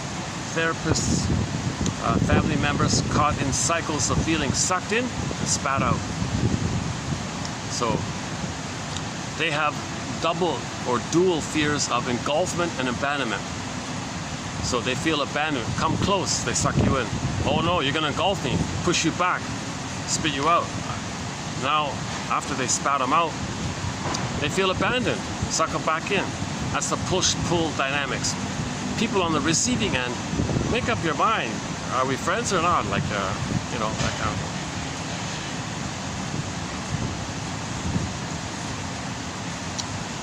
Okay, these three guys here found out, Dante, Adams, and Morrison, 85, found that borderline mothers with the BPD mind, oops, I got a fly here? All right.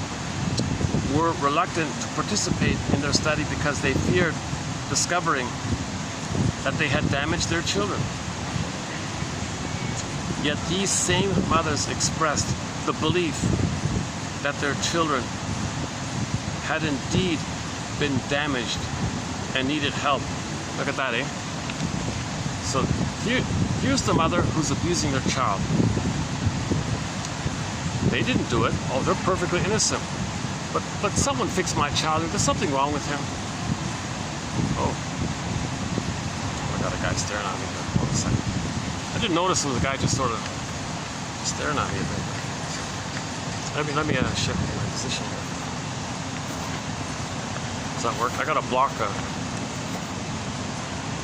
that work? What if I do this?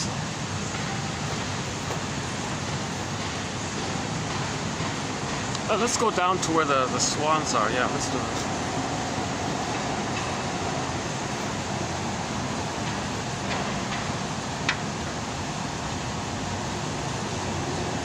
Oh, now he's not staring at me. Okay. It's a party of 3 inside, and 2 of them are talking to each other, and the 3rd guy is ignored, so he's staring at me. But let me let's just move this over a bit.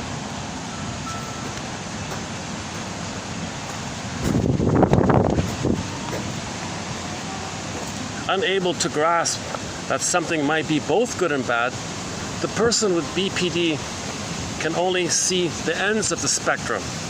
Thus, a person with the BPD mindset, thus their inability to experience more than one perspective at a time conveys only one side of the story and one part of the picture. Okay? So people who refuse to see 2 sides of the story, people who say, no, only one side of the story, no, I'm not going to see their side of the story, I'm not going to consider it, because they don't have the mind for it. The mind is either or. That mind is binary. Okay? The prototype is they can't accept that the mother was a monster, meaning they can't feel the rage they felt with the mother. They project their oral greed and rage onto the mother image and make her as a monster. Now they think that can't be their mother, but that is the mother. They deny it. They can't see that side. They only see the imagined side. So the structure is they don't know how to see 2 sides of a thing. The prototype, the mapping wasn't laid down. Okay? The psychic structure needed to see the third side of the coin is what's called, whereby the child had enough love to feel safe enough to get to that place where he felt loved enough to finally recognize that the mother is one human woman who is both loving and frustrating, and he can get it. He got it. He'd feel badly if he was angry at the one he loves, so he'd make a mistake, he'd apologize. He gets that, that there's one person who's both loving and frustrating, and he got to that developmental advanced ego, the scarecrow got a brain, where he could see the 2 sides of the story. That the mother is a human who's imperfect, but she's well-meaning, and she's mostly loving, but sometimes she's making a mistake. That's in the brain, that grooved in. Okay, so he has that capacity to kind of be 3-dimensional, so to speak, or look at the 2 sides of the story.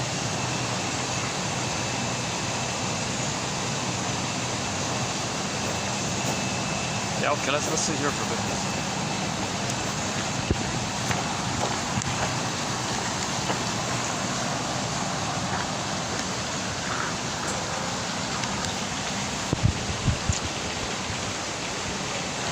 Whoa. This is a, I'm in a swing right now. If you're noticing a swinging like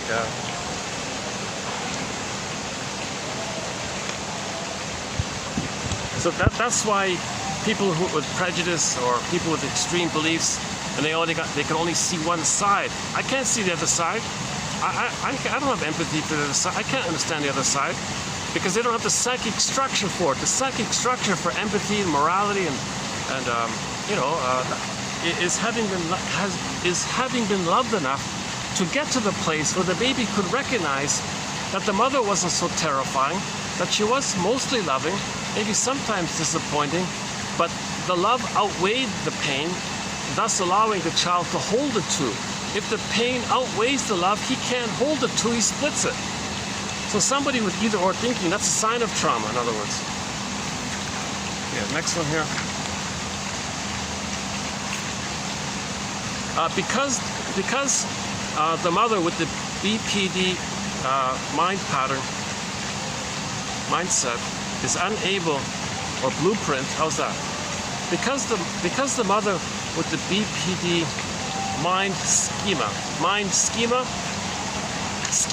how's that? Because the mother with the psychic schematic, mental memory, because the mother with the mind we're temporarily calling the BPD mind is unable to remember intensely emotional events, she is unable to learn from experience. It is impossible to learn from experience if the experience is not remembered. Thus, borderlines become trapped in repetitive, self-destructive behaviors. Although they feel terrible later, they may repeat the behavior because they do not remember. So there's something about damage to the brain where they know if they do this thing, it's going to damage them. And they had the past experience of doing something dysfunctional and how it caused them problems, but they don't fully remember it or care. The brain is damaged. The emotions are too strong. The thinking brain, the ego, it's still a straw house. So first things first, make the straw house become a brick house. One clinician. Oh yeah, we did that one already. Okay, two more here. When children bring concerns to the attention of the borderline parent, of the parent with the BPD pattern, they receive a response. Oh yeah, okay. So how do mothers with the BPD pattern respond to a child's concerns? Like what do they say, for example? When children bring their concerns to their mother with the BPD pattern, they receive a response that either increases their distress or entirely dismisses their concern. So make it worse or just ignore it. A child, for example, a child is worried about not passing to the next grade, might be told, oh, well then you won't be with your friends your age then. You'll be behind forever. Why didn't you study harder this year? What's wrong? Is that helpful? The borderline absorbs and intensifies the child's fear. Quote, and then this and that could happen. And is unable to reassure and comfort the child. Okay. Glick, Hoff, and House and Melham 1998 report that daughters of borderline mothers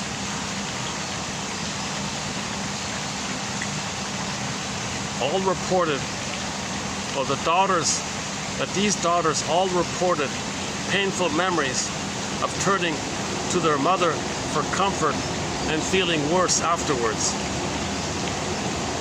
That's very common. Children go to the mother, they feel worse afterwards. They never turn to them again anymore. Then the parents complain, why don't the kids talk to us, tell us their problems? Well, they probably tried, you made them feel worse. So how do you make them feel worse? Oh, it's your fault. See, if you didn't study well, well, look what's going to happen. You're going to be mocked and shamed because you failed a grade, and you won't be with friends your own age. You'll be too old in your class. And so why didn't you study? What's wrong with you? Why? So you're shaming and blaming, increasing their fear. How helpful is that? That's one example of what a mother with the BPD pattern mind might say to the child. And all of these children in the survey said, oh yeah, anytime I try to talk to my mother, I always felt worse afterwards. Many adult children of borderlines develop headaches after visiting with their mothers or talking to them on the telephone.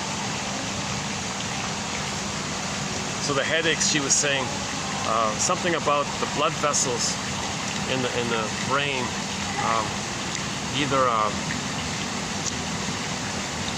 what was it again? The blood flow is too slow. or something, and there's a tension and you get a headache. Another one said, well, maybe the vessels dilate, and that the pain comes from the dilation of the blood vessels. If there's stress talking to your mother and you can get a headache, that's because the stress means you didn't, something about not getting enough oxygen to the brain, something about not getting enough blood to the brain, oxygen to the brain. Or if the vessels dilate, that may be like a swelling, which is abnormal, and that causes pain. So these children protect themselves and never bring their problems to their mother anymore. Right?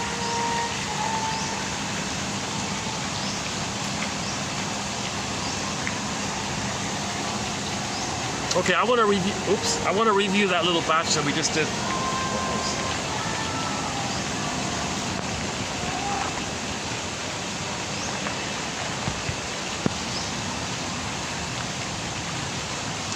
Let me put this in the sleeve here.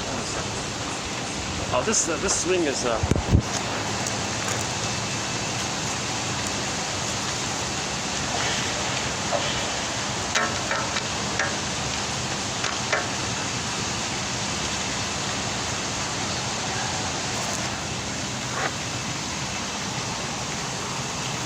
Oh my.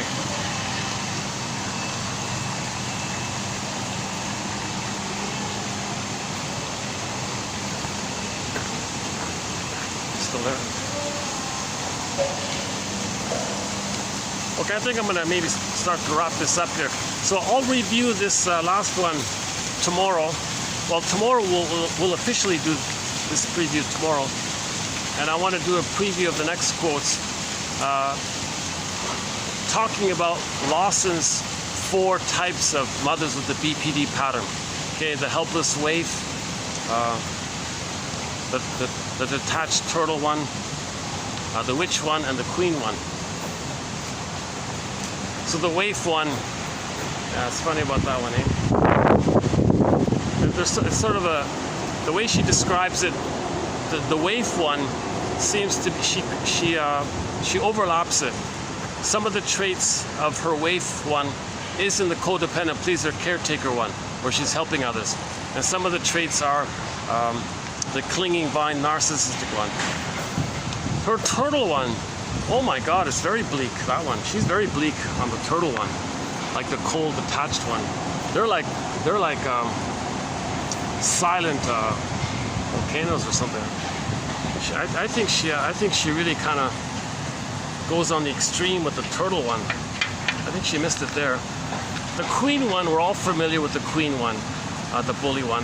She's basically describing the bully pattern with that one. And the witch one, yeah, sort of similar there.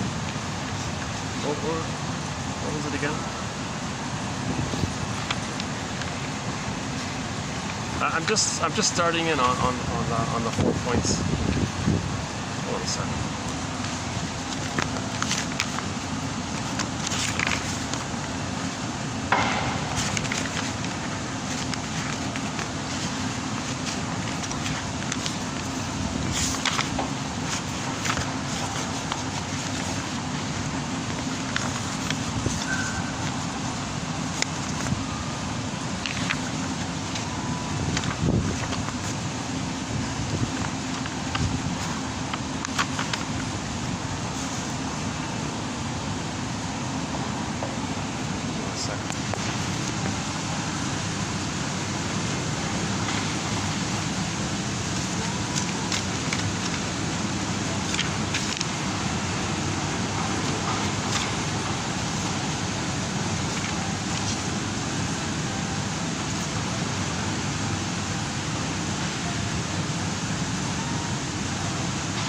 Oh, okay, here it is. So coming up, we'll talk about Christine Lawson's theory about the 4 types of BPD mothers: the helpless waifs, the frightened hermits, bossy queens. We're very familiar with the bossy queen, entitled, aggressive, and all the bully one, and vindictive witches one. I was surprised at her frightened hermit. Now her frightened hermits one, that resembles, frightened hermits. That's an exaggeration of the turtle narcissistic pattern. No, you know, second thought, no. There's a difference between the turtle narcissistic pattern described by Fritz Kunkel and her frightened hermits one, which is a BPD pattern one. Yeah, there's a difference. This BPD pattern one is way more, her frightened hermits one is kind of like a covert bossy queen one, put it that way. You kind of feel sorry for the helpless waifs. It's like they cry for help, but you extend help and they refuse it, they go away kind of thing. But they look sad and they need help kind of thing, but they reject it all the time. But then they'll be helpful to others at their own expense even.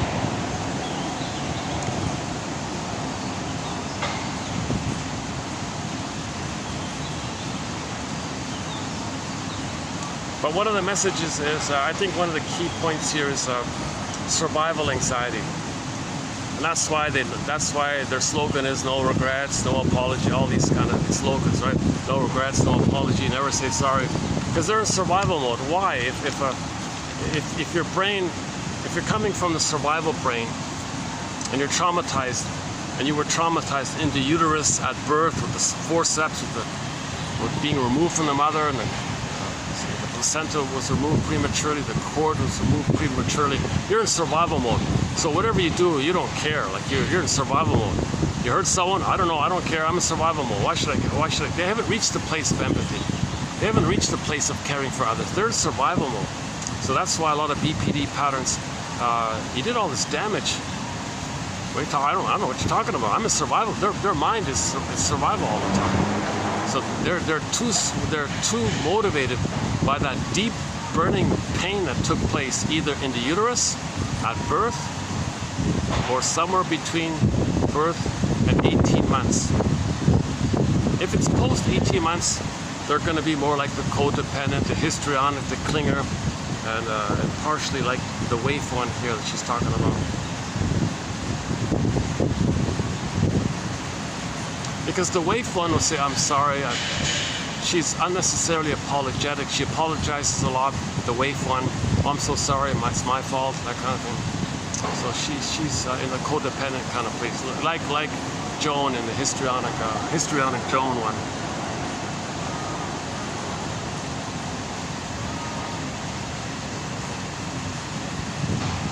How are we doing here? Let's see. 504, battery's holding up. I think the last video I did wasn't too bad at the spaceship. That was okay.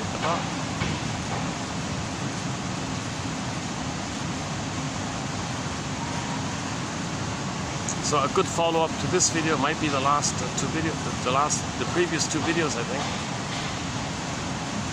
So I feel like I'm improving a little. I had a dip a bit. I feel like I was doing some good videos. I had kind of a bit of a dip during the Talionic videos. I feel like now that I'm out of that difficult topic, I feel like I'm feeling a little better.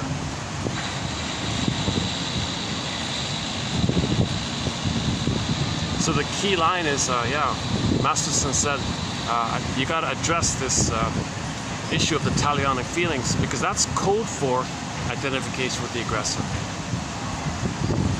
And my take on it is that underneath it, it's really still the baby's attempt to control the breast, devour the breast, make the mother be a loving mother, still trying to get their needs met, right?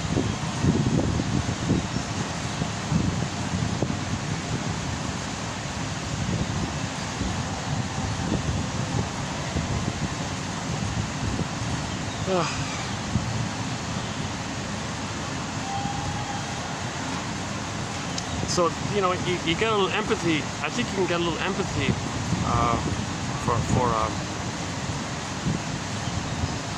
that the stereotype is that if men have the BPD pattern, it's more like the bully pattern, like the bossy one or the witch one. and women might be more in the like the waif one or the emotional histrionic one. But she here, Christine Lawson, kind of it makes it more like a little bit more aggressive. She's more on the, she's on the spectrum of the BPD intensity. She's a little bit more on the more intense end of it.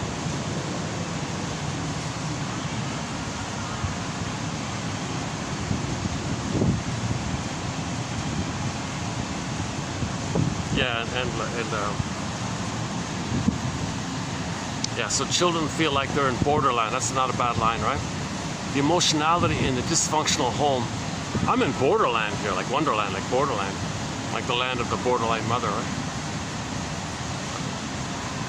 It's so exhausting to keep on trying to clean up that phrase. She keeps every sentence borderline mother, Jesus Christ. The mother, how do we fix this? The mother,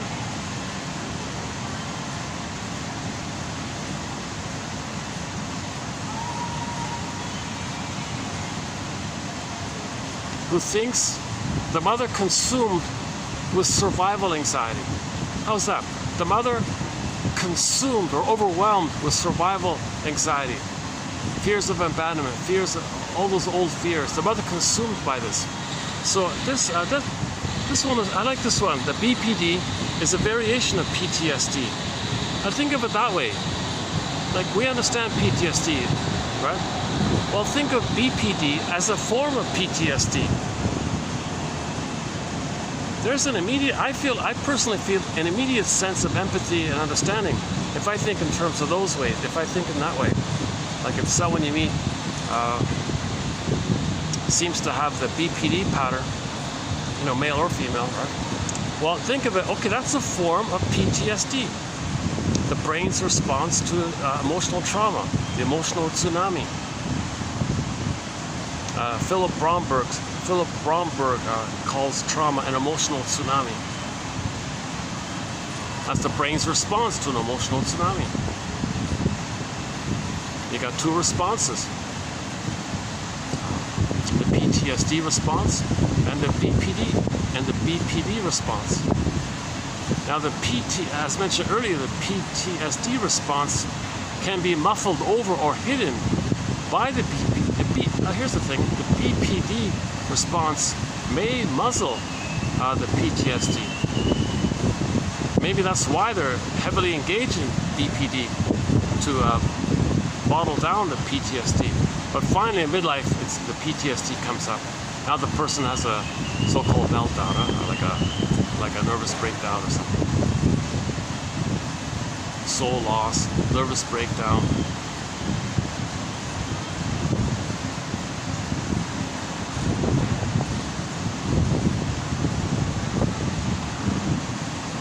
That's called the delayed onset of PTSD. Burglar was saying, one of our mentors, Burglar, was saying about developmental trauma. Why don't we see PTSD? Why don't we see the symptoms of developmental trauma?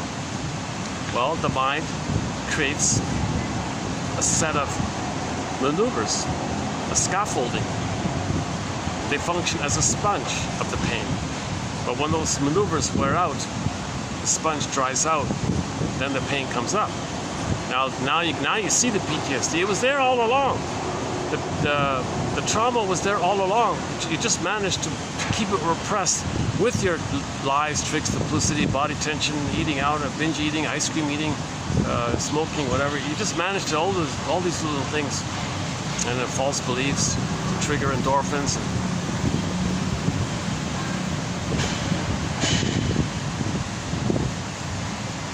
Actually, this is not a bad time, right? It's a little cooler now, finally.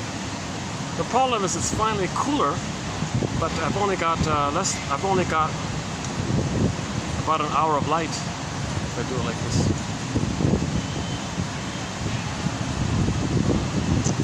Well, what are your thoughts? What do you make of this topic? What's your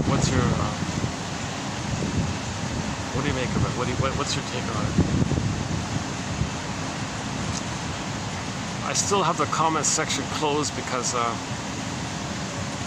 a little overwhelmed with, I don't want to get too overwhelmed with people with immense hostility, feeling safe behind their keyboards and discharging all their hate, seeing me as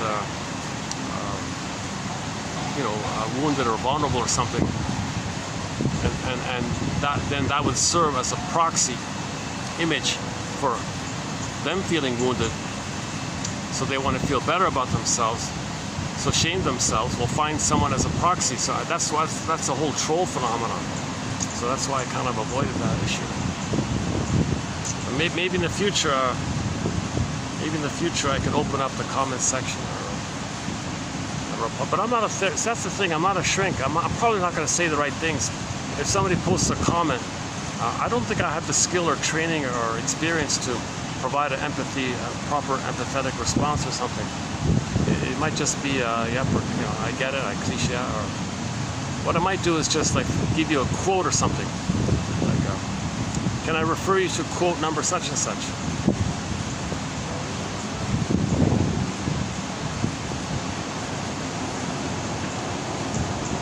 I also had that experience, that one about the mother's response. The child said, I'm worried about failing my grade here. I don't want to redo grade. I'm going to fail grade. What grade do people fail? I don't know. I don't want to fail grade, or whatever. I don't know. The mother says, and the mother exaggerated the fear and then blamed the child. Gee, thanks a lot. That's a big help.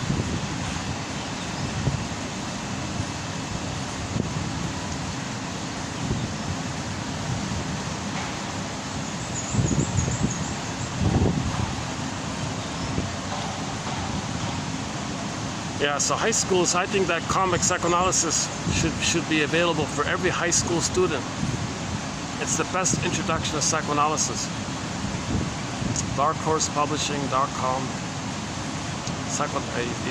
In their search engine, you type in psychoanalysis. It's well worth the fee to get a digitized copy of that comic. So in 1955, an issue of the comic was put out. Every 3 months, they put out a new issue. It ran for 1 year, so there were 4 issues, the complete run, 4 issues. Still, in my humble opinion, still to this day, I think that's the best introduction to psychoanalysis.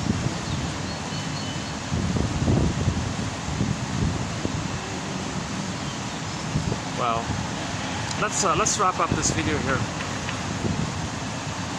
It's too bad. I gotta make the adjustment of not getting the guava juice, but the guava juice really gave me a fresh energy. Running on coconut water or something, it's not caffeine and sugar. It's not. I need like real good fruit. Like I would much prefer a real like fresh good fruit than a coffee, to tell you the truth.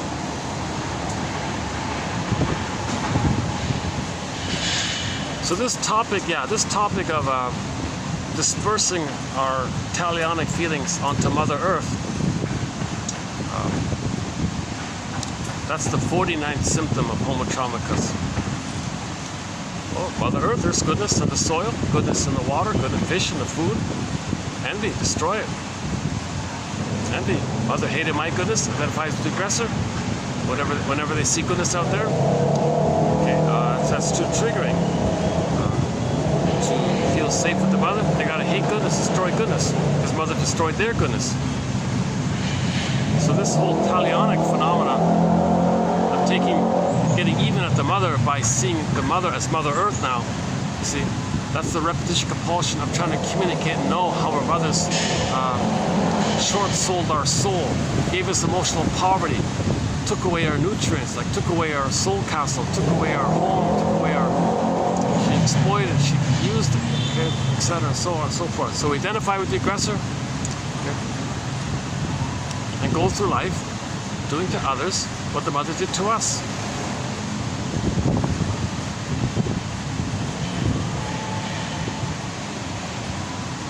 So first, the earth is innocent. Well, I was innocent. Okay, damaged the earth. Mother damaged me. Now the damaged earth is the monster mother. Now you're in retaliation to the monster mother trying to control the earth. Really? Do you think destroying the earth is an attempt to control the earth? So that means a magic time machine is gonna appear and take you back to the nursery and mother's gonna love you? Okay, this is called a negative magic gesture, magical thinking, omnipotence of thought. Babies have this kind of magical kind of thinking that their thoughts create things like this. So they have the thought that if they express their anger at the mother, at the earth, they have the thought that they're back in the nursery, mother's going to change her ways. Like, whoa, that's called, the shrinks call it perverse thinking, psychotic thinking, psychosis-like thinking, secret psychotic-like thinking. But you don't notice it because it's cloaked over with the third brain creating excuses called rationalizations to hide it.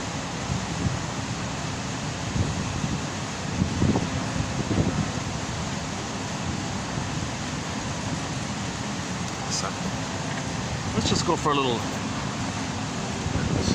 walk or something.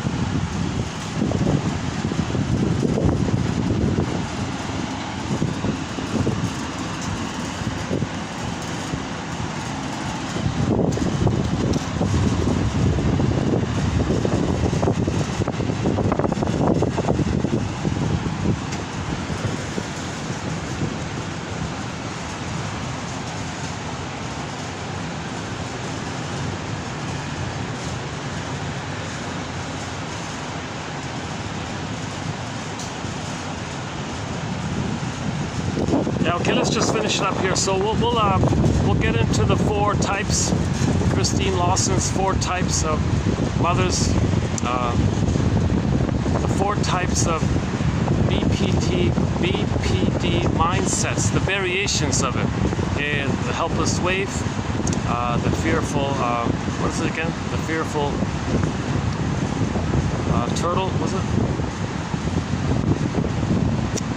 The bossy queen one and the witch one. So we'll do that in the next video. We'll get into it in the next video. I'll do a preview. Yeah, I'll do a preview of it in the next video. And the preview I did here, I want to redo in the next video. So I'm doing a little bit of overlap here. Nice. Can you see the flowers here? Oh, here we go.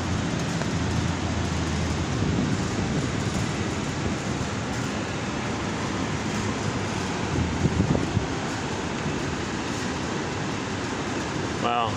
Not sure if you're seeing it, but some nice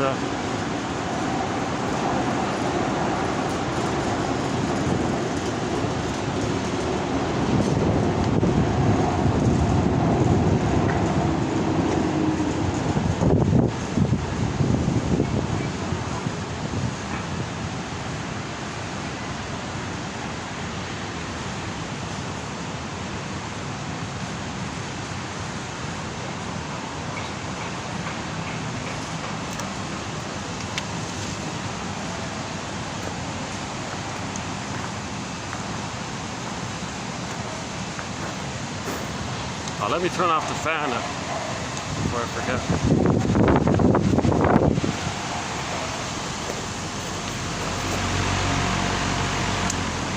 That it? All right. Well, thank you, staff, for the fan. Much appreciated.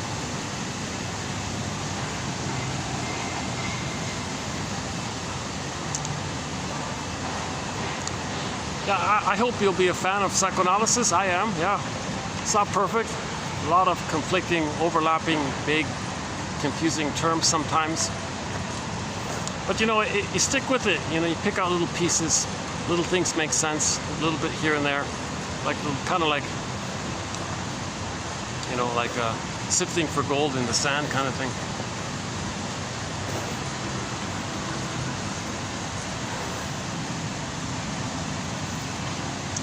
Okay, so yeah, any final thoughts here? Should we do the pigeon joke? There was a lady approaching midlife with the narcissistic personality mind, meaning her identity is taking refuge in the old time in the uterus when she was on the throne. So it's a state of timelessness. It's a state of being always one up, and so you pursue that by chasing fame and money and all this. So, but she was getting older, and she wasn't getting richer and all this. So now a little anxiety's coming up. So she heard about this thing about reincarnation, and she thought maybe she can keep on living in her next life and still keep doing it in her next lifetime, and not need to worry about the reality of getting older and not needing to give up this infantile megalomania. That's an immense anxiety, to give up infantile megalomania, because to give up infantile megalomania, you gotta face the truth that the mother caused the hurt that led to that. So she didn't want to feel that pain. So one defense against that pain is maybe some version of this reincarnation idea, right? So she asked this a comedian who calls himself a New Age comic, a guy named Steve Behrman, who makes fun with New Age concepts and all this, but who at the same time seems to know a little bit about it, kind of thing. Anyways, she asked this guy about reincarnation, and with this context, right? And he knew, and he sensed this about her, but she didn't say it like that. She just simply said, "Oh, what's this? Could you please tell me about reincarnation? What's that all about?" His reply was, "Oh, it's funny how things work out. I once knew this guy who wanted to be wealthy in his lifetime. He was reincarnated as a pigeon and made a deposit on a BMW." I've told it too many times already. I think it's worn out already.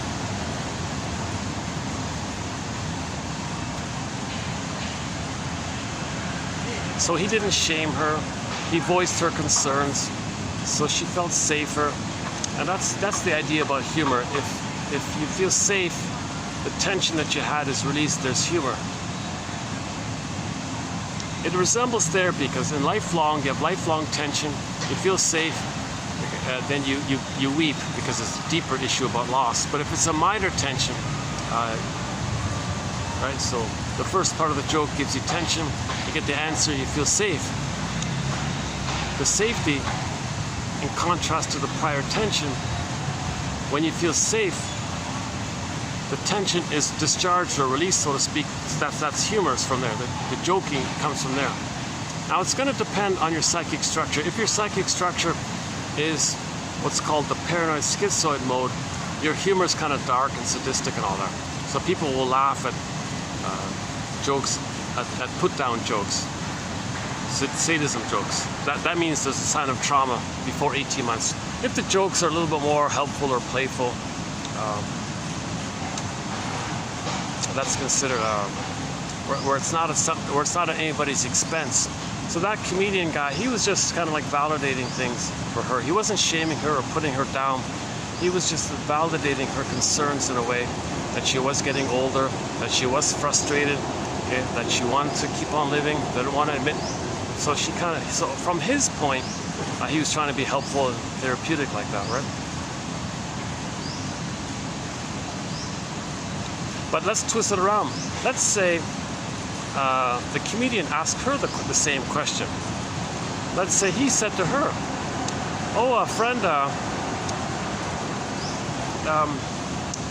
what do you think about reincarnation or something?" and she wants to. Well, I hope you get. I hope you return as. You're going to return as a. Fill in the blank. Right? So, like if she wants to put him down, means she felt put down. If she feels like a fill in the blank, yeah, I think you're going to come back as a fill in the blank. Oh, gee, thanks a lot. But she laughed because she replayed the blissful union with the mother who shamed her. So the condition is she's going to shame herself. So the comedian will be seen as a proxy for her shame self. So she says something disparaging about him.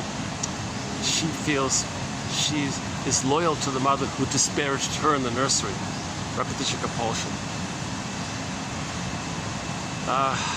Okay, on the lighter end, what's 5Q plus 5Q, the letter Q?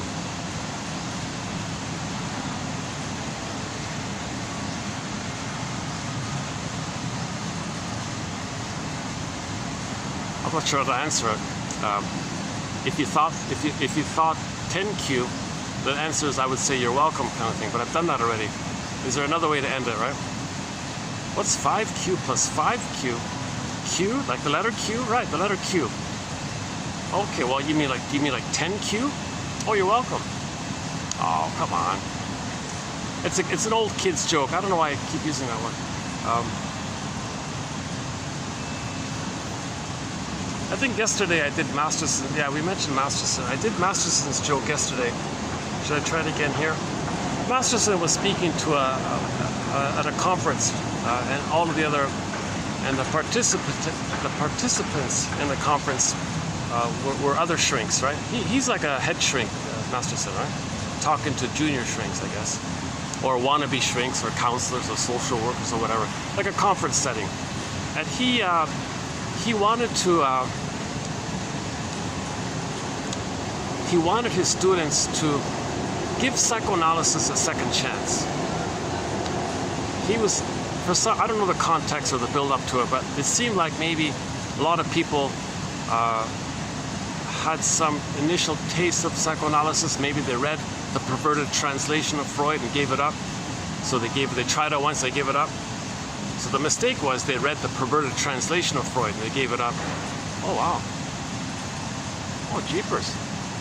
I just saw a squirrel, believe it or not, jump from a branch down to the thud, like right to the floor. Wow. I don't know why it just didn't like crawl along the tree. Why would he jump like that? I heard this little thump like this. Now he's back climbing up the tree. That's one neurotic squirrel. Maybe that squirrel has the BPD pattern, all the drama.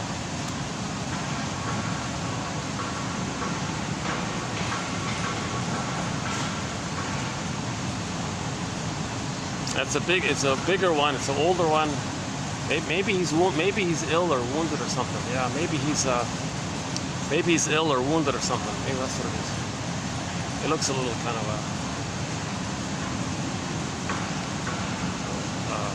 an aged squirrel, old squirrel. Maybe he slipped or something. Maybe he's got losing coordination. Oh yeah, so Masterson's talking to the audience, and the joke he gave makes me infer that maybe the context was that people had some initial experience with psychoanalysis, whatever it was, and gave up on it. Now he's a specialist of psychoanalysis, so before he gave his lecture to the audience, he said to the audience, "Dear audience, I want to preface my lecture with the following little joke here. Once there was a guy who, at the country club or something, saw another guy alone at the bar kind of thing, and he was alone himself. So he approached his colleague there, member of the club or something, but didn't know him before. He approached the fellow there, and I wanted to make chit-chat with him, wanted to start up a conversation with him or something. The tone is that they all belong to the same kind of country club, so they're all sort of on familiar terms. They're not like complete strangers or something. They all have something in common, right? So the first guy approaches the lonely guy at the bar and says, yeah, that's how's it going? I wonder if you wanna, maybe we'll share a drink together. And the guy says, oh no, I tried that, I don't like it. Oh, okay. A moment later he says, well, maybe we'll share a cigar together or something. Oh no, I tried that, I don't like it. You see, I'm waiting for my son or something. You're only one, I presume.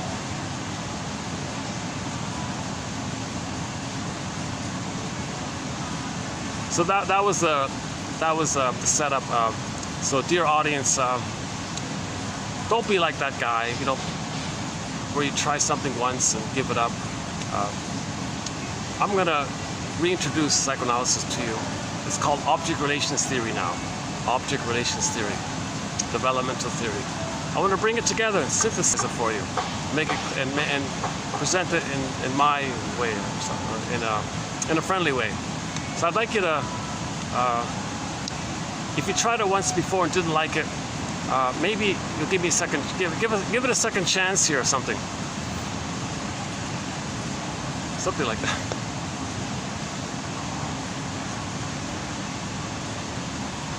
I sort of can imagine maybe Masterson was like looking through some kind of joke book, looking for a joke to open up his lecture with. Maybe that's the closest thing he found or something. It's not the perfect joke, but it's close. It's kind of on the fence there like that. Right? Or maybe he was frustrated. Maybe he was frustrated with the audience. Maybe got a little anger out that way. So I don't know. Maybe he maybe he was in a bad mood in that moment or something. Remember today's quote, under stress, we can go back to the stinger mode, right? And then you feel better, you go back to your regular mode. Now, some people are always in the stinger mode. Some people are in the clinger mode, but under stress can go back to the clinger mode. Now, most shrinks and therapists are in the clinger pleaser mode, right? Wanting to help others and all this. Stingers don't want to help others. Oh my God, if a stinger becomes a shrink, whoa, wow, ouch. They're thrilled to have somebody to shame and hurt, to use the client as their proxy of their childhood and shame them the way their mother shamed them. The stinger's only married to mom. They don't care about the client. They hate the client the way their mother hated them. Plus the client pays for it. So they get the added benefit of getting milk, squeezing out milk and expressing their anger. So those are the stinger personality patterns cannot be shrinks until they do their healing first, right? Now a lot of people hang up shingles. A lot of people with stinger personality pattern hang up shingles and call themselves helpers. That's a scam. They just want the opportunity to hurt others the way their mother hurt them and take their money. Why? Because they're in survival mode. They don't care. Okay? They're in survival mode. They don't care. Don't you feel bad? They trusted you and gave you the money and you hurt them? I know what you're talking about. They're totally entitled. You're supposed to get mother's love. If they squeeze out money from others, money's milk. Money means mother, milk, mother. So, and they're angry, and their anger and their lies created it. They don't care. A lot of self-help scams. They won't apologize or anything like that. So those are the stinger personality pattern. So a lot of self-help books will say if you're searching for a therapist, you got to watch out for that. That's a red flag. You got to watch out for this. So you have to analyze them first. Like you have to check them out first, kind of thing. Are they safe? Do they know what they're doing? Are they reliable? Are they using me as a prop? So they want to transfer and replay their old trauma with me as a stand-in for somebody in their past? Are they gonna see me as their child self and shame me the way the mother shamed them? And expect me to pay them for that? And confuse me and confuse me with lies and rhetorics and propaganda? And then exploit and use BPD tricks to flip it around and blame me. And well, that's not how therapy works. Therapy is painful. So you're feeling pain. No, trust your intuition. If you're afraid and you're hurt, your intuition says get out, then get out, kind of thing, right? I haven't done an analysis.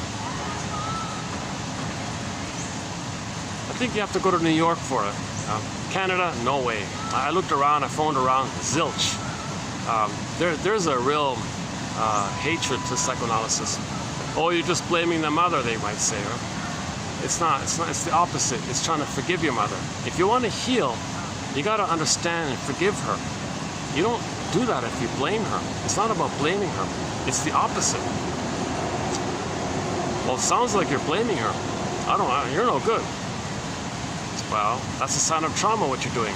What do you mean?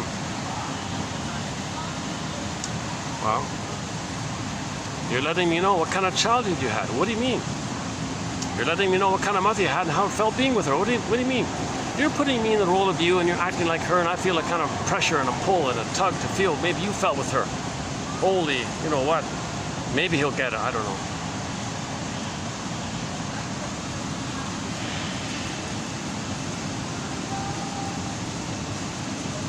Yeah, so one of our most interesting booklets in our collection is interpretation. A lot of interesting definitions of what interpretation is. A lot of good examples. I'm always on the lookout for good examples of interpretations. So that's really a very helpful one. Actually, today there was sort of one, a little bit, not a complete one, but Masterson's advice. Was sort of like one. Let's see.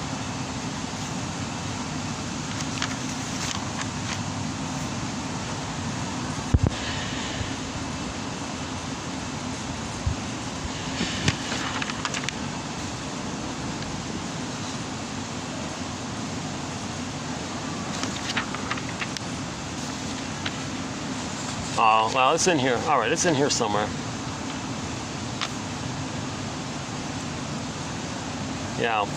Yeah, okay, so why are you trying to make me afraid of losing you?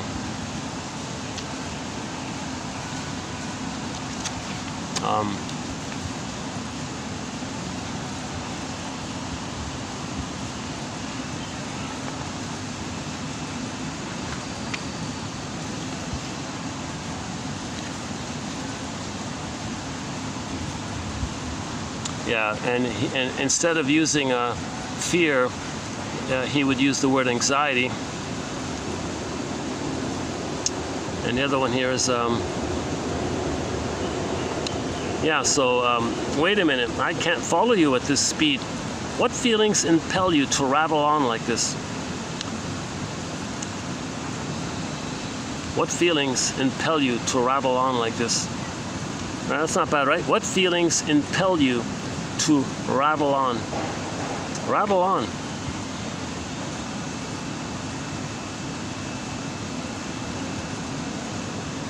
She is dramatizing her distress because she thinks you will view her as a bad girl. Oh, and then we can play Donna Summer, right? Donna Summer. We have a couple of her songs on our soundtrack, Donna Summer. Isn't that one of her songs? Bad girl? Bad boy, bad girl, something like that.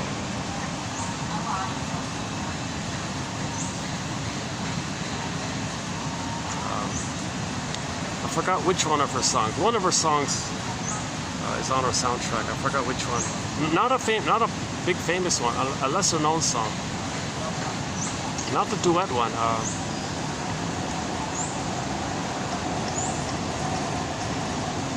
That was a long time ago. Yeah.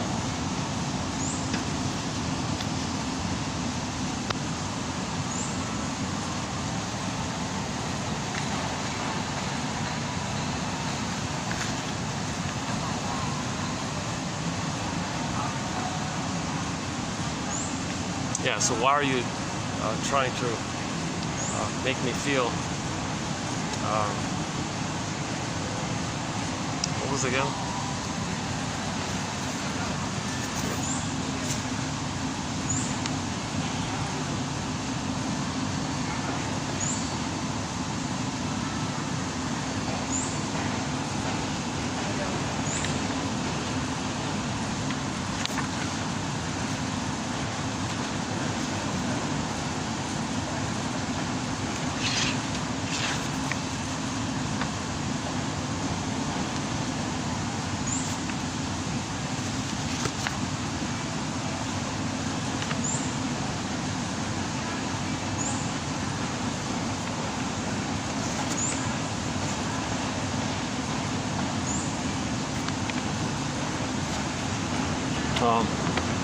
First, identify your feeling. Oh yeah, okay. Why are you trying to make me afraid of losing you?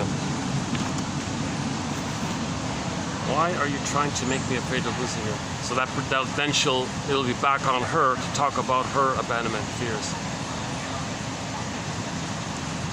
So many clients have the double fears of being too close, they feel engulfed.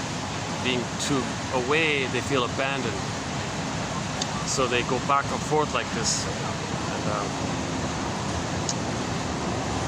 if it's very pronounced, if it's too pronounced, this issue, Masterson calls that the schizoid dilemma. So first, address this issue to let them kind of settle in at a place first. Like first do that first kind of thing.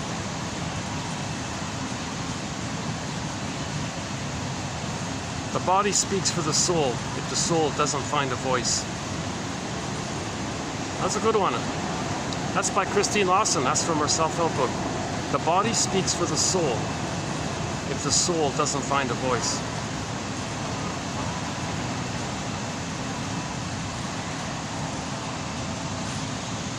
So the one about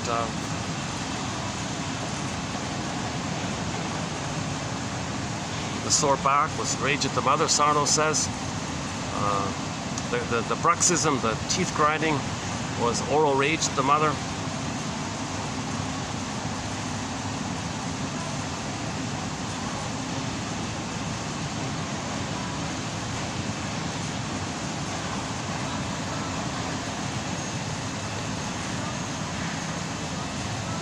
So dreams, is that right? Dreams of teeth falling out.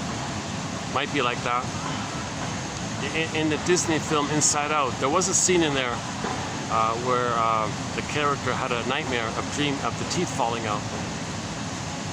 So her fears in the present triggered old fears that the mother didn't meet the baby's oral needs properly, right? So present fears can trigger up old fears kind of thing. So yeah, I think she had that nightmare where her teeth fell out in the nightmare. So that's the oral rage, right? And plus you're at a time before you had teeth. That's another clue. That's the time before you had teeth, right? The nursing time before the teeth came in. So you're kind of back at that time. So you see, in the dreams, in your nightmares, you're trying to feel what you couldn't feel. You see, you're trying to get back your feelings. See, we had our feelings, we lost it, we want to get it back. The whole thing is described by the golden ball. We had the golden ball, we went down the well, want to get it back. Okay, Miss Corp went down, okay, Demeter brought her back, she became Persephone. Odysseus was away from his inner home, he came back as Ithaca and Penelope, Return of Penelope. Okay. In the White-Bearded King Balaam,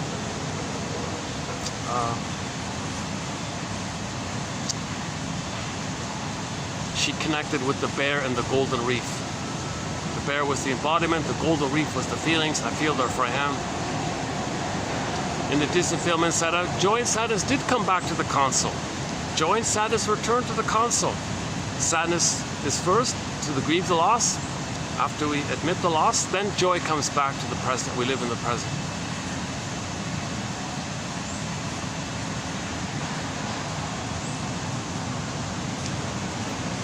Okay, Faithful John was a statue. He came to life again. Now in narcissism, Echo, we don't have a story about Echo coming back to life. That was the end of the story, right?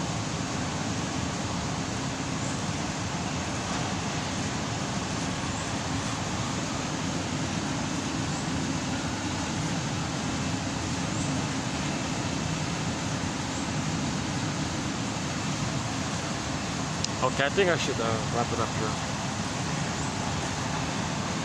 Gosh, this staff's been very... They reassure me that they don't hear me down there. There's enough noises all around. And people don't really sit at this end. It's funny, people don't sit at this end because they want to be near the swans, or they want to be indoors, or they want to see the peacocks. And at this end, there's often a fan. Behind me, there's a fan. Plus, there's the parking lot. So as long as that fan's working, I should be able to do some more videos here. Until then, I'll see you in the next video. Your mission, should you choose to accept it,